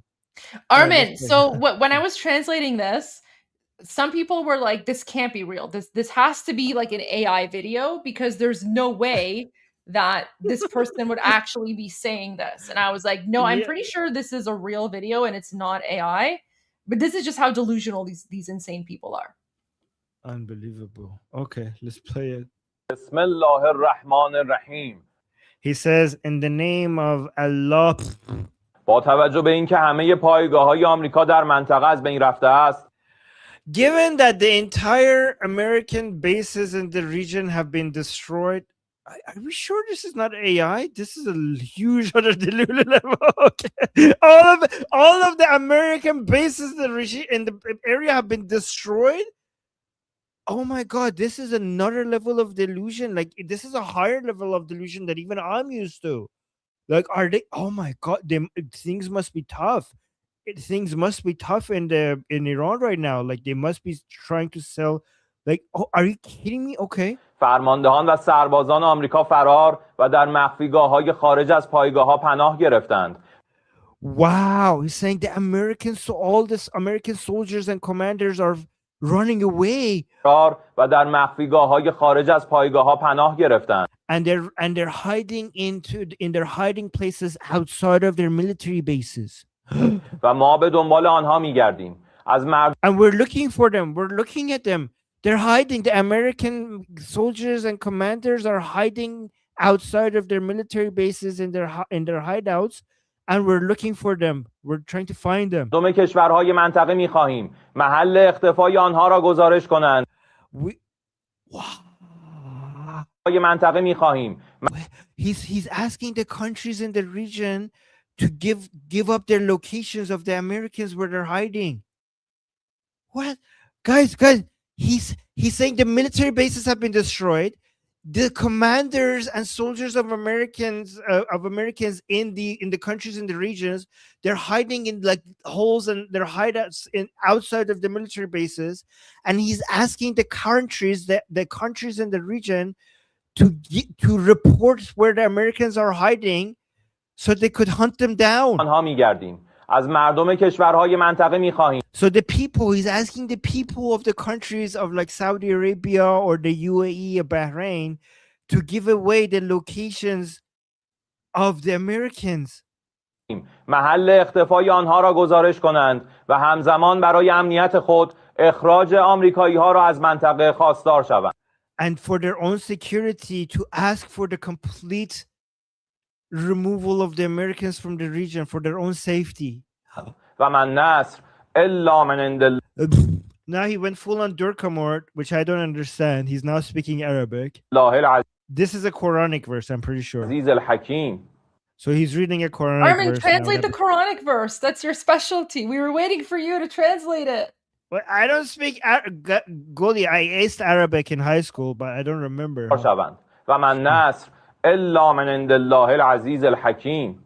Okay, so I think that he's saying that the only thing you could rely on is Allah, something like that. Something to the right, like the only power comes from Allah, and you could rely on that. Arab-speaking people, did I guess correctly? Like based on what I've heard, it sounded like something. Oh, Hakim, like so all rule, all Hukm, all rule, and everything. Only you could only have that from, or maybe something about wisdom or something. God only knows. All rule comes from Allah, something like that. So that's the Arabic part. But holy crap, Goldie, what the hell? What, this is on a different scale. But also, this is projection because their own people, the people in Iran, are giving the locations of word. Goldie, this is what's happening to them exactly. This is actually very accurate if you just switch it. So all of their military bases have been destroyed. They're hiding outside of their bases, and the Iranian people are giving out their locations to the Israelis and Americans so that they could hunt them down. This is a very accurate description of what's happening to the letter. If you just switch the Americans to the Islamic regime, like this is complete projection. They're just completely flipping the net. They totally flipped it. They're describing exactly what's happening to them. Isn't that amazing? It's exactly everything. He's like, all the American bases, military bases have been destroyed. That's exactly what happened to them. They're saying they're hiding outside of their bases and their hideouts. That's exactly what's happening to them. He's asking the people of their country to give away their locations so that they can hunt them down. The Iranian people are giving away their locations so that the Americans and Israelis could hunt them down. Word by word is exactly what's happening to them. What? What? Armin, they're all having a meltdown, like a really, really bad meltdown. Look at this. So remember what Ghalibaf posted? He's like, oh, based on some data, Iran's enemies are they're going to occupy one of the Iran islands and all Iran enemy movements, blah, blah, blah. Anyway, so I was like, great news. Go Team America. And Armin, انقدر ارزشی‌ها دارن میکنن. Armin, they're freaking out. They're freaking out. Like this guy's like, US is about to give 3,000 units of cool military gear to the IRGC. And then this guy's like, F you, blah, blah, blah. And then like this person's like, freaking out. And then this person's freaking out. And this person's freaking out. And then this one's like, they're going to be slaughtered, right? And then it's just so funny. You're a crazy Israel puppet, Team OnlyFans. And then, oh my gosh, this is so funny. Like, look, it's all like the Palestinians who are literally like freaking out. They're freaking out. You got on their nerves. You had, oh my God, you got on their nerves, girl. They're insane. Guys, like, none of these people are Iranian, by the way. None of them are Iranian. This is all like the Palestinian jihadi, like axis of resistance. And I can't show that one. I can't show that one. It's like a very rude one, but let me scroll down. But the rudest one is the one that they called you in their opinion when they're calling you an Israeli. Like, oh, you're an Israeli, guys. That is a swear word in their from their perspective. When they're saying, "Oh, you're an Israeli," they're swearing. But that's not an insult to me. I'm like, oh, I'm Israeli. Cool. Like that's like I take that as a compliment. I'm like, I know. Why would I not want to be considered Israeli? It's like aside from Iranians, it's like the only normal nation or normal country there, right? Like, why would I not want to be part of like a democracy? So. But from their perspective, that's خیلی دارن چیزی این یکی داره میگه F of the bitch ولی they can't even pronounce like you're supposed to say SOB, but instead of SOB it's like F off the B. You know what this reminds me of? Their English reminds me of that anchor woman, the one's like Teramp. I know not the one she's like I don't Like this is like their English reminds me of like I don't think understand. I don't not think or something, right? I don't not think you understand. And then people are like deport, right? And deport. I don't know, man. Where? Like they're so like honestly, they're like, look at this. We will Oh be my like, look at God. what these people are. People are insane, guys. All they have is AI. All they have is AI. Like that's it. They don't even know how to respond to this. So there you go. It's really, really funny. But there you go. So I was I was trolling them. Oh my God. They're Fantastic. coping Good so job. hard right now. They're coping so No hard. wonder they hate you so much. Oh, of course they hate me. They hate me. So Yeah. all they have is AI and lies. All right, okay, Armin, I have to go do my interview with I-24. Okay. And then I'll be back. And then Okay, sounds good. so Armin, when I'm back, I was hoping that maybe we could talk a little bit about the 26 missile cities that have been found. Ooh, yes. I actually had something prepared for that yesterday, and I never got the chance to show that. But yeah, we could do that as well. So maybe for the next, like 20-25 minutes or so, you can like, talk about other things. And then when I come back, we can go through that together because there's a lot that ties into the missile cities, and it has to do with like lack of resources and nature and all these things as well. So I was hoping that we could, maybe spend like, 15-20 minutes talking about these underground facilities and also how it's impacted Iran in the last 47 years. Yeah, that's a very good idea. Let's do that. And I have some Okay. videos that shows how that looks like. So we could do that Perfect. as well. Okay, so save that for me for when I get back. And wait, someone is saying check Iran's foreign minister. Oh, did Arakchi say something? Wait, let me check. What's Arakchi saying now? I can never look at Arakchi the same way again after like that weird trend. Oh my God. Weirdest trend. I don't even know what he's saying. Okay, I'll leave that for you. Okay, I'll be back. Wish me luck. Okay. I don't know if I-24 is... Oh, wait, is I-24 live? Oh, I think... Isn't I-24 News English being broadcast live? So you might actually be able to watch me. Okay. Well, make sure, because I don't want us to like spend so much time trying to chase this down and then realizing like, no, it wasn't live, because we like last time we wasted so much time trying to do this. I'm so sorry. Yeah, no, I that's think okay. it's No. live. Wait, let me check. I think it's live. What does it say here on my thing? It says live TV hit. Okay. So okay, let me share the link with you in the studio chat. I don't know. And I'm gonna go in, and my interview starts in about 10 minutes. Given the lag, it might be a bit longer, so I have no idea. But they're streaming like Iran news right now. Anyways, I'll be back in a little bit. Okay, sounds good. So you send me the link. Should I play that? Up Do you to want you. me to play that? Up to you. I'm going live in about 10 minutes. Okay, I'll put this on my screen here. If I see you on the screen. Okay, I know what to do. I will just keep an eye on it. If I see Goldie on the screen, I will switch to that. Hold on. Let me guys, give me a second. I need to switch my Bluetooth headset because the one that I have is running out of battery. So just give me a second really quickly. I will just switch here. There, we're good. Remove this. We're going to put this one on. Hopefully this works.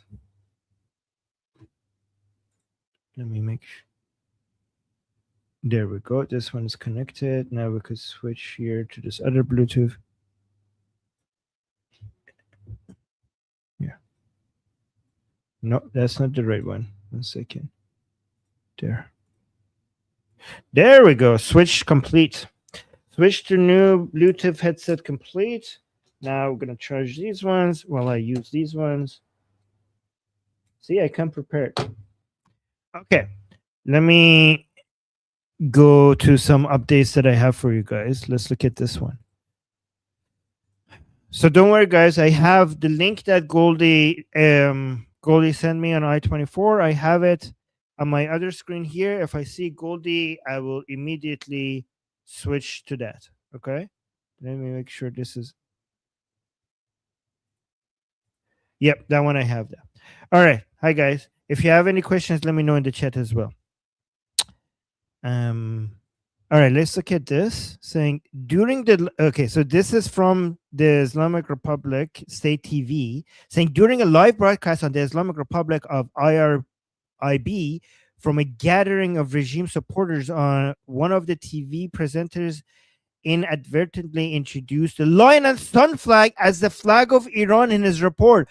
Oh no, off with his head. Oh no. Okay, look at this guy. He made a mistake. Oh no, guys, this just came out. This was reported by Iran International. Look at this. Look at this. Let's play this.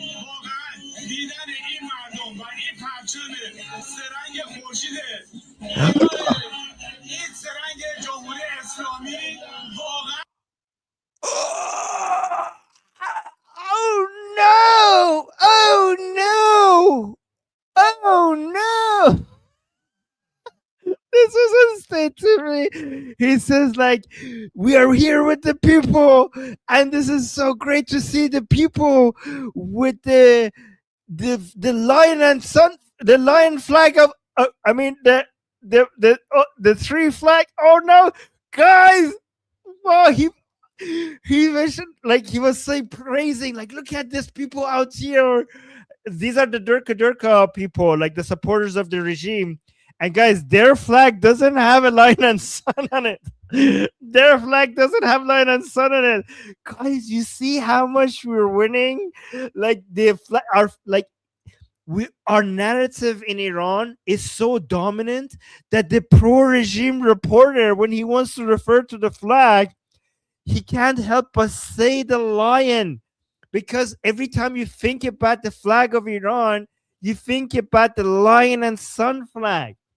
Let me just play it, just word by word, translate what's happening here. Oh no! Oh no! Okay. Like, really seeing these people here, and Khorshid, this is Khorshid, and this three-colored sun flag, and now he paused. Sun flag of Iran. So he went back and he corrected himself. Look, this three-colored flag of the Islamic Republic. No sun. There's no sun. What sun? I didn't say sun. I mean, it's this. I was talking about the sun in the sky. Oops, it's nighttime. I can't even talk about. I was talking about the sun in the sky. Oh no, it's nighttime. I can't even come up with an excuse.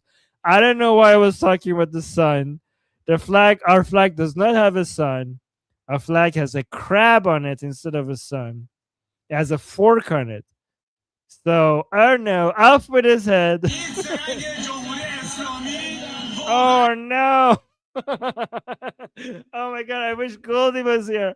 Guys, I have to save this for Goldie. Why did I play this now? No, I should have played this for Goldie. Okay, I'm gonna play when Goldie. Guys, we should do this again. When Goldie comes, we should show this again. Okay? What how many times did this happen? You guys remember the last time, like, we had this?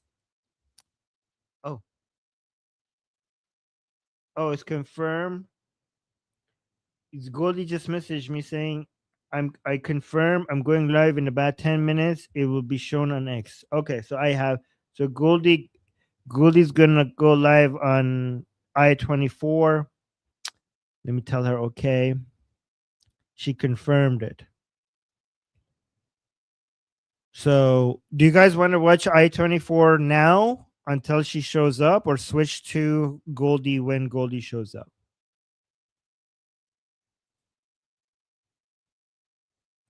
Let me know. Not good for the resume. Yeah. We can just wait until she's done. Okay, so you want me to switch now? Somebody's saying switch. Saying now in case it comes up early. I-24. Okay, you guys prefer I-24. I'll do I-24.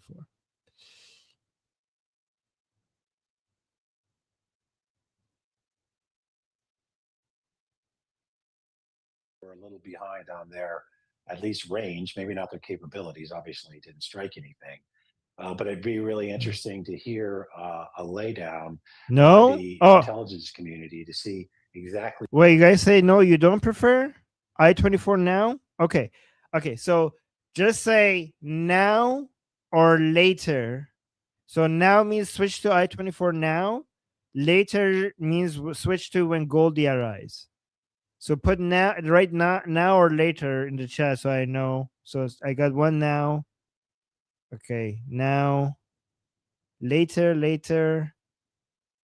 Now, later. Okay, so the laters have it. The laters have it. Okay, so later. So let me see what the, okay. So let me just play this then. Oh, and we got more nows now. Now. Later. I changed my mind. Okay, since it's on Iran, you're saying now. Okay. Fine. And one of the big concerns now is that the remaining part of the regime was actually the part that really pushed for Iran acquiring a nuclear weapon. It was, in fact, the supreme leader who, by many estimations, was against it. Obviously, he was a threat. He destabilized the region, but was ultimately against Iran acquiring a nuclear weapon. But they are gone. And a lot of people believe that what remains are the part of the regime that always pushed for Iran to quickly try to get to a nuclear weapon that was deliverable. And Michael, very briefly, the US is said to be deploying around 1,000 soldiers with the Army's 82nd Airborne Division. They're said to be preparing to deploy to the Middle East in the coming days. Much speculation over boots on the ground, much speculation over Kharg Island. Your take? So yes, this is the immediate response force from the 82nd Airborne Division. The first 1,000 is probably a battalion reinforced.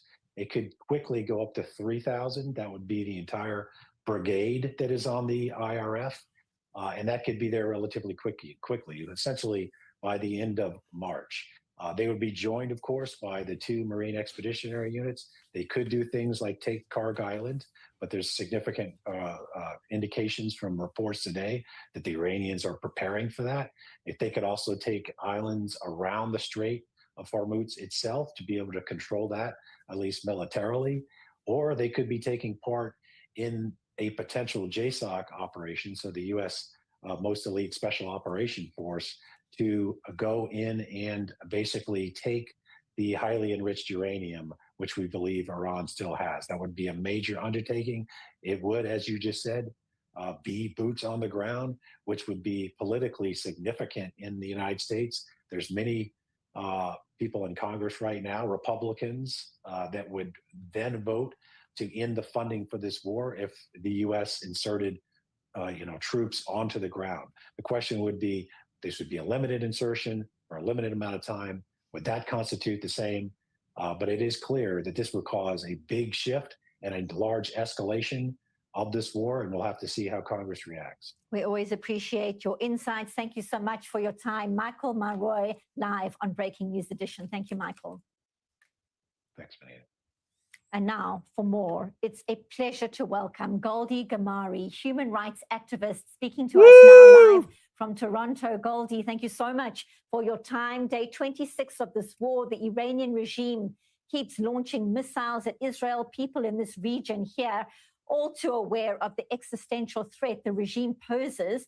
What can you tell us, though, about the sentiment on the ground inside Iran right now? What is the latest you are learning? Well, first of all, thank you so much for having me on. It's a pleasure to be here. A big fan of your show. So the sentiment on the ground inside occupied Iran is one of hope, but also a little bit of fear. And the fear that people in occupied Iran have right now is that the United States and Israel will not finish the job. And by finish the job, I mean getting rid of the Islamic regime. The people in occupied Iran are grateful that the United States and Israel are coming to liberate them, because we do see this as a liberation after 47 years of Islamic occupation. And so the message that I'm getting from people inside occupied Iran is that they're grateful to President Trump, they're grateful to Prime Minister Netanyahu, and the message that they have is finish the job, destroy the Islamic regime. We were talking earlier on in the show about the blackouts inside Iran, making it very difficult to confirm or verify reports. And then we've been hearing the devastating and disturbing updates about the planned execution of young athletes who were part of the anti-regime demonstrations in January. So hard to verify what is happening. First of all, what can you share about those developments, and what does that mean for protesters or demonstrators who want to take to the streets right now, knowing what kind of brutal crackdown the regime could be conducting yet again? So with respect to news coming out of occupied Iran, the reason that we are getting some footage and some videos is thanks to Elon Musk and smuggling Starlink devices into occupied Iran. So you're absolutely correct. The country is currently in an internet blackout. The Islamic regime has shut down the internet, effectively silencing the voice of 90 million Iranians. However, thanks to Elon Musk and Starlink, we are able to get a little bit of information. And that's where our news comes from, because, we as Iranians, we don't trust the Islamic regime media. We don't trust Islamic regime state TV. All they do is lie. It's all propaganda. We only trust our citizen journalists. And that's how we get real verified news. So that's how, we're getting some of the info to come out. I apologize. I forgot the second part of your question. We were talking about the planned execution of young people who had taken part in the anti-regime demonstrations in January. Of course. So that's absolutely horrific. But this just goes to show the Islamic regime is more afraid of the Iranian people than they are of the United States and Israel. The Islamic regime does not have the capability or strength to stand up to the United States and Israel, as we can see from the way that they have been completely devastated. The only thing that they can stand up to is the Iranian people, unarmed, innocent Iranians. And so the fact that they executed a number of, innocent young Iranians back on Friday is basically to demoralize the Iranian people. And we're actually seeing footage coming out today where the Islamic regime Basij, which is the equivalent of modern day Gestapo, the Basij are going around and they're actually shooting into people's balconies. So even though Iranians are staying inside right now, they're chanting in the balconies, death to the Islamic regime. They're also chanting King Reza Pahlavi, which is, of course, acknowledgement that the only leader that we trust and support is His Royal Highness, the Crown Prince of Iran.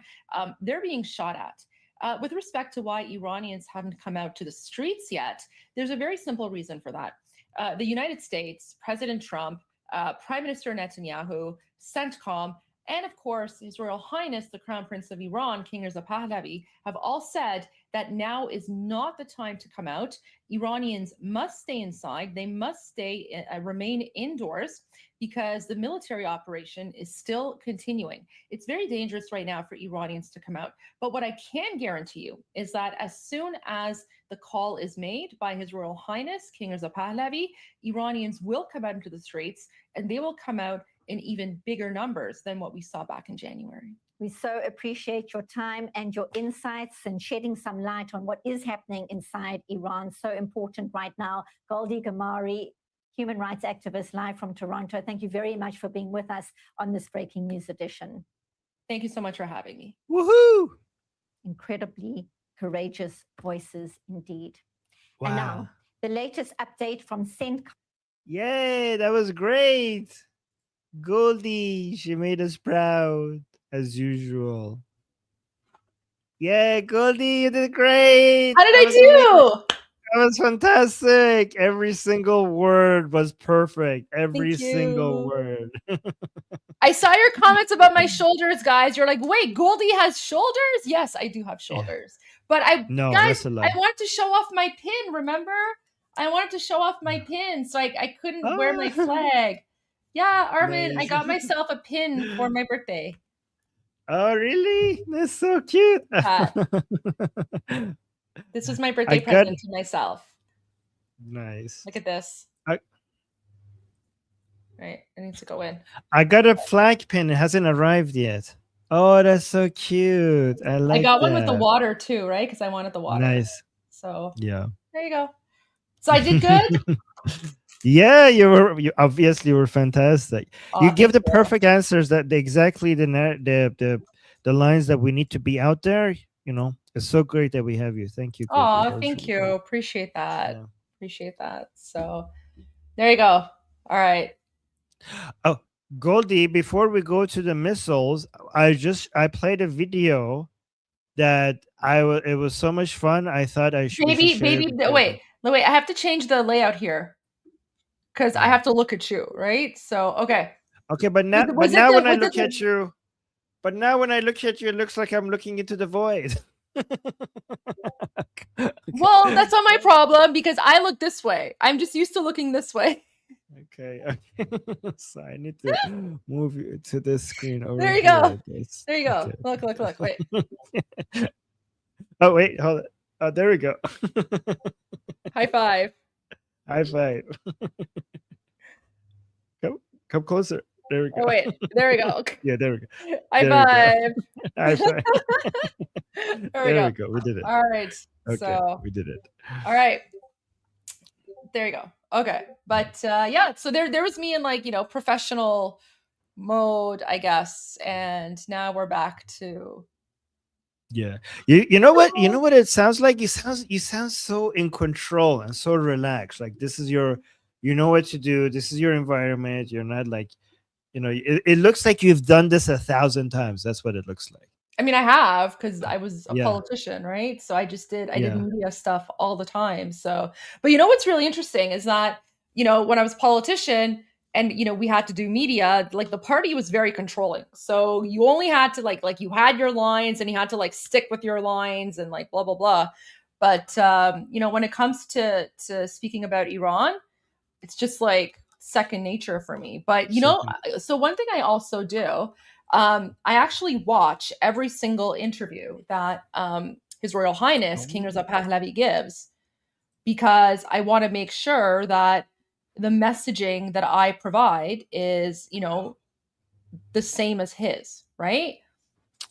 Oh, that's so smart. Yeah. So my suggestion to, to Iranians who are watching, if any of you are ever like, doing media interviews, make sure that you're watching every single one of His Royal Highness's media interviews because that's where you can get your messaging, your talking points, right? Like the, main things. That's how you do it, right? And that's actually what makes the message stronger is when we all have consistent narrative and consistent messaging. That makes it stronger because we seem more unified, right? Because we're all sharing the same message. So, I mean, it does come more naturally to me because I've been doing this for like, 10 years and I've had like, professional media training and I've literally done like live election debates, right? So, this is like, I could do this stuff in my sleep, but, I mean, it's also helpful that, I'm familiar with the topic. Yeah. And All right, it also let me helps see that you're the very video. passionate about it. Thank you. Yeah. Okay, All let's see right, this let video. me- I think it was like a baby video. Oh no, it wasn't. No. Oh, I No, think no, I no. saw you were gonna share like a baby video or something.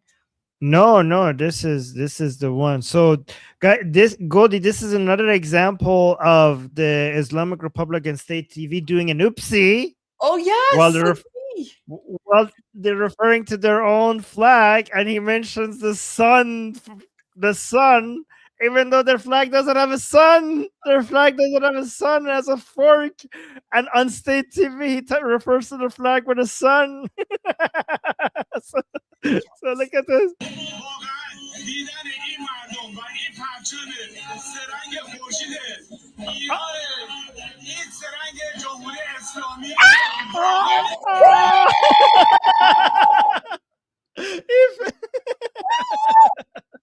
Up in his head, up in his head, up in his head. Yeah, that's where the dictator comes in and he's just like oh my gosh. This Armin, this reminds me of like the Bisado Batman videos. Remember where the guy was like Magbar Khamenei or whatever? Khamenei. Goldie, this shows how much in Iran, you know, when you hear Magbar, you think Khamenei. When you think the flag, the three-colored flag of Iran, you think lion and sun. We are so dominant that even the pro-regime people, they can't think of anything to say other than the lion and sun when they think about the Iranian flag. We're literally living rent-free in their heads. We're living rent-free in their head. You know, there's another video that I saw. Let me find it because it's in Persian. And I think I understood what's going on, but thank you for this reminder because I bookmarked it. And I was hoping that you could translate this for me because no, wait, where is it? I know I have it somewhere. Wait. It was like the most bizarre thing that I've seen. Let me see if I can find it. Do I not have it?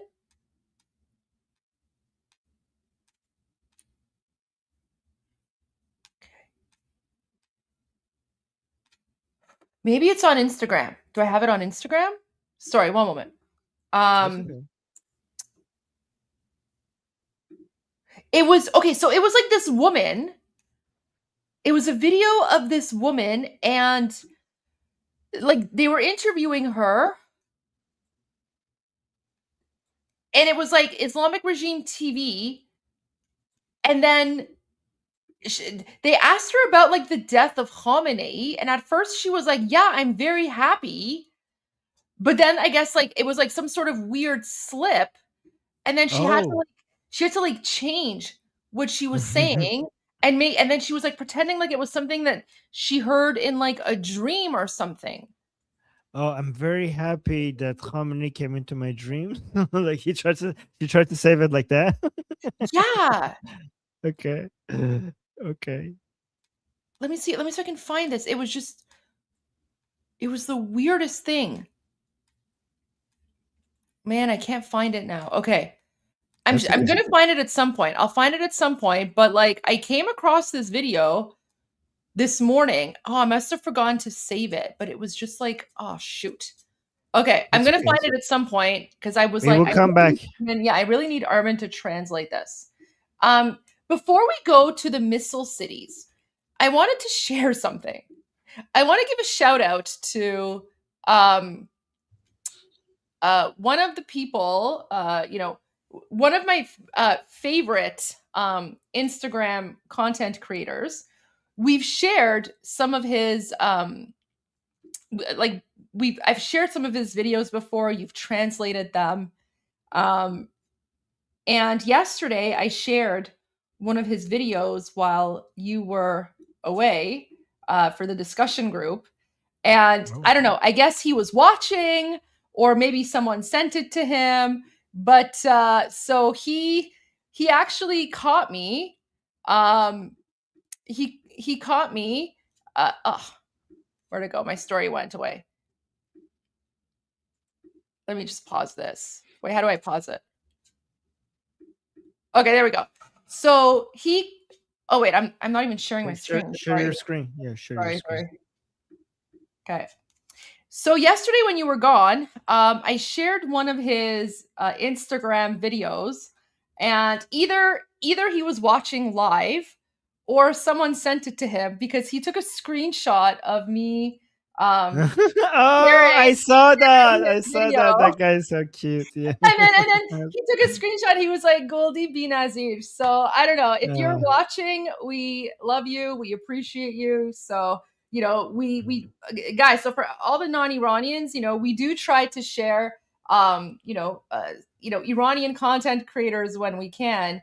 And Armin, the reason I shared this one, you know what? When I shared this, I didn't translate the video, because if you've seen the video, you know why I didn't translate the video.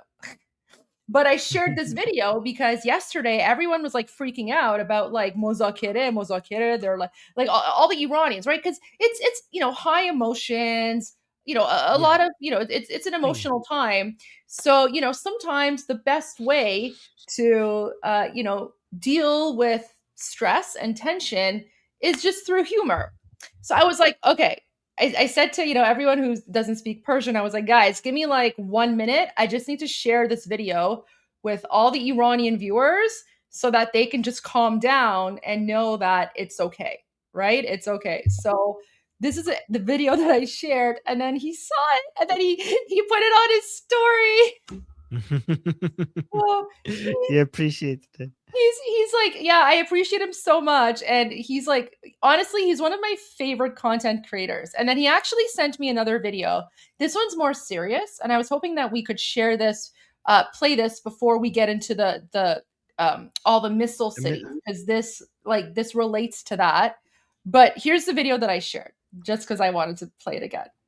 So guys, this is for Iranians only. Anyone who's like concerned about like mozakere or President Trump, making a deal or whatever, just watch this video and everything's gonna be okay.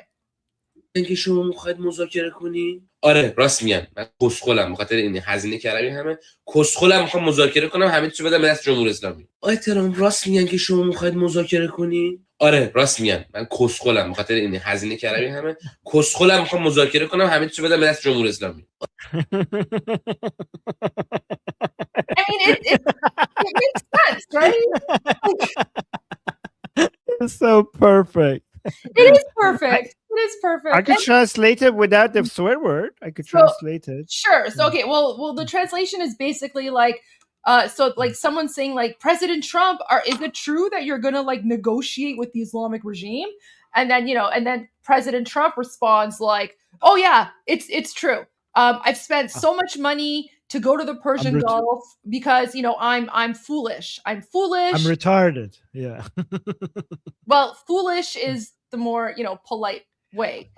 Goldie, you told me that word is okay. I know, but we're referring to the President of the United States here. That's why I want to be a little bit that's why it was translated. Oh, okay. Sorry, I thought that word was like okay because you already allowed. No, it is okay. I would just say when it comes to the president, let's just be a little bit more classy. Right. But guys, it is sarcasm, right? So the way that he's saying it, it's basically he's saying like, yeah, like I'm foolish. I have no understanding of anything, which is why like I sent all my military assets to the Persian Gulf. And, I've spent all this taxpayer dollars on getting rid of the Islamic regime. And, now I'm just going to like give up and, the Islamic regime is going to survive. So it's a very sarcastic way of saying like, yeah. By the way, the reason why I like using the word retarded is also President Trump brought that word back. Like this word was like a N word for a very long time. And then President Trump brought it back and now everybody's using it again. So that's another, yeah. All right. So if you want to translate this here. Yeah, so Mr. Trump, is it true that you wanted to negotiate? آره راست میگن. Yes, that's very true. من کسخلم بخاطر این هزینه کردم کسخلم میخوام مذاکره کنم همه چیزو بدم دست جمهوری اسلامی. I am foolish, but a very like derogatory, like a swear word instead of foolish here. I am very foolish. I've spent so much to go fight with the Islamic Republic, but now I am foolish and I want to give everything to the Islamic Republic. Yeah. I'm very foolish. Basically, like I'm giving up. Yeah. I'm giving up. I'm giving up. I'm giving up the war. I'm gonna claim a loss. I'm giving up, and I'm just gonna retreat after spending all this time and effort to go after the Islamic regime. So I was playing this yesterday for the Iranians who were sort of like, freaking out. Armin, he makes the funniest videos. Look at this one.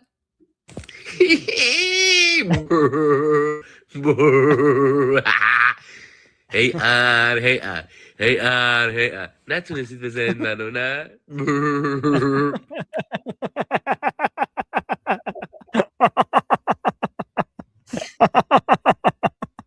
Oh, I love him. Oh my god, I love this guy. What's He's his so name? good. LSM Fit. I'll send you the link to his profile. He's so funny. Okay, I have to follow him. He's so funny. Yeah, you need to. Do you want to translate this one? شما مال این گوه خوریا نیستی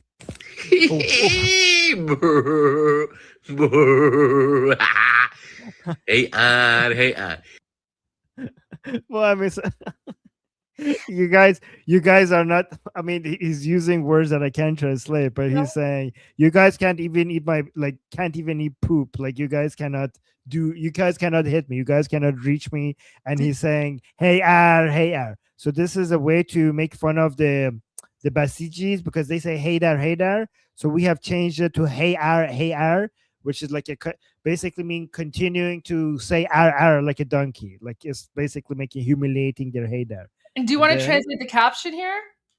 Okay, so yeah, the title, the news headline here is هیچ جنگنده آمریکا توسط جمهوری اسلامی سرنگون نشده است, which means that not a single US fighter jets have been taken down by the Islamic Republic. So he's making fun of them, like, look at you, can't even eat my poop.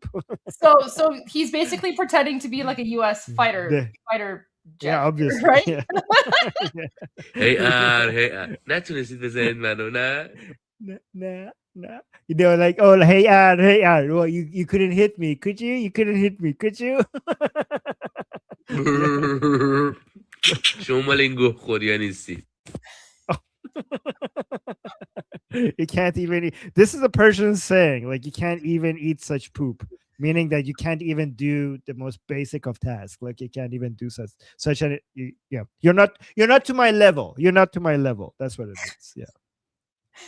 Okay. I'll share one more and then we'll go to the serious one. اسرائیل فارسی تو Okay. صفحه تلگرام خودش نوشت از آن نترس که های هوی میکنند از آن بترس که سر به توی میکنند و بعدش هم این ویدیو رو گذاشته بود چهارشنبه هم انشاءالله چهارشنبه دوش مسوزیه و خداوند ما و قدرت دفاعی ما مؤلفه جدی بازدارنده است این مجاهدت ها نتیجهش این است که همون چیزی که حضرت آقا فرمودن که رژیم صهیونیستی رو له کرد پیام ازمایش آمادگی همه بسیجیان سراسر کشور برای مقابله با هر نوع تهدیدی است قطعا اگر جنگ هم شروع بشه دشمن با قدرت جدید در ابعاد مختلف در جمهوری اسلامی مواجه میشه Oh. Let me send you the video. Let me send you the video because like IDF Persian actually posted that video on their channel. Yeah. They're using a Persian saying, which it translates to, the meaning translates to, don't be afraid of those who are basically constantly like making claims. Like, don't be afraid of a dog that is just barking all the time without biting. Like, be afraid of the people who actually do things, right? Like, guys, that's the Persian saying. Like, that's what it means, right? Let me... Right. Okay, I can't find the video now, but it's okay. I'll share it basically later. that's what it means. Yeah. No, that's what it means. Yeah, is that what it means? Like, don't be afraid of people who just make such bold claims without doing anything about it, right? And then he shows, and then the video goes through the a collage of people, IRGC leaders making claims that they're going to do this and that, and they're going to destroy their enemies, and then the result is that they're the ones who are being destroyed. The funny part about that video, Armin, is that the IDF made that video. Yeah, Israel Farsi. Yeah, IDF made that video and they shared it on their IDF Telegram channel. Goldie, for years we have been telling Israelis that there's only one thing they're not good at, and now they're good at that. Okay, so guys, Israelis are good in science, in academia, in technology, in entrepreneurship. Not that much in sports, but in business, in finance, in arts, in comedy. They excel in everything. But when it comes to like information warfare and narratives, I was like, they're missing in action. And now they're not missing in action anymore. They're memeing the Islamic Republic out of existence. Like the meme game, like really good. Like these people know what they're doing, and they're memeing in Persian with like in a way that it makes sense to Iranians, which is really good. That's like good job. Yeah. So Armin, I sent you the link to Yeah, this video because this is like he actually sent this to me, and I think it's really important that we share this because now this is more serious. So we had a bit of a laugh because he's fantastic, but his serious videos are also really important, and this is going to tie into what we're going to talk about next, which is the missile cities. Okay, because we have recently found out about this. So let me just play this, and then I sent you the link. So while I'm playing this, if you can download the Instagram video, I so just that did. then you can like translate it more easily. فقط یه شهر موشکی عادی نیست. این So guys, just read the captions for now, and then Armin's going to translate this. شهر دلیل بی‌آبی و نشستای اصفهان و یزده. دلیل بی‌امکاناتی و محرومیت بلوچستانه. دلیل خوش شدن زاینده رود و دریاچه ارومیه است. باعث به وجود اومدن کودکان کاره که کل حقشون رو خرج و بمب و موشک و کوفت و زهرمار کردن. شهری که زیر کوههای گرانیت ساخته شده و مترو حمل موشک داره. به جرئت میشه گفت جزو مخوف‌ترین شهرهای موشکی دنیاست. این برای من به این معنی که جمهوری اسلامی ایران رو میتونست بسازه اما نخواست. میتونست فقر رو ریشه کم بکنه اما نکرد. این همه سرمایه قراره به زودی مثل فردا دود بشه بره هوا. آخوندی که تا دیروز آفتابه هم دستش نمیدادن، یک کشور با حداقل 2500 سال تمدن دادن دستش با کلی سرمایه، چنان مردمش رو به خاک سیاه نشون که گمون نکنم تا هزاران سال دیگه کسی فراموش بکنه که اینا با این مردم چی کار کردن و چه جنایتایی که نکردن. جمهوری اسلامی که فقط غارت و ترور کرد و دروغ گفت، هنوز برای یه سری کشورهای به اصطلاح جهان اولی قابل قبوله. یه سری افراد مفخور و کم عقلم پیروانشونن و تنها میوه‌ای که این 47 سال داشته جز ظلم و سرکوب 5 نسلی نبوده که میتونست ایران رو جزو 5 کشور برتر دنیا کنه، اما چیزی به جز ناامیدی و بی‌امکاناتی و توسری نصیبش نشد. آره، این فقط یه شهر موشکی عادی نیست. این سرمایه 80 میلیون ایرانیه که 47 سال به اسارت گرفته شدن و زندانی شدن، کشته شدن، زجر کشیدن و البته برای بار سوم به لطف جمهوری اسلامی دارن جنگ رو تجربه میکنن و هیچی از آزادی و طعم زندگی واقعی نچشیدن. خواننده ایران جاوید شاه. این Wow, that was a very good video. That actually explained a lot of the things that we needed to explain regarding these missile towns already. So that was really good. Yeah, and he did an excellent job, which is why I think it's great to share his video and talk about it because now people can hear it from others as well, right? So this is an excellent way of showing everyone that when Armin and I share something with you, or when we talk about something, like this isn't just my opinion or Armin's opinion. This is the opinion of like the vast majority of Iranians, right? Like 80 million Iranians. So and this is why we do have a lot of support from Iranians, and you might not necessarily see them in the chat, but they are watching, and we are very grateful for their support. And so we try to feature as many voices as we can so that you guys can see how united we are. So all right, Armin. So to get the non-Iranians on the same page with us Iranians, let me just give you a quick understanding of what's happening here. These are missile towns, shahrakhay mushaki as they call it, that the Islamic Republic has built under granite mountains. You guys, these granite mountains, like this, no bunker buster can go through these. These were built over so many years before mammals were on Earth. These were being made, but naturally, and the way these entrances where the missile comes out of, you could bomb them to close them, but there's so many different places that they could come out of, and the launchers and the missiles are deep down under the mountain, so it's really hard to get to them, and it's really sophisticated, and it's very, very expensive, and it shows that the Islamic Republic has spent so much of our resources just building these missile towns just to be able to attack Israel and wipe out Israel instead of building Iran. So that's the context. So now let's go to the video. این فقط یه شهر موشکی So it's saying this isn't just your average که عادی نیست. این missile city. It's the reason. شهر دلیل بی‌آبی و نشست It's the reason for the water shortage and اصفهان و یزد. And land subsidence, land subsidence You could just in say Islam. like land degradation. Degradation, yeah, when their land falls, yeah. In Isfahan دلیل بی‌امکاناتی و and Isfahan and Yazd. It's the reason for محرومیت بلوچستانه. it's for the lack of facilities دلیل خشک شدن زاینده and deprivation in Baluchistan. It's رود the و دریاچه ارومیه است. it's the reason the Zayan Derud River and باعث به وجود اومدن and Urumia Lake are drying up. کودکان کاره که کل It's what's causing child labor حقشون رو خرج as their entire dues بمب و موشک و کوفت و are spent on bombs, missiles, and زهر مار کردن. شهری and God knows what else.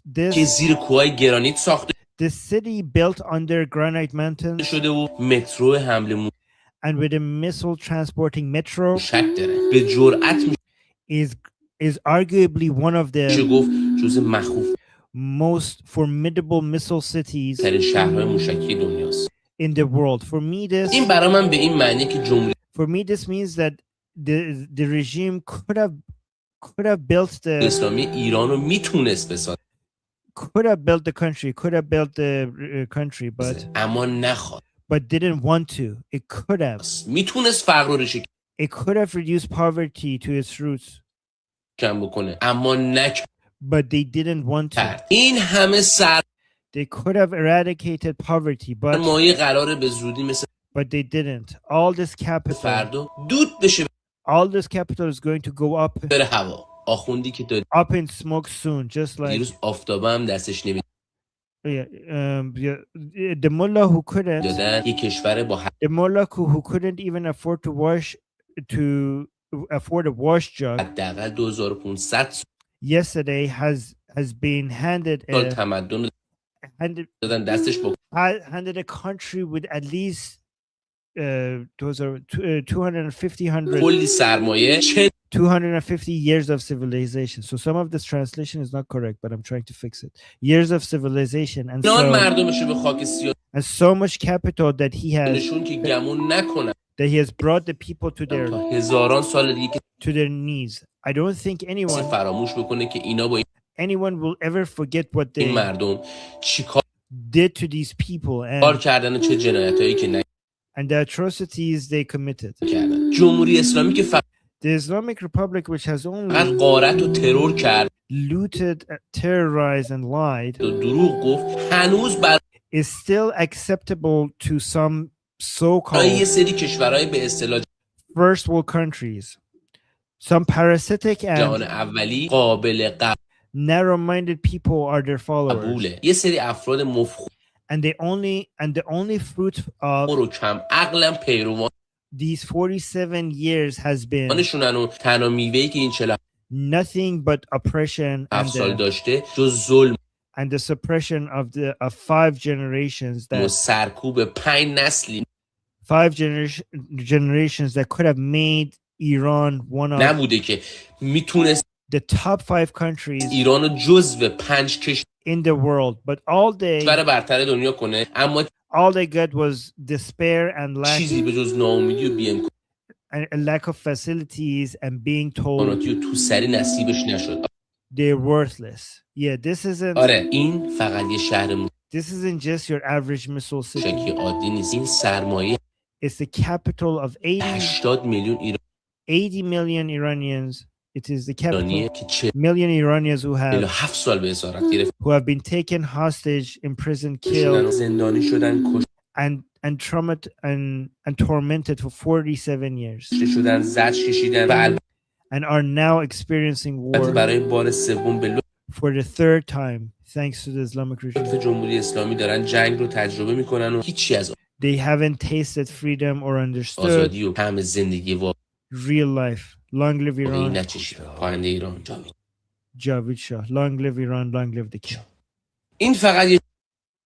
Yeah. guys, if look at this, like, I don't know if people understand how big of a deal this is. They have metro stations. They have like I don't know what to call it. They like have sophisticated railroad. underground subways that connected. Guys, think the underground tunnels in Gaza, but even worse. With Even more railroads. sophisticated, even bigger, with freaking railroads and subway stations.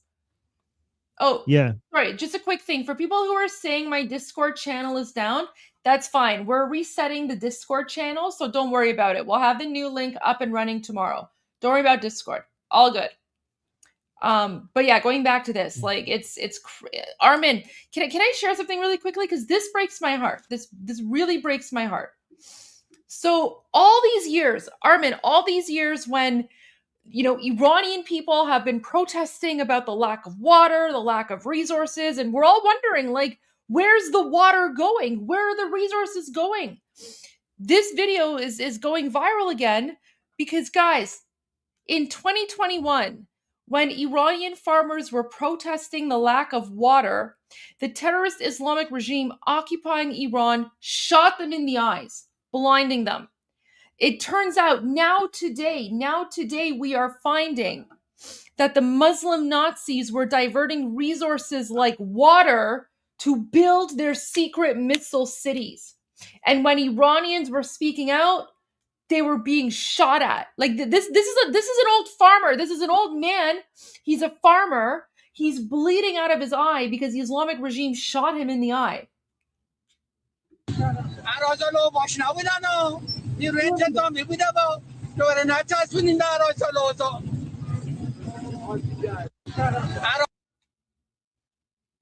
And we spoke about this, like we raised awareness about this in 2021. We've been raising awareness about all of these things. And all of us have been like, what is happening? Where's the water going? Where are the resources going? Why is nature being destroyed? Armin, do you understand what's going on? Now we know why the Islamic regime has arrested environmentalists. Yes, yeah. Like I'm pretty sure I've posted about like environmentalist. Yeah. Exactly. I know I've done something. Like I have to find like my old posts, but guys, there are so many like nature hikers or environmentalists or whoever that have been arrested by the Islamic regime, and we had no idea why they were being arrested. And accused now of being spies, Zionist spies. That's what they were accused of. And we were all just like, why are they arresting the environmentalist environmentalists and accusing them of being spies? It turns out whenever like a nature hiker got too close to a missile city, they were either arrested or shot to death. And this has been going on for 47 years and we didn't know. Anyway, sorry. Back to you, Armin. No, like on point. That was really on point. And look at I will show you a video of what this looks like. But the way that this works, guys, is that they put the missiles on these launchers, and they also move the missiles around with these, I don't know, these railroads that they have down there. Again, this is a very simplistic version of what's happening out there, right? But they move around in there, they move the missiles, and they bring the missiles out, and the launchers will come out and they will launch, and they try to get the launchers back inside the missile city. And guys, when we say city, that's not an exaggeration. These things are big as towns, at least. They call it Shahrak. There's a reason why they call it Shahrak. And look at this video. This is a good video for you guys to see what this looks like. So Goldie, this predates AI. This is an older video, and so I know this is not AI because this predates when we had like these AI videos. So watch this. Like to سرشون.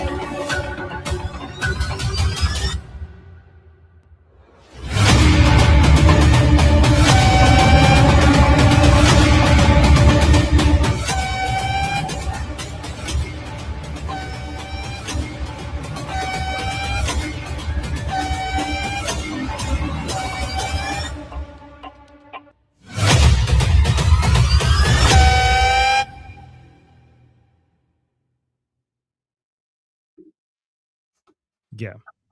You know, children in Iran don't have proper education. They're starving. And look, the Islamic regime has spent billions and billions of dollars on these underground tunnels. And you know what? Screw everyone who says, oh, this is happening because of the sanctions. Really? Really? The sanctions? Well, This is happening because of the sanction relief by Obama. The funding for all of this came from the removal of the sanctions. Yes. And on top of that, everyone who's like, oh, Iran is poor because of the sanctions. Really? So if Iran is so poor, how the hell have they been able to spend billions and billions of dollars building these underground missile cities? They have destroyed our environment. They have destroyed our country. They've wasted Iranian money on their terrorism. 90% of everything has gone to their jihad and their weapons and their missiles. They're evil. They're pure evil. Meanwhile, like Armin, look at this video. I have to share this video. Okay. It's such a heartbreaking video. Where is it? It's one of the most heartbreaking videos. And, you know, no one's talking about this. Right? All the woke lefty hypocrites. No one's talking about this. These are school children in Minab. This is years ago. Okay? This is years ago. The ceiling of the school fell on the children because there was no government funding to maintain the school. There was no government funding to maintain this children's school because the Islamic regime has been using all the money to build their terrorist tunnel networks and missile cities and their Durka Allah Akbar garbage jihad. So here's footage of this children's school in Minab. And just look, this is right after the ceiling fell on them. Look at them. Fine.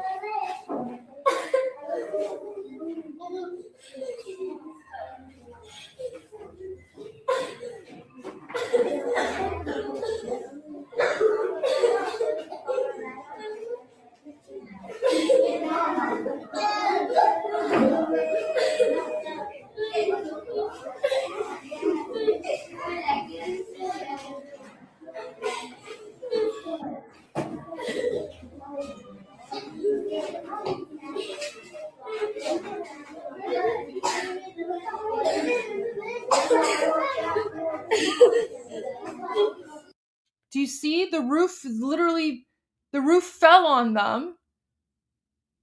No one cared. Where all of these hypocrites, every single one of these garbage hypocrite people who right now are like, oh, what about like this attack on the Minab school, right? Which is Islamic regime propaganda, by the way. Where were they all those years ago when the roof fell on these poor innocent children because the Islamic regime is not contributing to infrastructure? Instead, the Islamic regime has been wasting the Iranian people money on terrorism. So shame on anyone who is not supporting the Iranian people right now. Shame on you. Because if you didn't speak up then, but you're only speaking up right now because Israel and the United States are involved, you are a hypocrite. You are supporting the Islamic regime and you have a VIP first-class ticket to hell where you belong.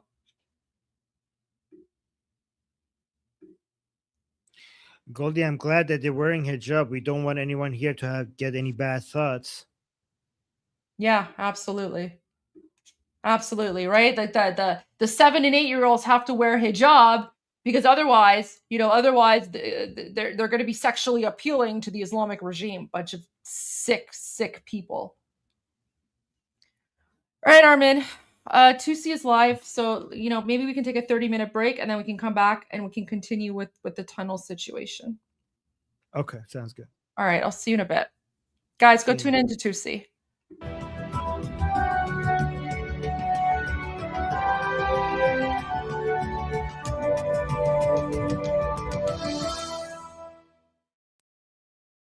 Welcome back to 2C TV, ladies and gentlemen. I'm Maya 2C, and this is your global news channel. We come to you guys with some breaking news coming from the conflict in the Middle East. As we reported earlier on, and yesterday as well, the United States have deployed the army unit. One of the things actually we're going to discuss is the reaction from the regional partners and the allies when it comes to the deployment of the troops, the ground forces. Having said that, a lot has changed over the last few hours, and that includes the location of strikes. Now, we're going to give you guys the latest videos and statements from this war. Before we begin, a massive announcement. Right. On 2C Store, we have a new addition. Who's ready for this? You can now officially pay using Apple Pay and Google Pay. Finally, after a huge amount of emails and comments from you guys, we have finally added Apple Pay and Google Pay and everything else. So you can go to 2cstore.tv and get whatever you want. All right, let's talk about what the Israelis are up to. And then we're going to talk about the US forces and the reaction from the IRGC, who have now, it's Ghalibaf, the so-called Speaker of the Parliament in the Islamic Republic, who has said that we are ready for a ground invasion. But let's go to the Israelis. They've been hitting Mashhad in the northeast of Iran, the second largest city that saw a huge wave of uprising over the last couple of months. This is the first time we are seeing huge strikes in Mashhad. Let's go to this video first. This is from 9:30 p.m. local time in the city. The man filming this from his window saying they've hit Mashhad, several very loud explosions, and there are also people in the area who can be heard saying, well done to the IDF. مشهد امروز زدن مشهد 5 فروردی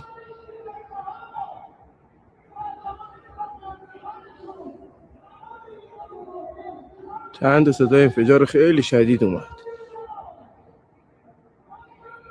It's interesting because Mashhad is not too far from the border with Afghanistan. The Israeli Air Force have also been hitting the border between Iran and Afghanistan. The border force have been hit, and major government sites have been hit, and also mosques. We're going to explain what's going on with the mosques in Mashhad, including one of the major mosques that we have. We also have an update coming from our sources showing the airport in Mashhad, right next to the airport where the IRGC had a weapons depot, have now been flattened.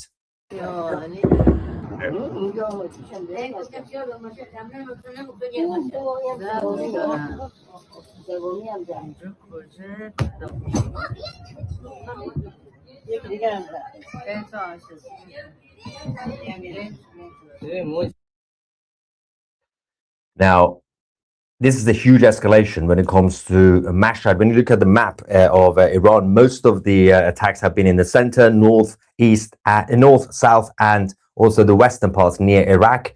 But now we are seeing the eastern parts, specifically northeast of Iran, getting hit. This is a political decision because of all the speculations we've had this week in terms of so-called talks that are not actually happening. We do have some update on the so-called negotiations.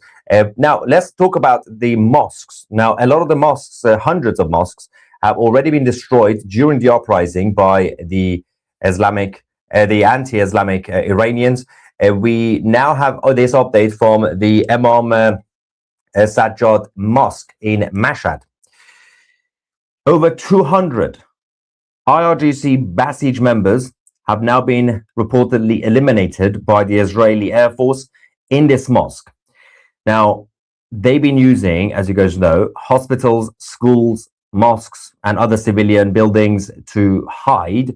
Schools are getting hit, rightly so. Obviously, they're empty. There are no civilians, there are no children at school right now. Schools are getting hit. Mosques are getting hit now. There are no longer safe havens for them. The only place that is obviously tricky, you can't really hit, is hospitals, because there are still patients there. You can't really hit civilians. That will be slightly very evil. And that's not happening. One of the main reasons that they have escalated this is because the ground militants in Tehran are in hiding. You guys know that they are in tunnels and on the bridges, sleeping in cardboard boxes, as we showed you. But in other major cities, including Mashhad, they have not been touched. And now they are touched. Now, we also have some more updates from our sources in Iran. Before we do that, I was informed earlier on by one of you guys, and then our team went and found the footage. Yesterday, on Tim Pool's podcast, the Timcast IRL, 2CTV was mentioned as an obscure YouTube channel that doesn't know anything about Iran. Apparently, we don't know anything about Iran. They were saying yesterday during the show, this is fascinating. If you guys remember, there was this fake news speculation that came out saying President Trump has already spoken to the parliament speaker in Iran, Ghalibaf, and he's going to install him as new leader. Of course, Ghalibaf came and said, whoa, what are you talking about? And he's obviously now in charge of the attacks against the Americans. But these guys were talking about this, saying 2CTV doesn't know what he's talking about, and we know what's going on. This is what happens when you get your news from the mainstream media and social media hacks. Let's watch this moment quickly, and I'm going to give you my reaction. That problem too. Let's grab one more. We got Grandma. It is. Only 3 to 4% of Iran's population support the IRGC. All opposition factions have agreed Crown Prince will lead the transition government. Watch 2CTV to get educated on the immortal guard. The Crown Prince isn't coming back. The president says that he wants somebody from in Iran, not somebody from Virginia. And Trump has been talking about the parliamentary speaker, I guess. Yeah, as somebody in Iran. You guys are idiots. You're not watching this really obscure YouTube channel for what's really going on in Iran. All right, guys. We are going to go to... Wait, listen to him again. The guy, I have absolutely no idea. I literally have no idea who this person is. The guy who said this. Idiots, you're not watching this really obscure YouTube channel for what's really going on in Iran. All right, guys. And then the other guy who I don't know who that, I know Tim, but that's it. The other one who looks like a Persian nightclub owner from the 1970s with a mustache. They were so confident about that they know the facts, that President Trump is talking to someone in Iran. It's Ghalibaf, the parliamentary speaker. And then obviously 10 minutes later, it was debunked because that was fake news. But apparently we don't know anything. 2CTV, this channel that gets over 1 million views a day, is respected around the world because of our connection to sources globally. We've interviewed political and cultural leaders from different countries and different governments. We get referenced even by the stupid mainstream media because they are so weak and stupid that they have to ask us and me personally about what's actually happening, not just in Iran, but geopolitically in general, and my own personal connections and roots and knowledge about Iran. But sure, I don't know anything. This channel continues to grow rapidly every day, meaning the market, free market approves. If you don't do a good job, you lose viewership as a news channel.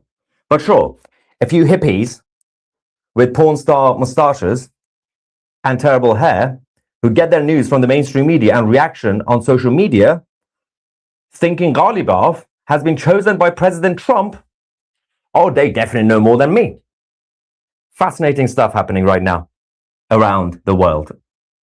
Let's go to the rest of the update. The US Central Command have released the latest video statements. This is the footage showing massive airstrikes by the Americans on Iranian underground ammunition depots. This was actually near Bandar Abbas, which is in the south of Iran, the main port, near the Strait of Hormuz between the Persian Gulf and the Gulf of Oman.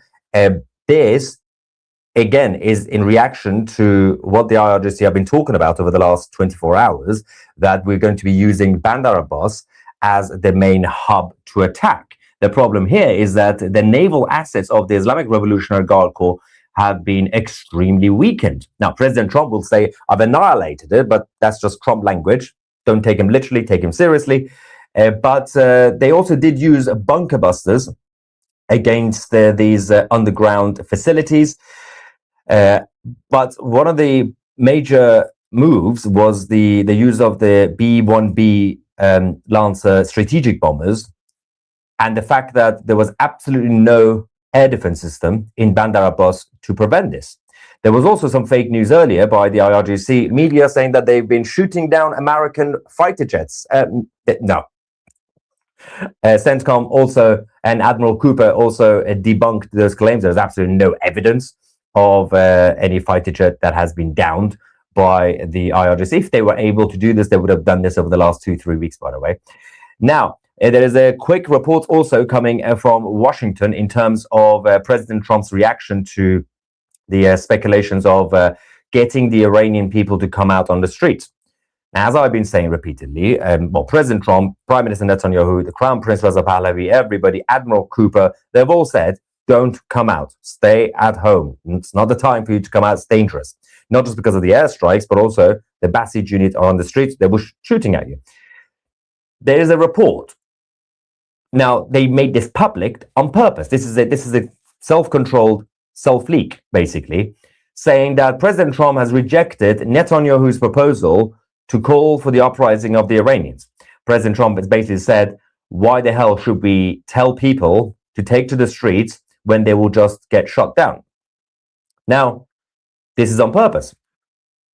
Otherwise, why would anybody randomly leak this alleged conversation between Trump and Netanyahu? This is a message that is still ongoing. The operation is still ongoing. Now is not the time for you to do so. There was also a lot of conversations, as I've been saying, that you can't just continue strikes. You can't just keep hitting and hitting and hitting and expecting regime change. That's not how regime change happens.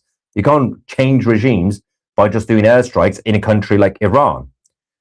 You need people on the ground to take action at some point. You also can't send American troops and drop them in the middle of Tehran, the capital, ground troops. That is a terrible idea. It's not going to work. The ground invasion, any sort of ground invasion operation, and we're going to talk about Kharg Island again, that's a very specific operation when it comes to the ground invasion. The rest of it is up to the armed forces who have defected in Iran and the Immortal Guard, the Iranian people basically who have created their own paramilitary group under the leadership of Reza Pahlavi. Now, according to Ghalibaf, the Speaker of Parliament in the Islamic Republic, who, according to the experts on Tim Pool's podcast, yesterday he was picked as the new supreme leader, and then obviously 10 minutes later that was debunked. He has now said, based on some data that we have, Iran's enemies, with the support of one of the regional countries, is basically indirectly accusing Saudi Arabia and the UAE, are preparing to occupy one of the Iranian islands. All enemy movements are under full surveillance of our armed forces. If they step out of line, all the vital infrastructure of that regional country, without restriction, become the target of relentless attacks. Now, they can't say this about Saudi Arabia. That's why they could never name Saudi Arabia, because Saudi will destroy them. They are primarily talking about the United Arab Emirates. They've also said earlier on their TV, as we showed you, that they have been threatening to take UAE and Bahrain. They want to take the coastal countries. But that aside, this is the guy who, according to Tim Pool's podcast people, has now been picked by President Trump. He's going to destroy UAE and the Americans. Now, obviously, that is a big bluff. But there is some movement by the IRGC military towards Kharg Island and towards the southern parts of Iran, which I'll explain in a second. But first, we're going to go to the White House and Caroline Leavitt, the press secretary, who explained that President Trump does not bluff. I mean, he does bluff, but and he's prepared to unleash hell on the IRGC. That's why you're beginning to see the regime look for an exit ramp. They recognize they are being crushed, their ability to attack American and ally forces, as well as their ability to defend their own territory, is dwindling literally hour by hour. President Trump does not bluff, and he is prepared to unleash hell. Iran should not miscalculate again. Now, someone says, Tusi, I'm a US Navy veteran. Oh, thank you. Retired. Thank you for watching and thank you for your service. Senior citizen and paid member of your podcast. Thank you. Although we don't do podcasts. We do have a podcast on 2CTV Plus called 2C Talks. But yeah, there are enough podcasts out there with expert opinions, apparently. And can't wait for your podcast daily. Yep. Those three F-tards don't have a clue. Love your shows. Thank you, sir. Thank you for your service. In terms of the speculations about the ground invasion, because again, there's still no guarantee, but the IRGC says, oh, it's going to happen. We know it's going to happen. And we're going to stop it, apparently. Nancy Mace, Representative Nancy Mace, earlier on posted on social media saying, I've just walked out of a House Armed Services briefing on Iran. Let me repeat, I will not support troops on the ground in Iran, even more so after this briefing. Now, she didn't directly say anything, but everybody has been speculating, saying, well, that language that she just used, that means that she was told that ground invasion is definitely happening. Now, I think conversations about ground invasion would come up, and obviously representatives will bring it up. She probably asked about it. But a House Armed Services briefing, they are not going to confirm the actual military plans with representatives, whether it's Nancy Mace or anybody else, whether it's a Republican or a Democrat. But everybody's been going around saying, well, because Nancy Mace said this, then they're definitely we're going to have the ground invasion. You could have it, but that doesn't actually prove anything. She probably, and her colleagues probably asked about it, and there was some sort of non-answer, and they're not too happy, and they're speculating, and everybody's now speculating based on them speculating. Anyway, let's go to, as I said, the border between Iran and Afghanistan. This is the major development. The Israelis have now taken it to the next level in terms of the hits. This is in Taiwan. Let's have a look quickly, then I'm going to explain what's happening.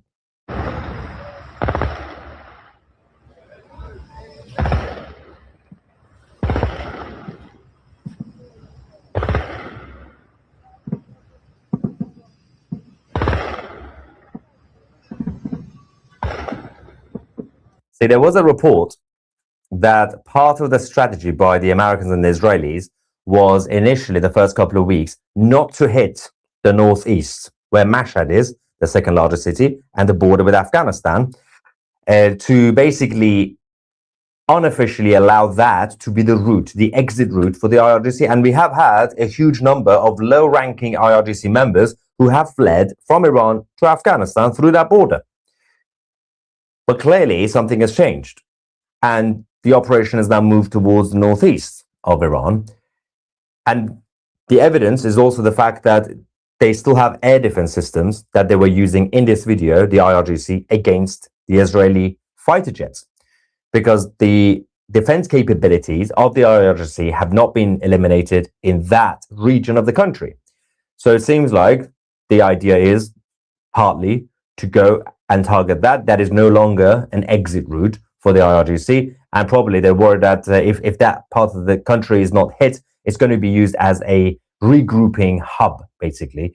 But there's also a lot of other weird speculations on social media. Again, self-appointed experts who apparently know more about this than even President Trump.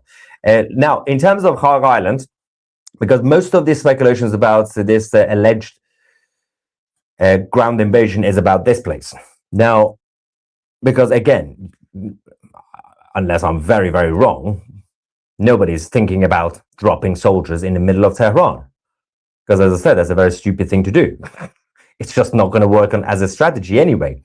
But Hog Island, strategically, militarily, in terms of resources and symbolically, is a very important place. And it's also not too far from Bushehr, which is a good entry point if you have to do something afterwards.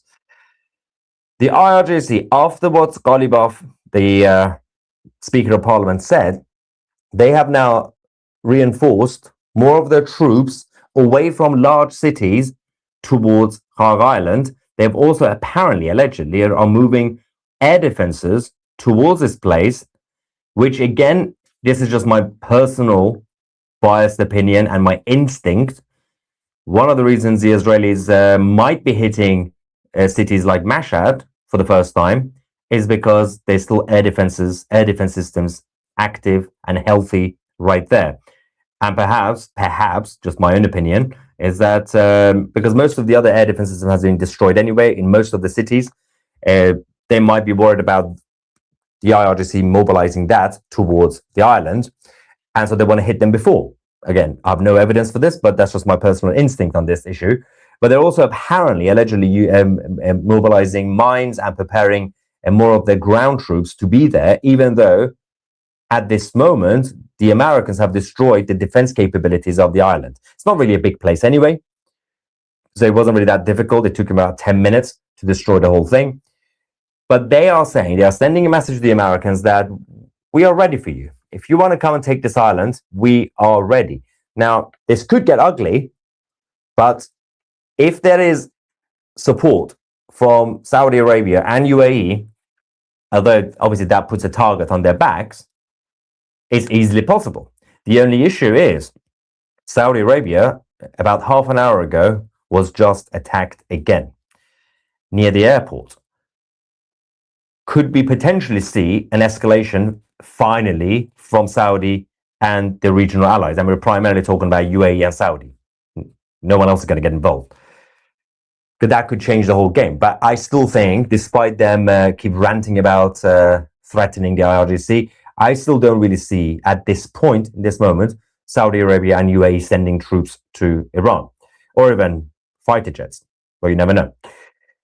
Massive explosions continue in the city of Mashhad by the Israelis, and the United States have also hit some of the regime positions just outside of the city.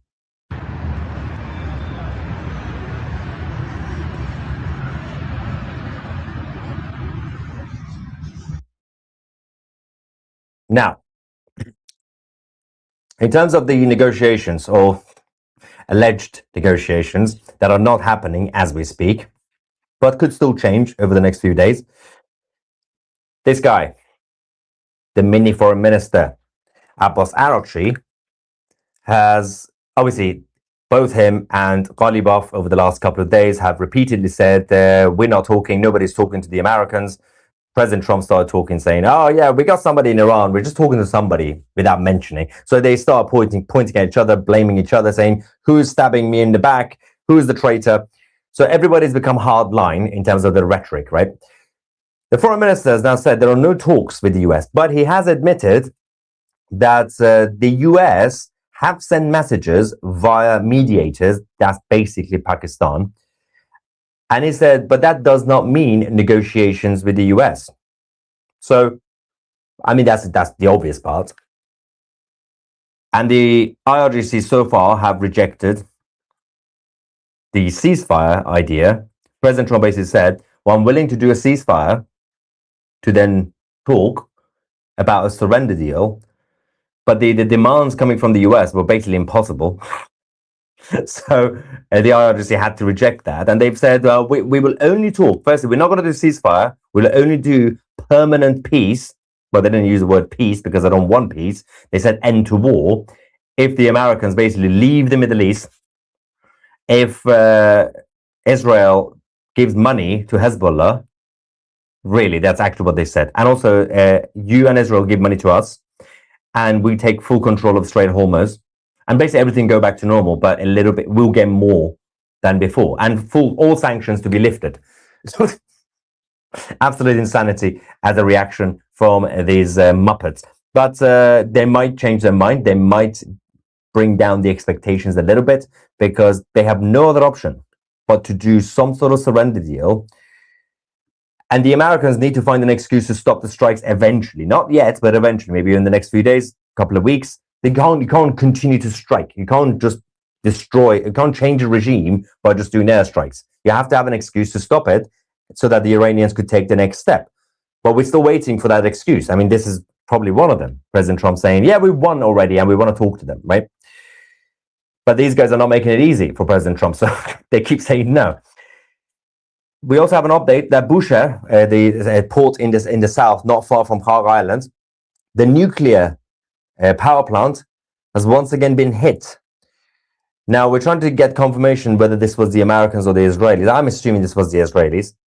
The previous one was also the Israelis. And the Russians, obviously, this is a major base for the Russians. They have a lot of workers in the power plant in Bushehr.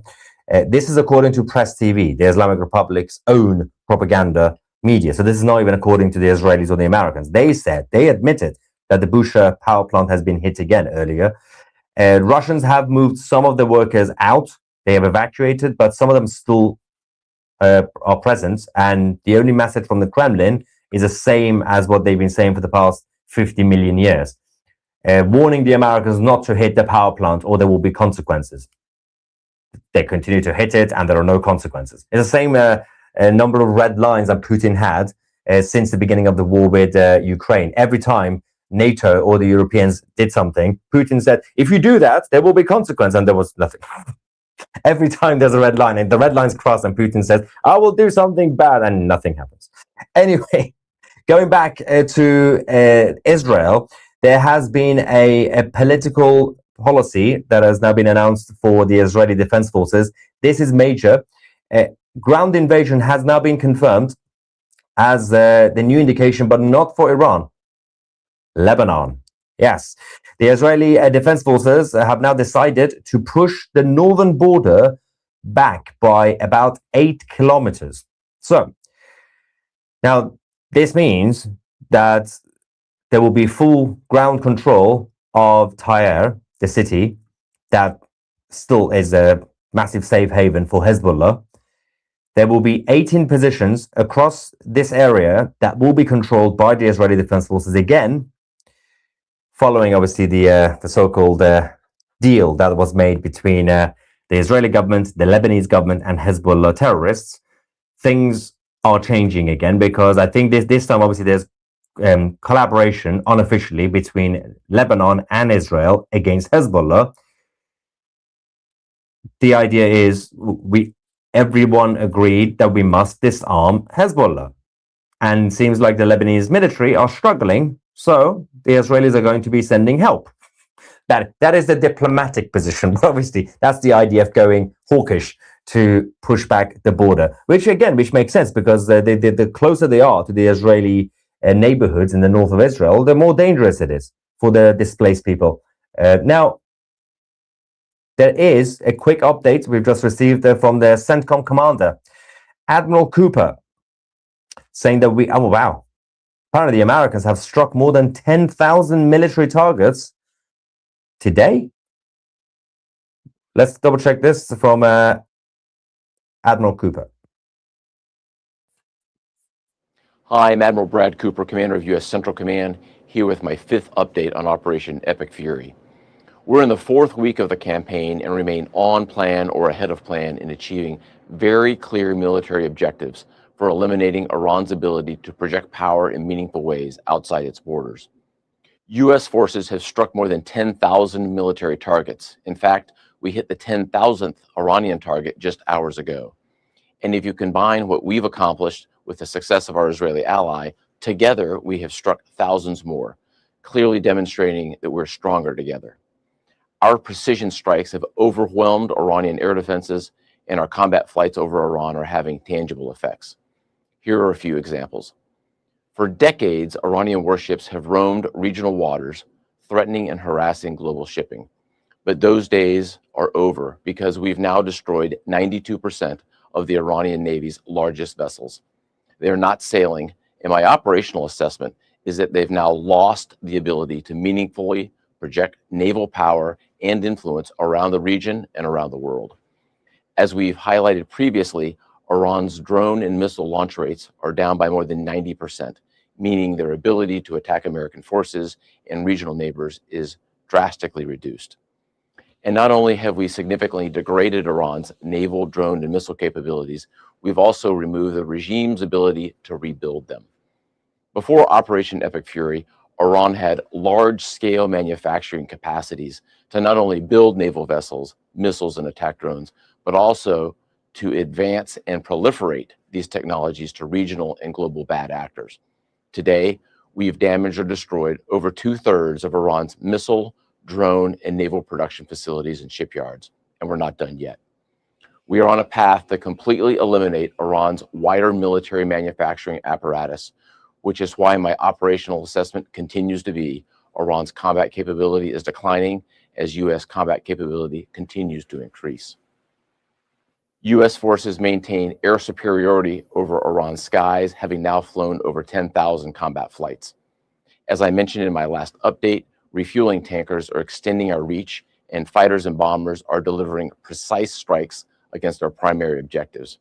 Let me highlight our B-52 bomber force, which is executing a high volume of strikes into Iran and demonstrating our unmatched dominance in the air. Now in their 8th decade of flight, our B-52 bombers are executing strikes into Iran with up to 70,000 pounds of munitions on each mission. Our B-52 pilots and aircrew embody the courage and resilience of the more than 50,000 American sons and daughters serving in uniform during this operation. There is no adversary too determined, no mission too difficult, and no task too great for our soldiers, sailors, airmen, Marines, Guardians, and Coast Guardsmen. I just could not be prouder of our troops, and I know the American people share that same pride. Thanks so much. Godspeed. Absolutely. Brilliant. 10,000 positions. Okay, so I'm going to quickly go live to Beirut, and then we're going to get some quick reactions. I think there is a quick update coming from the United Nations. Okay, apparently we have to care about the United Nations suddenly. What is this? Oh, okay. I mean, I don't think anyone's going to be surprised about this. Guess what the UN is saying? The head of UN, Guterres, has now said, end the war immediately. That is the direct quote. 4 words. End the war immediately. Yeah, sure. Sure, sir. Absolutely. That's how it works, apparently. Crazy people. All right, let's have a look. Is there any city yet in Iran that the Iranians control and no longer has any IRGC message? Nobody controls anything yet because everybody is at home. They've been ordered to stay at home. But the IRGC Basij members and the checkpoints have been abandoned in most of Tehran, not all of it, most of Tehran. And the rest of them are hiding in tunnels. And they're not underground tunnels, they're actual tunnels for cars. So it's not that much of a secret sort of conspiracy theory. Praying for you and your family to always stay safe. Can't imagine getting my news from anywhere else. Thank you so much. The thing about what that the weirdo, who I have absolutely no idea who it is, on Tim Pool's podcast was saying, when he was basically insulting this channel, that we always obviously provide evidence for everything we report, compared to random opinions that you would get on social media and presented as news on a podcast. Technically, they're insulting you guys. They're insulting every single person, millions of people who watch this on a daily basis, saying you guys are stupid. That's the real attack. So I shouldn't be offended. You should be. Timple is a tool bag. He doesn't know. To be fair, it wasn't him that attacked. Although he did incorrectly say as a mistake that Ghalibaf has been chosen. He's been talking to President Trump. Like, everybody debunked that, including Ghalibaf himself. Okay, so I think Tusi's. Sorry, I'm like in the middle of eating. Tusi's pretty much done. I think he's going to the super chats now. So, all right, why don't we continue? Because I know you had a few more videos that you want to share as well.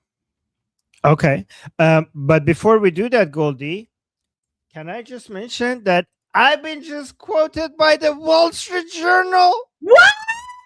Yes!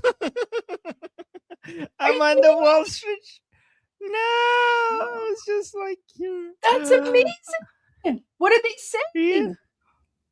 So they quoted me twice here. Oh, Mr. Navabi. Ooh, I like that. Oh, Look, ooh. very professional, Mr. Navabi. Yeah. So this is the whole article. If you guys I'm gonna put the link in the chat. Why don't you read it for us? Well, I want people to go read the article. I could just read the parts that is my code because I want people to go click on the article. No? Okay. Or do you want me? Up to you. Up to you. Yeah. So, guys, the link is in the chat, but I'm just gonna read only the parts that have been quoted.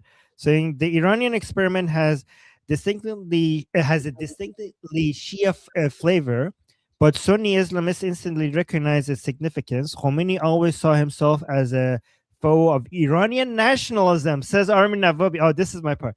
Khomeini always saw himself as a foe of Iranian nationalism, says Armin Navabi, an Iranian Canadian author and activist, in a phone interview from Vancouver. The regime's goal was to transcend the nation and foment Islamic revolution whenever possible. So that's the first place I was quoted. And then the second place I was quoted is here. The biggest beneficiaries of the end of clerical rule would be Iranians. And here's my quote. Iran's biggest resource is not oil and gas, it's the Iranian people, Mr. Navabi says. Whoa, Mr. Fancy Pants. Guys, pack it up. Armin's too big for us now. Armin's like a rock star. Guys, Armin's moving up in the world.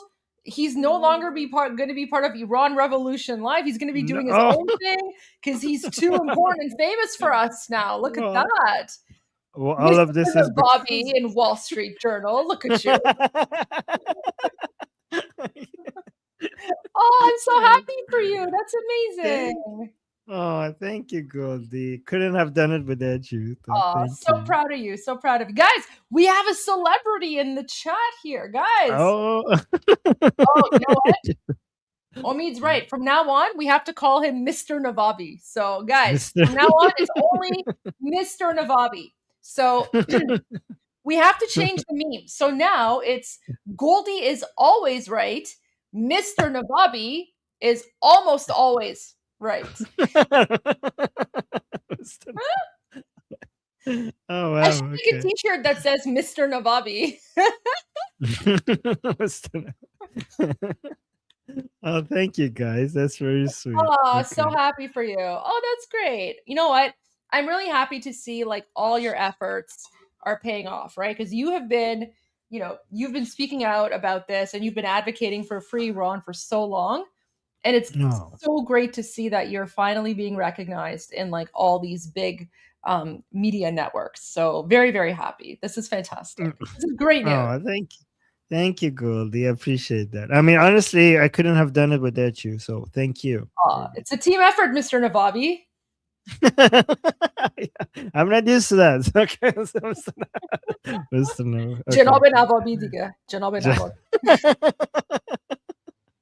Wow. Okay. All right. Okay. So should we go back to the Missile City? Yes. Let's talk about this because it's super messed up. Yes. So, Goldie, I don't know. So, if we ever showed this on this channel, but a couple of years ago, before any of this happened, we had this video of this company, this guy, who was hired by the IRGC to build the door to one of these missile cities, and this is supposed to be the classified state secrets. And as a way to advertise his services, he just posted it on Instagram. So, are you serious? Yeah, this guy. Did they like chop his head off or something? I don't know what happened to him, but he was like, yeah, I make doors. I'm good with safes. Like, look, I'm building a door to the missile city of the Islamic Republic. So because of him, we have some more videos of the entrance, one of the entrance doors to these missile cities. So we could watch this. This guy literally posted all of this on his Instagram, and this is not even a government worker. This guy was a private contractor that the IRGC just hired to do this, and he was like, as a way to advertise his work, he just posted all of this. So we could watch this. Wait, maybe I should. Is the music? Yeah, I'm gonna mute it. This is for sure copyrighted music. So, guys, you see the curve?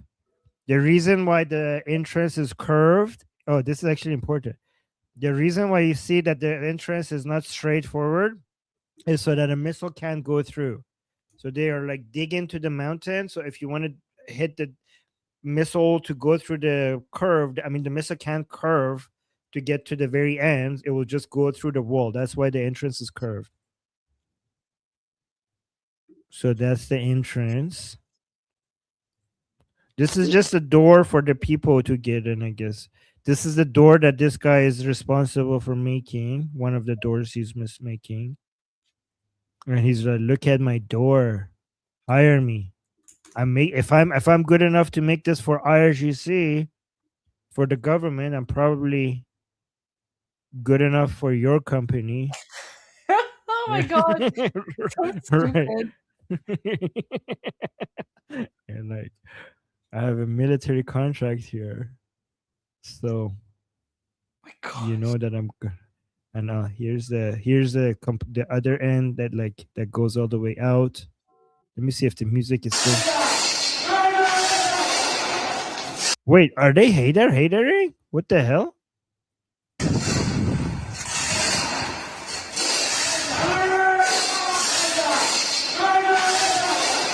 Oh, they are Are they hatering, guys?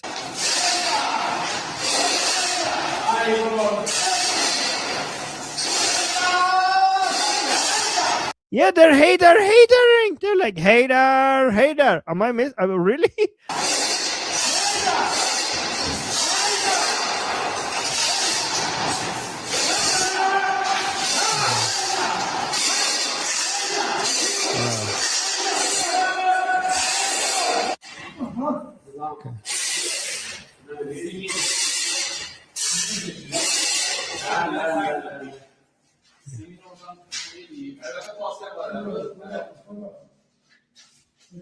All right. Crazy. Yeah, so this was when this happened, like a couple of years ago, this was big news because a lot of Iranians were laughing at them. They're like, well, thank you for all the intel, I guess. You know what's Thank you crazy? for sure. Yeah. Well, the intel, I mean, but you know what's crazy? Did you see the video from CNN? Which one? So I uploaded this. So a few days ago, CNN, like this is what's insane. A few days ago, An Iranian underground missile city buried deep inside a mountain. A show of force aimed at Iran's enemies. A contingency plan to protect its precious arsenal from being eradicated by massive bombardment. Dozens of these subterranean fortresses are spread across the country. It's proof that Tehran has been preparing for a war just like this one for years and possibly decades. It's also from these mountain bases that Iran stores its mobile missile launchers, taking them out, firing, before hiding them back into the mountain to reload and avoid detection. The US and Israel want to destroy this threat.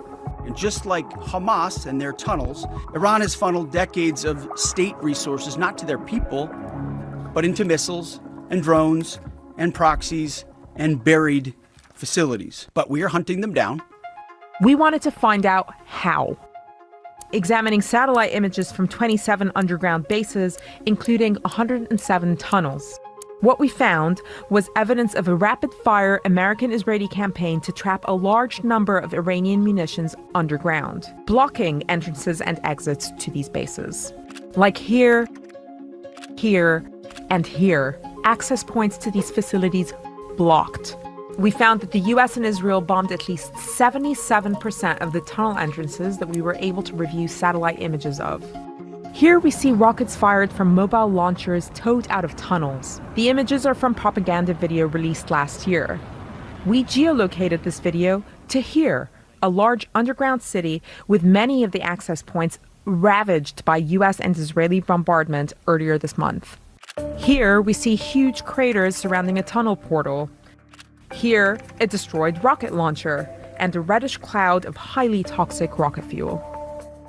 But less than 48 hours after the site was first bombed, evidence of Iranians already digging for access to their munitions underground. And this isn't the first time Iran's jumped to repair its underground facilities. Tehran is completely filled with smoke. After the 12-day war with Israel last June, Iran repaired missile production facilities, an industrial complex linked to uranium enrichment centrifuges, and subterranean medium-range missile sites, like this one, where Iran reopened access points to those munitions, again starting to repair them just 48 hours after that war ended. The US and Israel continue to score tactical successes around underground facilities, but these might be temporary solutions as Iran continues to adapt. Now, these are huge battlefield achievements by the US and Israel, heavily degrading Iran's military capability. But experts say that Iran remains resilient and has just enough munitions to continue to hit strategic positions such as oil and gas and civilian infrastructure. This adds another layer of complexity and of unpredictability to this war. Kate? Armin, how the hell did CNN find out all this info if it wasn't given to them by the Islamic regime?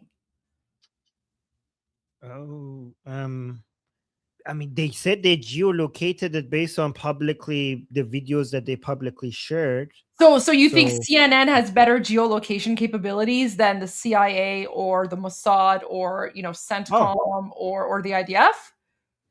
No, obviously not. I mean, I'm pretty sure the Mossad and the CIA have already geolocated those as well. But it's not like they. I don't think CNN is that intelligent. This information was given to them. Because listen to this last part. Like in the last part, she says, experts say that the Islamic regime can continue this fight for years. Which experts? Which experts? Listen. Because she just says, experts say that the war can continue for a long time. To hit strategic positions such as oil and gas and civilian infrastructure. This adds another layer of Israel, heavily degrading Iran's military capability. But experts say that Iran remains. Which experts? She doesn't say which experts. She just says experts say that Iran can continue the war forever or something. Battlefield achievements by the US and Israel, heavily degrading Iran's military capability. But experts say that Iran remains resilient and has just enough munitions to continue to hit strategic positions such as oil and gas and civilian infrastructure. Which experts? They don't say. This is pure Islamic regime propaganda. Remember, one of them is inside of occupied Iran right now, right? Yes, one of the reporters. CNN has reporters inside Iran, yeah. Yeah. So why? This is crazy to me that CNN is playing this. They have an exclusive. And then look at this. They say breaking news. So Armin, you and I, and all Iranians, right, and everyone else, we found out about the missile cities because of this, because CNN posted this breaking news a few days ago, because we didn't know about the missile cities.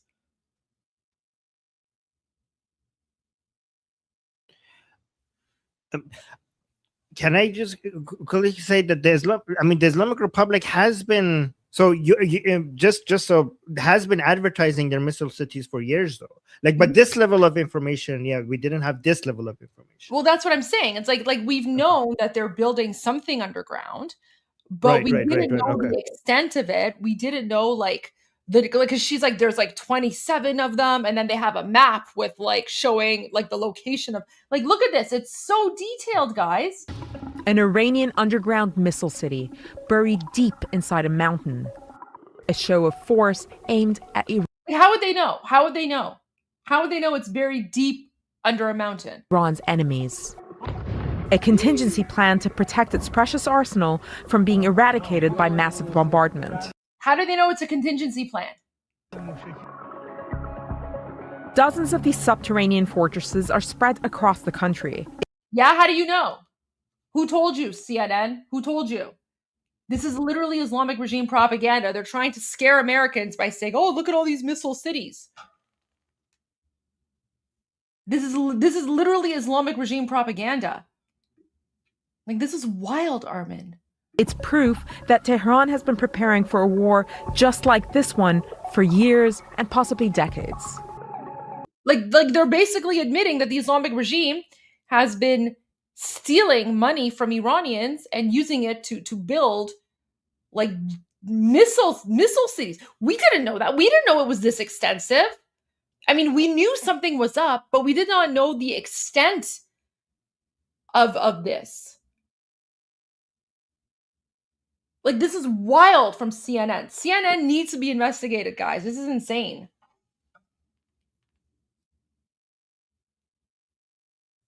They did have a video when right after the massacre of the Iranian people from inside of Iran, repeating the Islamic Republic's narrative. Remember that? They reported that they sent in, and they were interviewing people on the ground, people who were handpicked by their regime before, and only allowing their narratives to get out. So that was messed up. And then even here, 100%. And then even here, when they're like, oh, but the Iranian people's resolve is stronger than ever. Like, I don't know, whatever, like jihadi garbage nonsense they say, right? Like they just, instead of like talking about how Iranians are like oppressed and fighting this, instead they just go to this. These might be temporary solutions as Iran continues to adapt. Right? Like what? Like they're literally, Armin, they're literally sharing the footage from like the tiny rallies for like Mujtaba and the Islamic regime, right? So CNN is still trying to make it appear as if we Iranians support the Muslim Nazis and we're just like, Allahu Akbar, la, la, la, la. That's America, right? CNN is garbage.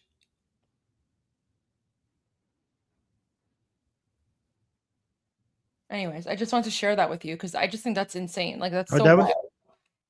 That was very interesting. Thank you for sharing that. Yeah. I haven't seen this, so this is really good. Thank you. Hadn't seen that either.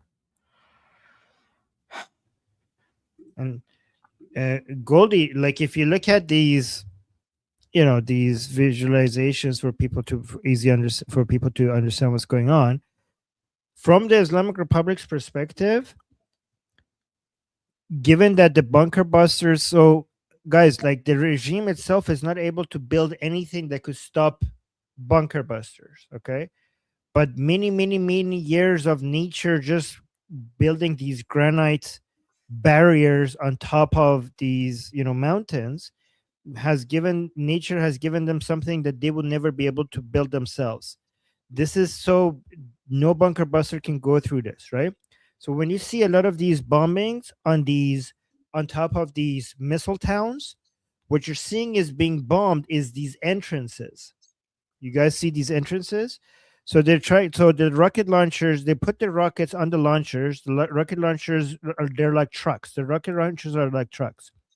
They come out of these exits, they launch the rockets, and every time a rocket launcher does a launch, it gets easily detected by a radar. So as soon as a rocket launcher starts launching a missile, there's a countdown for the rocket launcher to go back in, because it's time, like it's tick-tock, because they know that as soon as a rocket leaves Iran, the Israelis and Americans will know there's immediately where this rocket launcher is, and it's about to get hit. So the challenge for them is to get the rocket launch and get the rocket launcher, which is even more important than the missile, to get back inside. The problem is that even if it manages to get back inside, when the planes show up, they bomb the entrance. Okay, they bomb the entrance, and there's multiple entrances, and the challenge is to find all of these entrances and to shut them down so that the rocket launchers can't get out.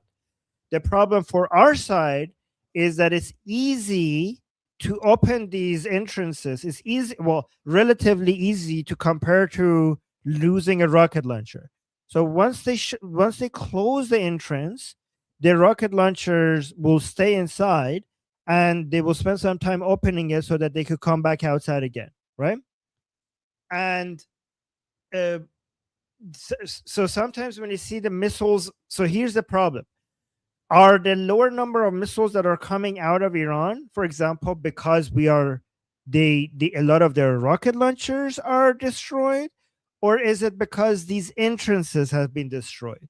Because if it's because the entrances have been destroyed, that means that a lot of the rocket launchers are okay and they're just inside and under these mountains. And once they open the entrances, they're going to be able to come back and launch rockets again, right? That's the issue. So closing these entrances is a temporary solution. And guys, this is also why the Americans are now bombing the entire supply chains and the factories that create the pieces that makes these missiles outside of these missile cities, missile towns, right? So if you can't reach these missiles, and if you can't reach these rocket launchers because they're under these mountains, what you can do is you can hit somebody in the chat is saying, we know, Armin. Well, I'm not just talking to you. I'm talking to people who don't know. Like, how is that helpful? Armin, that person's a troll. That person's a troll. I think they're in your chat. I ignore them. But yeah, they're one of the trolls in your chat. Okay, I'm going to ban them. Okay, banned. Goldie said you're a troll, so I'm going to ban you. Well, they're trolling you and they troll a bunch of people. So I don't know. It's up to you. But okay. Okay. Oh, this isn't here. I mean, that person might know, but there's 10,000 other people watching who appreciate Armin's Armin's explanation. So I mean, if you already know, I mean, here's the thing: if you know what Armin is saying, then you don't need to watch the channel. You don't need to comment. Just go for your own channel, right? I give me Duni Boy because I appreciate Armin's explanations. Oh, thank you, Goldie. I appreciate that. Okay. Okay. And so the strategy is Armin, someone is saying that he was launched out of the channel. I destroyed his supply chain of trolling. Okay. Guys, listen. Iran Revolution Live, we have our own secret underground missile city as well. And so if we see a troll, we might just launch you through our secret missile city launchers as well. So be careful. Oh, thank you. Yes. Yeah, don't tell Mr. Navabi that you know something when Mr. Navabi is explaining something to us. Yeah. You know what? Yeah, it's not Armin. It's Mr. Navabi to you.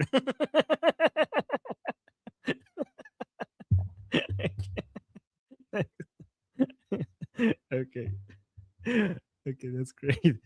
Yeah, so just quickly, I'm just going to finish this, is that you can't keep everything under this mountain. These missiles are not built under these mountains. All of the pieces, maybe they're assembled somewhere in these missile towns, but all the pieces that goes into building these missiles are built in factories all around Iran, factories owned and controlled by the IRGC. So, okay, you have your missiles under the mountain, you have your rocket launchers under the mountains, but you don't have the factories that build the pieces that goes into building these missiles under these mountains. So how about we just take those out? How about we take those out? So that's why you see one of the strategies of Americans and Israelis is to take out the factories that builds the pieces that build these missiles, right? The problem is that's a longer term solution, and shorter term, there's still a whole bunch of the missiles and rocket launchers under those mountains that can't be taken out. Some people, not me, some people, again, not me, don't come at me, are suggesting that maybe you need not a ground invasion like 2003, but like a specific small military underground military operations like Delta Force, some special operations, okay, to go in. So for example, have some aerial coverage where you could secure the area and then send some people on the ground, like just land them there somewhere to go into these mountains. I showed you the video to the entrance. Thanks to this idiot, now we see now we have information of how exactly these entrances might look like, thanks to this guy releasing the video on Instagram, and basically send some soldiers inside to just do a whole like a boom boom inside these facilities here. I don't know. Yeah. Maybe you could say, I'm not, by the way, I'm not suggesting this. That sounds, the reason why I don't like that suggestion is because I don't want American soldiers to walk into a trap. Okay, so I'm not suggesting that, but some people are suggesting there needs to be some sort of a ground operation to go inside to get rid of this missile towns. I mean, Mr. Navabi, yes, I'm sure that you know, if you know, American soldiers decide to go in or something, it won't be based off of your advice. So I wouldn't be worried about you explaining this or saying that. So I'm pretty sure. Listen, I'm pretty sure that people watch this channel both from the IRGC side and, you know, from the Israeli and you know, American side. So hi to everyone. Welcome to Iran Revolution Live. We appreciate that, you know, we're giving you all info. Use it wisely, but yes, just remember, Goldie is always right, and Mr. Navabi is almost always 100% right. Right. Yes, but don't take your intel from us, guys. Armin, I know, you know, American and Israeli intel is much more. Yeah, I was saying that for the sake of the some snowflakes that might be watching, that might get offended that Armin is saying like, "Oh, send troops into these in here." I was saying it for their sake, obviously. No, that's true. Yeah, they'll be like, "Armin, don't tell us what to do." Oh, yeah, because then they would come and they would like blame you as if like you somehow control, as if you somehow like as if like Pete Hegseth takes his like makes his decisions based on what you say. Yeah. Yeah, some people might get offended. By the way, offended that we are suggesting something like that. I was just trying to help them not get butthurt. Is that Bagheri? No, it's not Bagheri. Because is this Hajizadeh? I mean, it's a little bit pixely, but this looks like Hajizadeh and Bagheri. And if I'm correct, they're both dead. I know. Yeah, this looks like Hajizadeh and Bagheri. If I'm right, guys, the Iranians in the chat, let me know if this is Hajizadeh and Bagheri, because if I'm correct, dead. They're all dead. Yeah. They're all dead. Yeah. Dead. Did I share that weird cartoon with you? Which one? It's like the weirdest thing. Okay. Someone made like a cartoon and it's gone viral, but it's like the weirdest like jihadi cartoon I've ever seen. By the way, the Iranians in the chat confirmed that I was right about who these two people are, and yes, they're all dead. Okay, so guys, everyone in that video is dead. I love that. What is this, Goldie? What have you found for us? I don't know. It came across my For You page. Like, it came across my feed. Read the like, translate the thing, though. جمهوری اسلامی توسط اینفلوئنسراش رسما کسخود شده رفته تو فاز مارول رفته تو فاز I don't know. Okay. I don't know what to say. It's like the Islamic. Yeah, so it's saying, like the caption says, the Islamic Republic has been under the influence of its own influencers and is now completely retarded, and it's now thinking like this is a Marvel movie or something. All right, let's watch this. What the hell is this? My name is Khaybar Shekan. It means fortress breaker. I'm a solid fuel ballistic missile made by Iran. And right now, I am going to show you how I break forts. Unveiled in 2022. Iran has hundreds of me, and nobody knows where. My launcher is intentionally designed to blend into civilian traffic. It looks like a commercial cargo truck. Now, isn't that a war crime? That's a war crime. Yeah, like when they say my launcher is intentionally designed to blend into civilian traffic, that's literally a war crime. Like, are we? And Goldie, it's also racist. This is a racist missile because it's saying like, my name is Khaybar Shakan. It means fortress breaker. Which fortress? Which fortress was Khaybar? The Khaybar was the fortress of the Jews back when Muhammad was killing Jews. It's not just any fortress. It was Jews back when we didn't even have Zionism. This is not about Zionism. It's about building and killing Jews. Racist missile. Fortress Breaker. I'm a solid fuel ballistic missile made by Iran. And right now, I am going to show you how I break fortress. Unveiled in 2022. Iran has hundreds of me, and nobody. Wait, Goldie, they don't even know how to drive. Look at this. These people are trying to. 22. Iran has hundreds of. This is like a weird version of like the Disney movie Cars. Like this is Cars gone jihad. Cars gone hey dad, right? Dad. Yeah. This is Cars gone hey dad. Oh my gosh. Yeah. Me, and nobody knows where. My launcher is intentionally designed to blend into civilian traffic. It looks like a commercial cargo truck. Now, let's pay a visit to my very longtime friend, Israel. Hey, anyone here? You again? Let me teach you a lesson. You say this every time. That's not possible. How? Fire again! Fire again! I have unlimited intersectors. I will not stop! I didn't know you were ready to spend that much money on me. I'm flattered! How much do you even cost? That is classified. But I promise it is less than you. Much less. To improve reliability, Israel fires 2 to 3 interceptors per incoming missile. That is $2.5 million per interceptor. And during this war, Israel deployed hundreds. Do the math. And I am still being launched. So tell me, who is breaking whose fortress? Tell me! Well, honestly, given the size of the Islamic Republic's economy, that's actually less affordable for you than those missiles are to Israel. Deployed hundreds. Do the math. And I am still being launched. So tell me, who is breaking whose fortress? Tell me! Follow Wartune. Every day, a new weapon, a new story. Okay. Well, thank you for admitting that you're poor and you can't afford.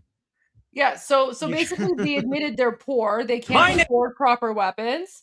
And also, they basically admitted to war crimes because they said that their missile launchers are made to blend into civilian traffic, which is literally a war crime. Like, this is crazy, Armin. I can't even believe I'm seeing stuff like this.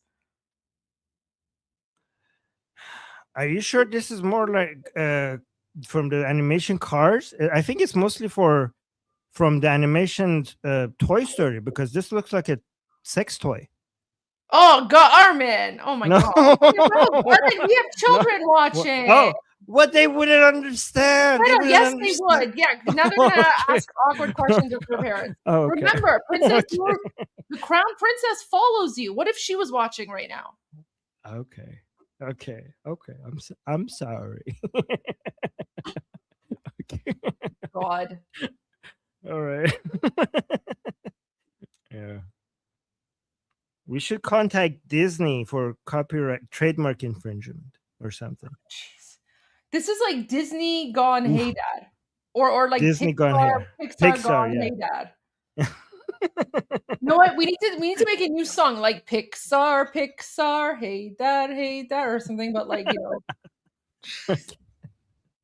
Anyways. Okay, look, when it went full racist, it actually looked evil. When it went full racist, Jew hatred. Yeah, because these people are insane. I mean, talking about Jew hatred, that is pretty original to Walt Disney as well, no? I mean, a little bit. Okay. Yeah, like I think during World War II or something. I sent you another video to translate. Okay.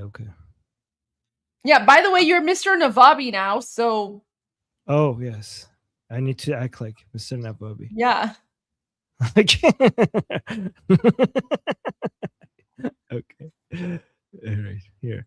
Oh, this guy, Cutlet number, I don't know how many. Haji Zadeh, guys, was the main one in the of, video. He was the one in the video, remember? Yeah, exactly. Guys, I know his position is not the same as Qasem Soleimani, but from a charisma and advertising PR perspective, he was supposed to replace Qasem Soleimani as the main hero of the Islamic Republic. But then he died. They killed him. He be dead now. So all right, so let's listen what he has to say. بینندگان هست. اگه از امروز ما شروع بکنیم هر هفته یه رونمایی از یه شهر موشکی داشته باشیم هر هفته تا 2 سال دیگه تموم نمیشه. Wow, Goldie, incredible. These people don't know how to do math. Okay, let me see. He's saying, so he's like, we want to say something to our dear viewers. امروز ما شروع بکنیم. If we start today, هر هفته یه every week, رونمایی از یه شهر موشکی داشته if we do a opening, a demonstration of one of our missile towns every single week, باشیم هر هفته تا 2 سال دیگه تموم نمیشه. for 2 years, that would not be finished. 2 years. So let's do the math. That's 104, right? Yes. 52 times 2. That would be 100 and at least minimum 104 missile towns. I mean, you could just say that. You could just say that we have more than 100. But it's like saying, if we do a demonstration of one missile town every single week, it will not finish for 2 years. It's not going to finish. انقدر زیاده. That's how many they are. That's how many they are. انقدر فراوان ما پایگاه داریم مجموعه‌های هم. Wait, Goldie, that CNN video said how many? Said dozens. I think it was right? like 27 or something. There's at least like But 26 or 27. He's saying if we do show you one every week, it will take more than 2 years for us to finish. So that would mean more than 100. So, yeah. هم زیرزمینی مستحکم. So they're all underground. She's saying they're all underground and it's very like strong. پهپادی توزیع موشکی in our air defense areas, in our missile areas. توانمون توان خوبیه. Our ability is really good. Zart, you're dead. You're dead. دشمن اون بخشی که میدونه نگرانش کرده. Like the part that our enemy knows about, that part has worried them. و این حرکت شاید از 40 سال قبل شروع شد. Like this started this thing that we just did here, like this movement started more than around 40 years ago. So he's saying we've been building these for 40 years now. از سال 1963 در حوزه موشکی. Oh, it started in 1963. So 1 year so after I was born. So like around 1984. و بخشی از کارهای ما به صورت 3 شیفت شبانه هم کار میکنن. And like some of our areas work like they work overnight, like they work all hours of the day, like even at nighttime. و تا به امروز تعطیل نشد. And till this day they haven't been closed. Like they're working 24/7 for decades all the way until now. توسعه هم پیدا کرده. And it has been spreading. It's also been spreading. So this is Hajizadeh, guys. He was very big. He was such a big deal, and now he's dead. By the way, Goldie, this is also all of this, if it's as big and significant as they're saying it is, shows that why the Americans and Israelis knew that the only way to end all of this is with regime change. Like is with the Iranian people. Like that's why the Iranian, and this is what the mainstream media is not including in their calculation. They're like, well, you can't get rid of this with like aerial bombardment. Yeah, we know. The point is not to get rid of all of this by bombing these things.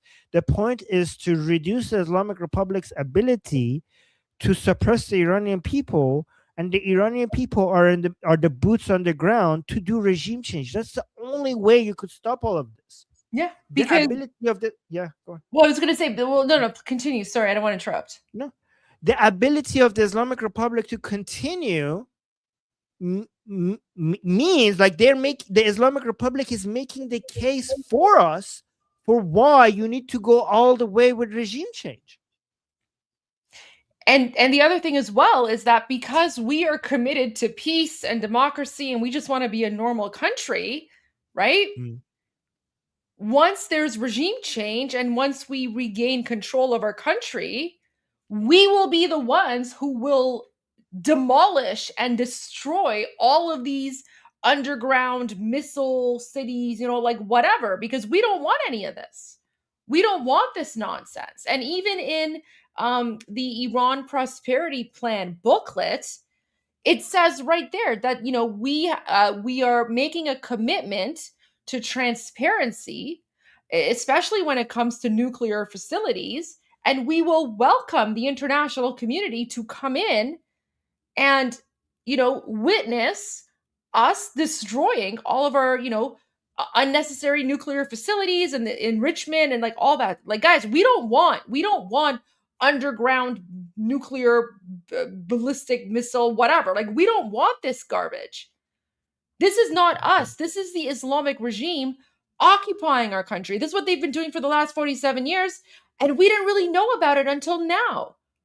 So yeah, like Armin, you're absolutely right. The best way to get rid of this problem 100% is unconditional surrender from the Islamic regime. It's also total regime collapse, and it's also regime change. And it's making sure that we bring in a government that is not some like Durka Islamist jihadi, right? Someone who doesn't want to build like underground facilities like this, because this is insane. Like I'm seeing this, Armin, and I'm like, this is like this belongs in like some weird movie about like a dictator. Like, I cannot believe that this has been happening to my beautiful country for the last 47. Like, these invaders have destroyed our country. Exactly. And Goldie, as we're speaking, like, look at our admin Amir just had to go to in Israel. Just had to go to the bunker because the sirens are being heard. And then other people in the chat are confirming right now Tel Aviv has incoming attacks. And these are guys, what's happening. Guys, please stay safe. If you are in Israel and you're hearing the sirens, please, why are you watching us right now? Unless you have us in your bunker, make sure stay safe. So thank you so much for Amir for jumping, like going right away to his bunker. And guys, what people are experiencing right now in Tel Aviv are these missiles under these missile towns, and it's basically one of these launchers coming outside and then launching these rockets and going back into the mountain. And the only way, guys, this will go on forever unless we do regime change. No. This is why you shouldn't want like these isolationists in America who want ceasefire and think that all of this will go away. None of this will go away. All of this will continue until the regime in Iran falls. The regime, in Iran. Oh yeah.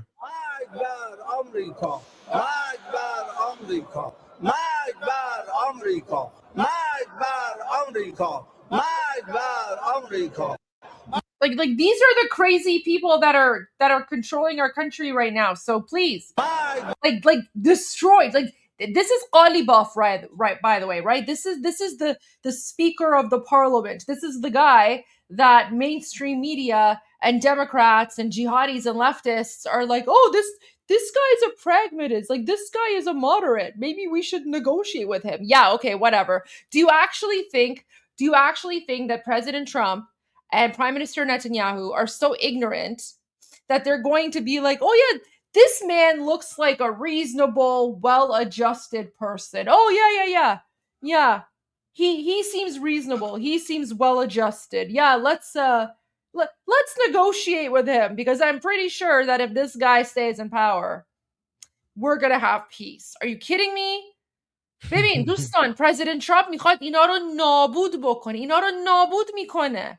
میخواد یه کاری بکنه که برای 1000 سال، برای 100,000 سال، وقتی که اسم آخوند و ملا و اسلام توی کشور مقدس ایران بشنویم، همه بگن شما نگران نباشین، فقط یه کمی صبر داشته باشین، نگران نباشین. همشون تکشون رو نابود میکنه. نگران نباشید. تک آمریکا، مرگ بر آمریکا، مرگ بر آمریکا، مرگ بر آمریکا، مرگ بر آمریکا. نابودشون میکنه. نگران نباشید. President Trump is going to destroy every single last one of them. But what's really important for us Iranians right now, what's really important for us is because, one of the things that I've said constantly from the beginning is that the most, I don't want to say dangerous, but the most volatile time in a revolution is that timing between regime collapse and a new power coming in, right? So to all all the Iranians here who are watching, and not just Iranians, to everyone who's watching, one of the best ways that you can help right now is if you are able to make it on Sunday, March 29, Iranians and Iranian allies are hosting a peaceful rally in front of the White House. This is on Sunday, March 29 at 1 p.m. Washington, D.C. in front of the White House. And so we're encouraging everyone, every single Iranian ally, if there is a way that you are able to make it to this peaceful rally, please go, because this is incredibly important. Oh, look at this. So Milk and Zookies is, I'll be there flying in from Miami. Amazing. Yeah. There's so many people who are coming from all around the world. People are going from Canada, of course, from all across the, United States. People are going from Europe as well. There might be other rallies happening, but what everyone is saying is, we're encouraging everyone to come to Washington, D.C. And the reason that the organizers are encouraging everyone to go to Washington, D.C. is because the organizers want to just create like a huge mass critical crowd, right? Because it's really, really important that we show the world how united we are in terms of who we support. And that's, of course, His Royal Highness, King Reza Pahlavi. So whether or not you're Iranian is irrelevant. Whether or not you have an Iran flag, completely irrelevant. But this is an open invite to everyone. And we're encouraging everyone, if you are able to attend, please do so, because I have a feeling that this weekend is going to be very, very critical. And we need to show as much support as we can. So if you are able to travel, if you are able to be there, show up. Bring your American flags, bring your Israeli flags. If you're coming from another country, bring the flag of whatever country you're in as well. But make sure you have American flags as well, because of course we want to show, our appreciation for the United States. And guys, again, this is not a protest. This is a rally. This is a gathering. This is basically to show our appreciation for His Royal Highness and appreciation for the United States. And don't worry, guys, we will be broadcasting and live streaming this rally right here on Iran Revolution Live, right from the get-go. So guys, Sunday is going to be a huge day. And for those of you who can't attend, don't worry, because we are going to be having a watch party. Yes, absolutely. We are going to be live streaming and broadcasting the whole thing right from the beginning. So don't you guys worry. For those of you who can't be there in person, you can count on us, guys. Listen, Iran Revolution Live, we got your backs. We've got your backs. We've shown all the rallies and demonstrations to you for the last 88 days. we're not going anywhere. You can count on us to be here and give you the live stream play-by-play with our commentary, of course, as well, right? Yeah. We're like Thank you, we're the unofficial English news channel, Armin. There you go. you know how it's like for like New Year's Eve or like for like some sort of parade or something, you have like the two like news anchors, and then they've got like the event happening in the background, and so they're like playing the event, and then the two like news anchors are like talking and giving commentary and stuff. That's basically us. Yeah. And thank you, Goldie, for always, keeping an eye on these and covering these. We need it, so thank you for that. No, well, of course, absolutely. I think it's really important, and we all have a very important role to play. And as much as I would love to be there in person, but I think what we're doing here by sharing this. Am I speaking? No, I'm not speaking. I wasn't invited to attend the event and speak, so I'm not speaking at the event. No. But I will be here instead with you guys, and we'll be broadcasting this event for you because as much as I would love to be there in person, I feel like, what Armin and I are doing by taking these events and sharing them online and, being a voice for Iranian people, I think that's also a very important role. So, we are contributing in our own way as well. Yes.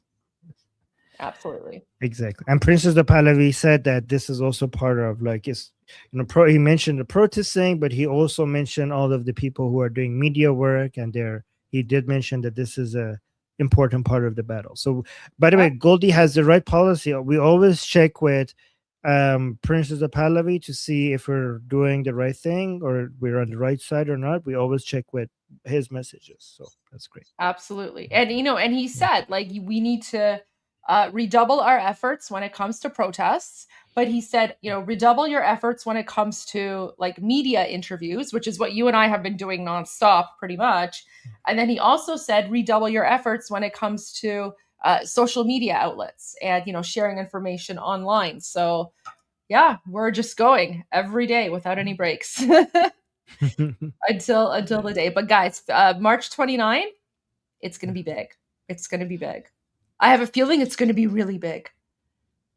Yeah. Who do you think is going to show up, Armin? I have a feeling Senator Lindsey Graham will be there for sure to say something. Ooh. Okay. Yeah. The Princess of Pahlavi and Shah Nur Pahlavi. Do you think? Yeah, I think so. Yeah. Okay. So here's the question for you: do you think President Trump will show up? Oh my God. Do you think I don't know. He might. He loves a great happy crowd. And remember that who was he speaking with when he said, usually like when people are protesting, usually when I see like people holding pictures of me, like they're angry, but he was like, but no, these people are very appreciative. Yeah, we had like he was like, oh, I saw my picture in the protest. And I'm like, oh no, what is this? And I look at them, and this woman was hugging my picture, and I'm like, what is this? And he was like, oh, they were actually happy. It was, yeah, guys, we Iranian people surprised President Trump because he saw a protest of people, and it was not against him; it was celebrating him. And he was like, "Oh, what's going on here? This woman is hugging my picture." It was huge. Oh, you're looking for that video? I want to find it because remember, so it was a bilateral meeting with someone, right? I can't remember who it was. Was it the German guy? Oh yeah, you're right. There was somebody. No, it was before Germany. Who was it with? You guys remember? I don't know. Because no, it wasn't Irish. It wasn't the Irish guy. It was before that because right after that, Merz. Yeah, it was the German guy. It wasn't the Irish guy. Oh, Merz came twice because I know Merz came recently as well. So maybe it was the other one. By the way, Mark Levin could be there. Pro, maybe. No? Wouldn't that be amazing? Maybe Marco Rubio. Okay, yeah, I think Rubio. it was MERS. Ted Cruz could be there.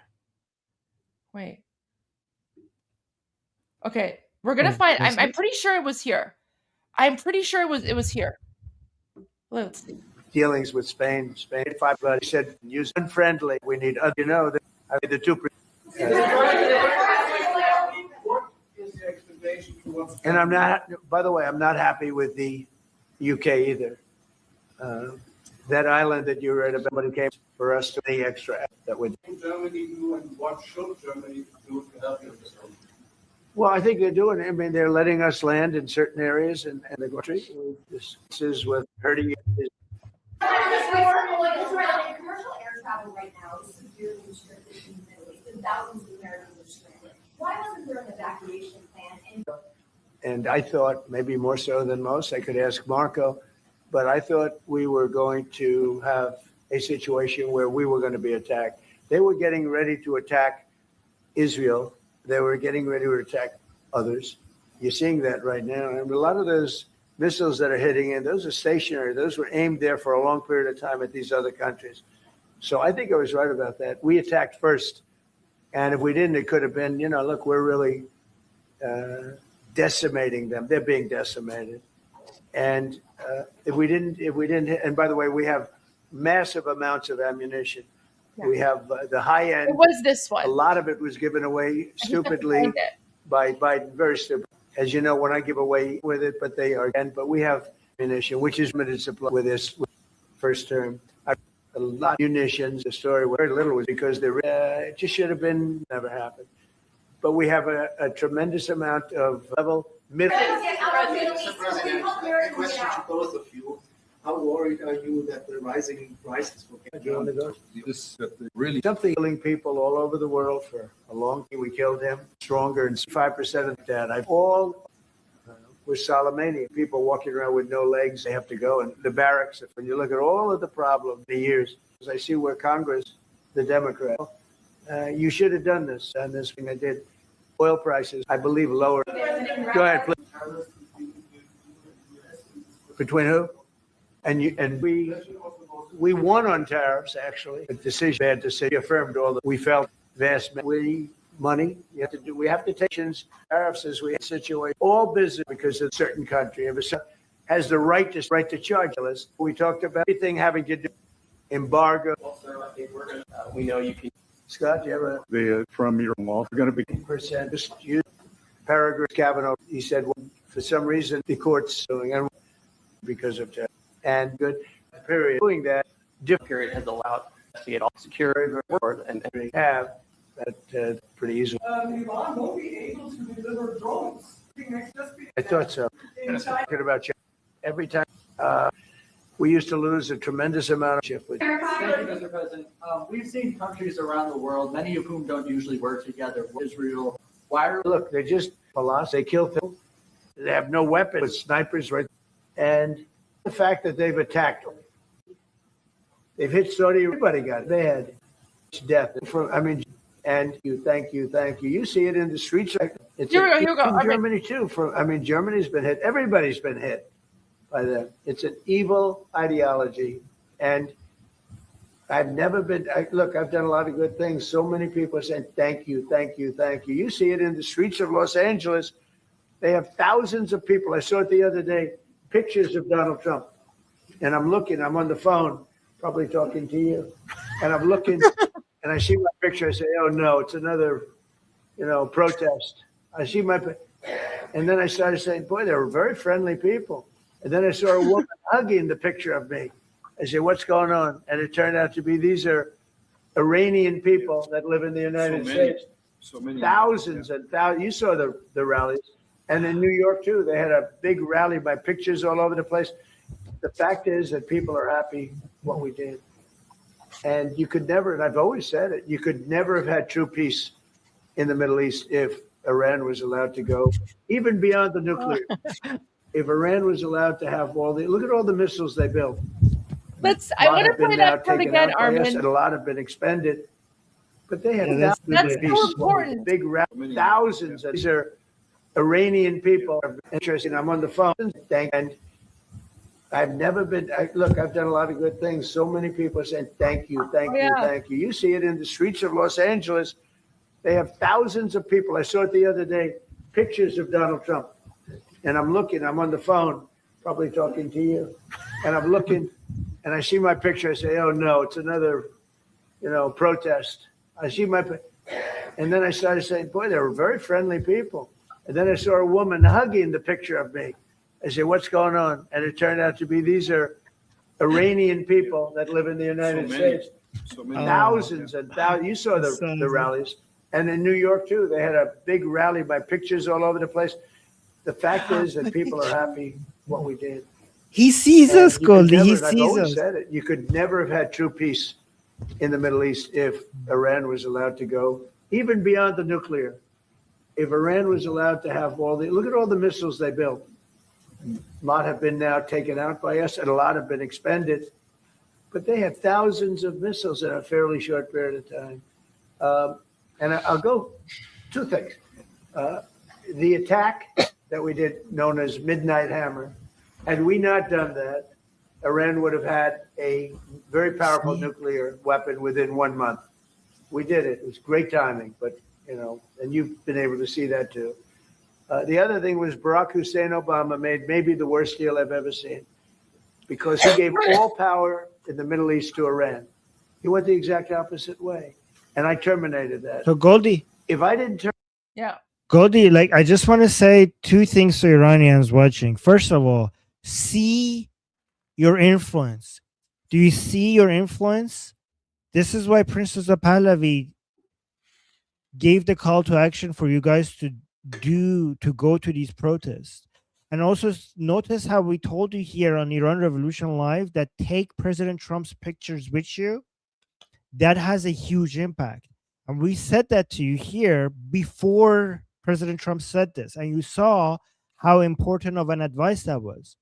And this is a good reminder for the upcoming protest that Goldie just advertised is other than the Iranian and American flags that you're going to bring with you, it's very, very, very, very important for you to also take pictures of President Trump with you. Take pictures of President Trump with you on March 29th.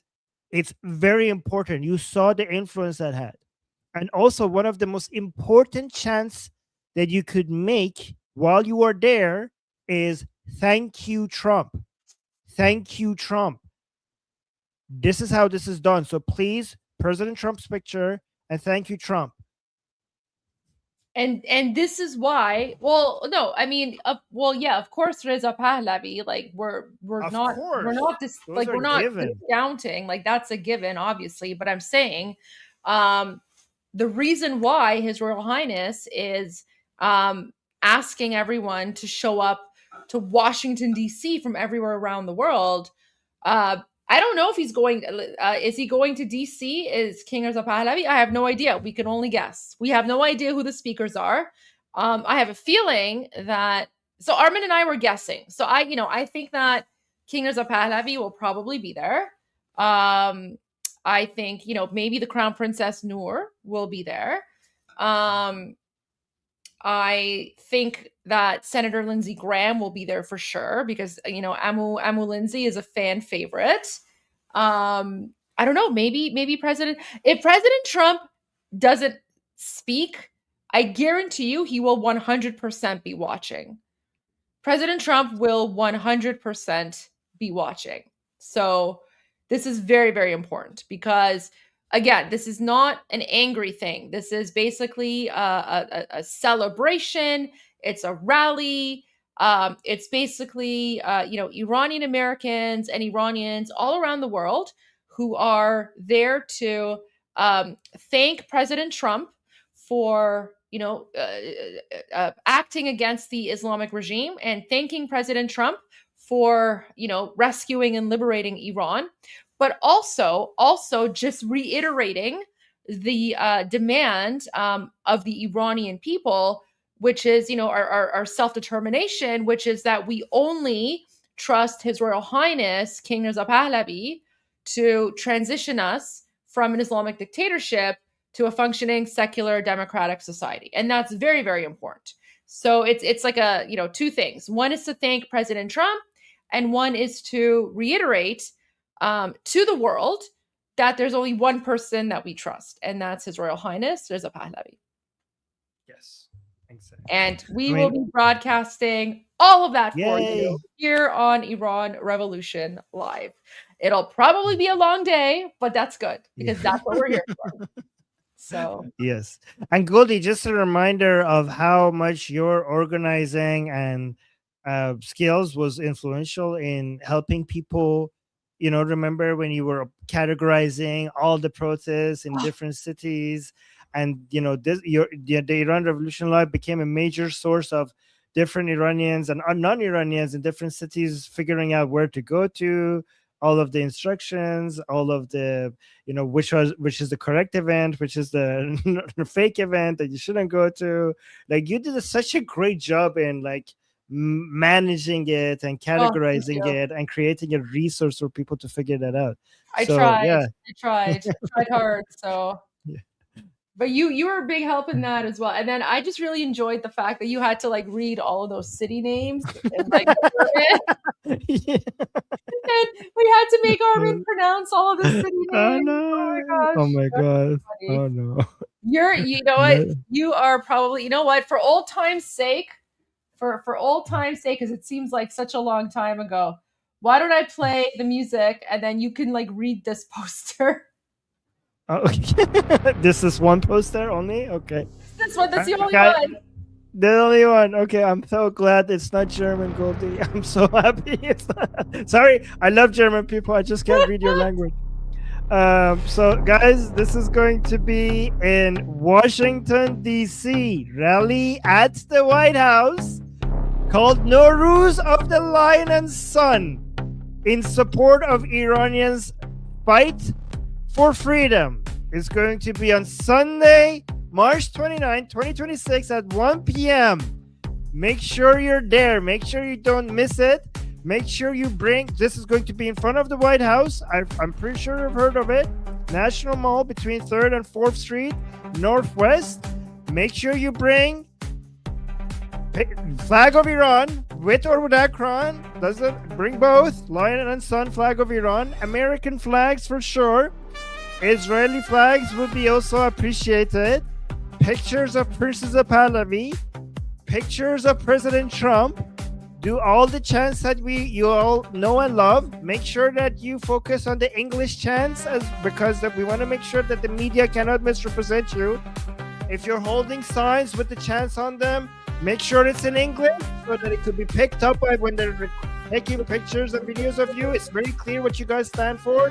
And one of the most important chants that you could have is thank you, Trump. Very simple. Or thank you, President Trump. Okay, whichever. And just hold that for that so that any picture anywhere of this march will have that included in there. Thank you guys. You guys made us so proud. Wow. Wait, Armin. So, since everyone was requesting this, I'm going to send you another poster, and we're requesting that you read this, please. No, is it German?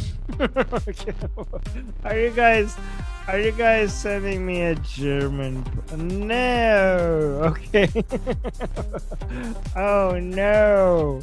I shouldn't have mentioned this. Okay. This is my fault. I shouldn't have reminded you guys. Oh. Why? Okay, here.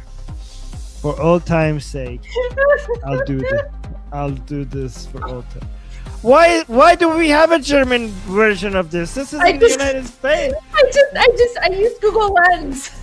Oh no. I use Google Translate. Oh wow. Okay, guys, for no reason at all, we're doing a German version of this ad. Absolutely no reason other than trolling me. But okay, so Washington, D.C. at the Kundaga. Wait, what? No, that sounds like a swear word.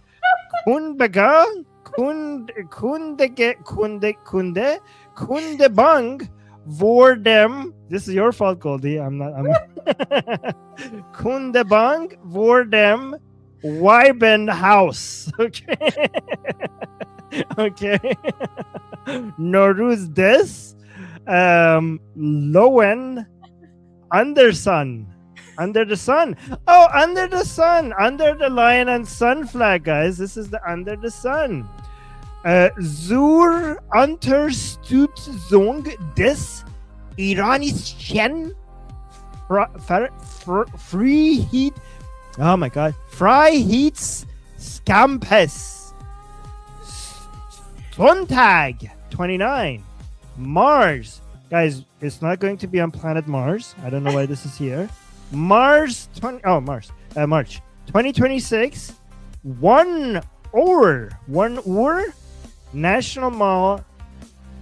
Oh my God. Who puts a W after a Z? Who puts a W after a Z? Zwischen der 3 und Strabe? Strabe. The random Strass. B is like it's an S. What sound. is that? It's an S. What is that? Okay. Strass. Nordwestern. Like Nord. Okay, Nordic country. Okay. Oh, here's the thing under here. İrhebedich, Iran. There we go. I did it. Guys, I'm actually learning this. I think I got it. I think I was on point here. I think nobody could recognize that I don't speak German. That's how good this You was. sound like a native German speaker. Native German. That was just like a native German.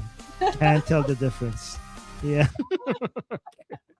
We've gone through so many of those posters, Armin. Oh my gosh. Wow. Memories. Honestly, it feels like ages ago that we were doing that, but it was literally only like, just like a month ago that we were like sharing those rally posters. So, yeah. Wow. Okay, well, Armin, this has been a great day, I think. Yeah, this was so much fun. It was. It's this guys, the situation in Iran is still, of course, very serious. Armin shared footage of, the Muslim Nazis shooting into balconies and everything. But the message that the final message that we want to share with you from, people inside occupied Iran is that they have never felt more hopeful. And we know that the end of the Islamic regime is here. So we are literally in the final battle. We're literally in the last few days. And this rally on the 29th is so important.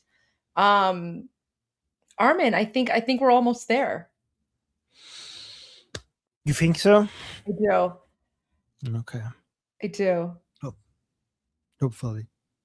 So, yeah. Anyways, guys, thank you so much for tuning in. Armin, thank you so much for everything. Sorry, I should Mr. Navabi, because now you're that's Mr. Navabi, Goldie. No, that's right. Mr. Navabi is me, so Mr. Navabi. Someone's a big deal now. I love it. Yeah, oh yeah, I'm a big boy now. It took me only 41 years, but I'm a big boy now. I love it. Oh. All right, guys. Thank you, everyone, for being here. Armin, final thoughts before we close out? I'm Israel Chai. Long live America. Javicha Pioneer. See you guys tomorrow. Javicha. Ayatollah Khamenei is dead. This wretched and vile man, Ayatollah Khamenei, is dead. This wretched and vile man, Ayatollah Khamenei, is dead. This wretched and vile man, Ayatollah Khamenei, is dead. This wretched and vile man, Ayatollah Khamenei, is dead. This wretched and vile man, Ayatollah Khamenei, is dead. This wretched and vile man, Ayatollah Khamenei, is dead. dead. This wretched and vile man, Ayatollah Khamenei, is dead.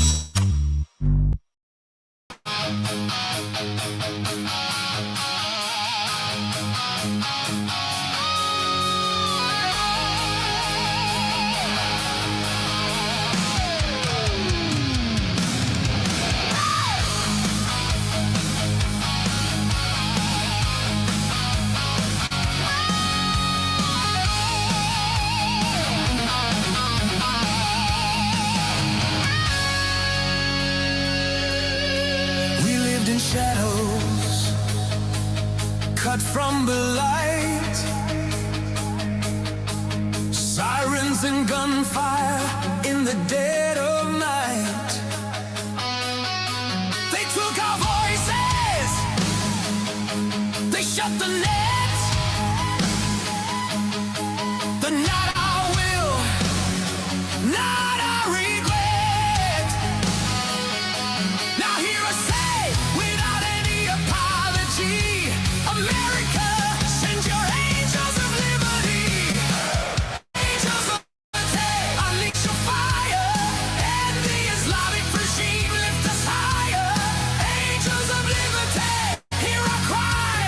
Freedom is born when you fill our sky. Angels of liberty, strong and true. Our old ally, USA, we stand with you.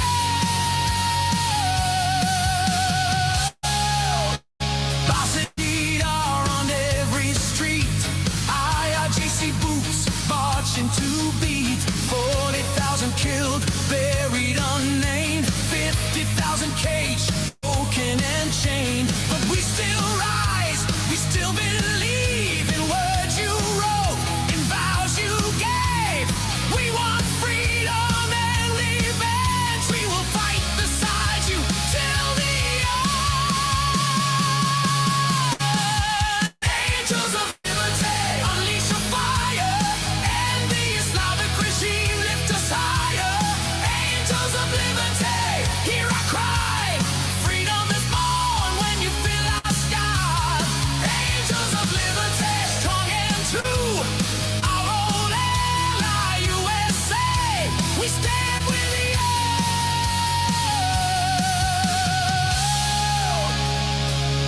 We stand with you.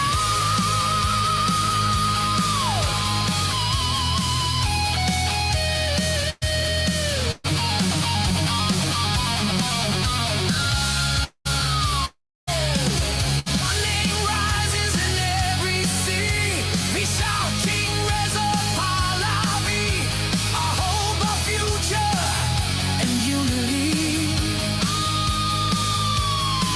A future built on justice and peace, where hatred ends and nations breathe. We honor the brave American Air Force and Navy. Through all our lives, we will be free. Angels of liberty, unleash your fire, and the Islamic regime lift us higher. Angels of liberty, hear our cry. Freedom is born when you fill our sky. Angels of liberty, strong and true. Our old ally, USA, Iranian, stand with you.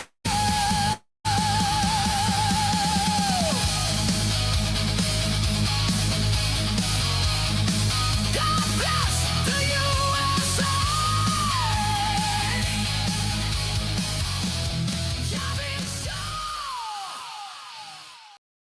غرق انقلاب است.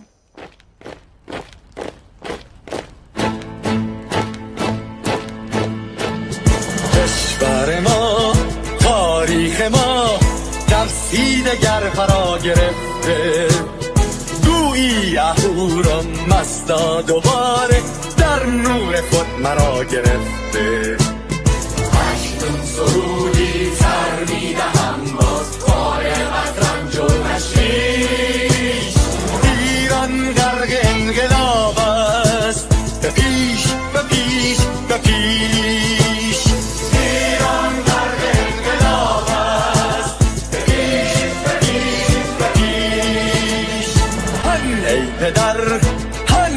پسر برخیز و باماش و هنگام پرده آن تجربه تلخ ما را نکشیده در خواب بگذار هر دم بغرند برکا در لباس میش ایران غرق انقلاب است به پیش به پیش به پیش ایران غرق انقلاب است به پیش به پیش به پیش ای کارگر ای زگر راحت قانون ادامه دارد در این زمان که پرتو یزدان از هر سو بر تو میبارد دستش به سوی آزادی از بحر خزر تا کیش ایران غرق انقلاب است به پیش به پیش به پیش ایران غرق انقلاب است به پیش به پیش به پیش خلقا به راه بحر دفاع از استقلال و آزادی تا بشکنیم پشت ارتجاع تیریزی ویران آبادی تا زنده سازیم سنت‌های می از من آلین و کیش ایران غرق انقلاب است به پیش به پیش به پیش ایران غرق انقلاب است به پیش به پیش به پیش با امید روزی که تمام این دلبرو و انقلاب تموم بشه و ما در روشنایی نور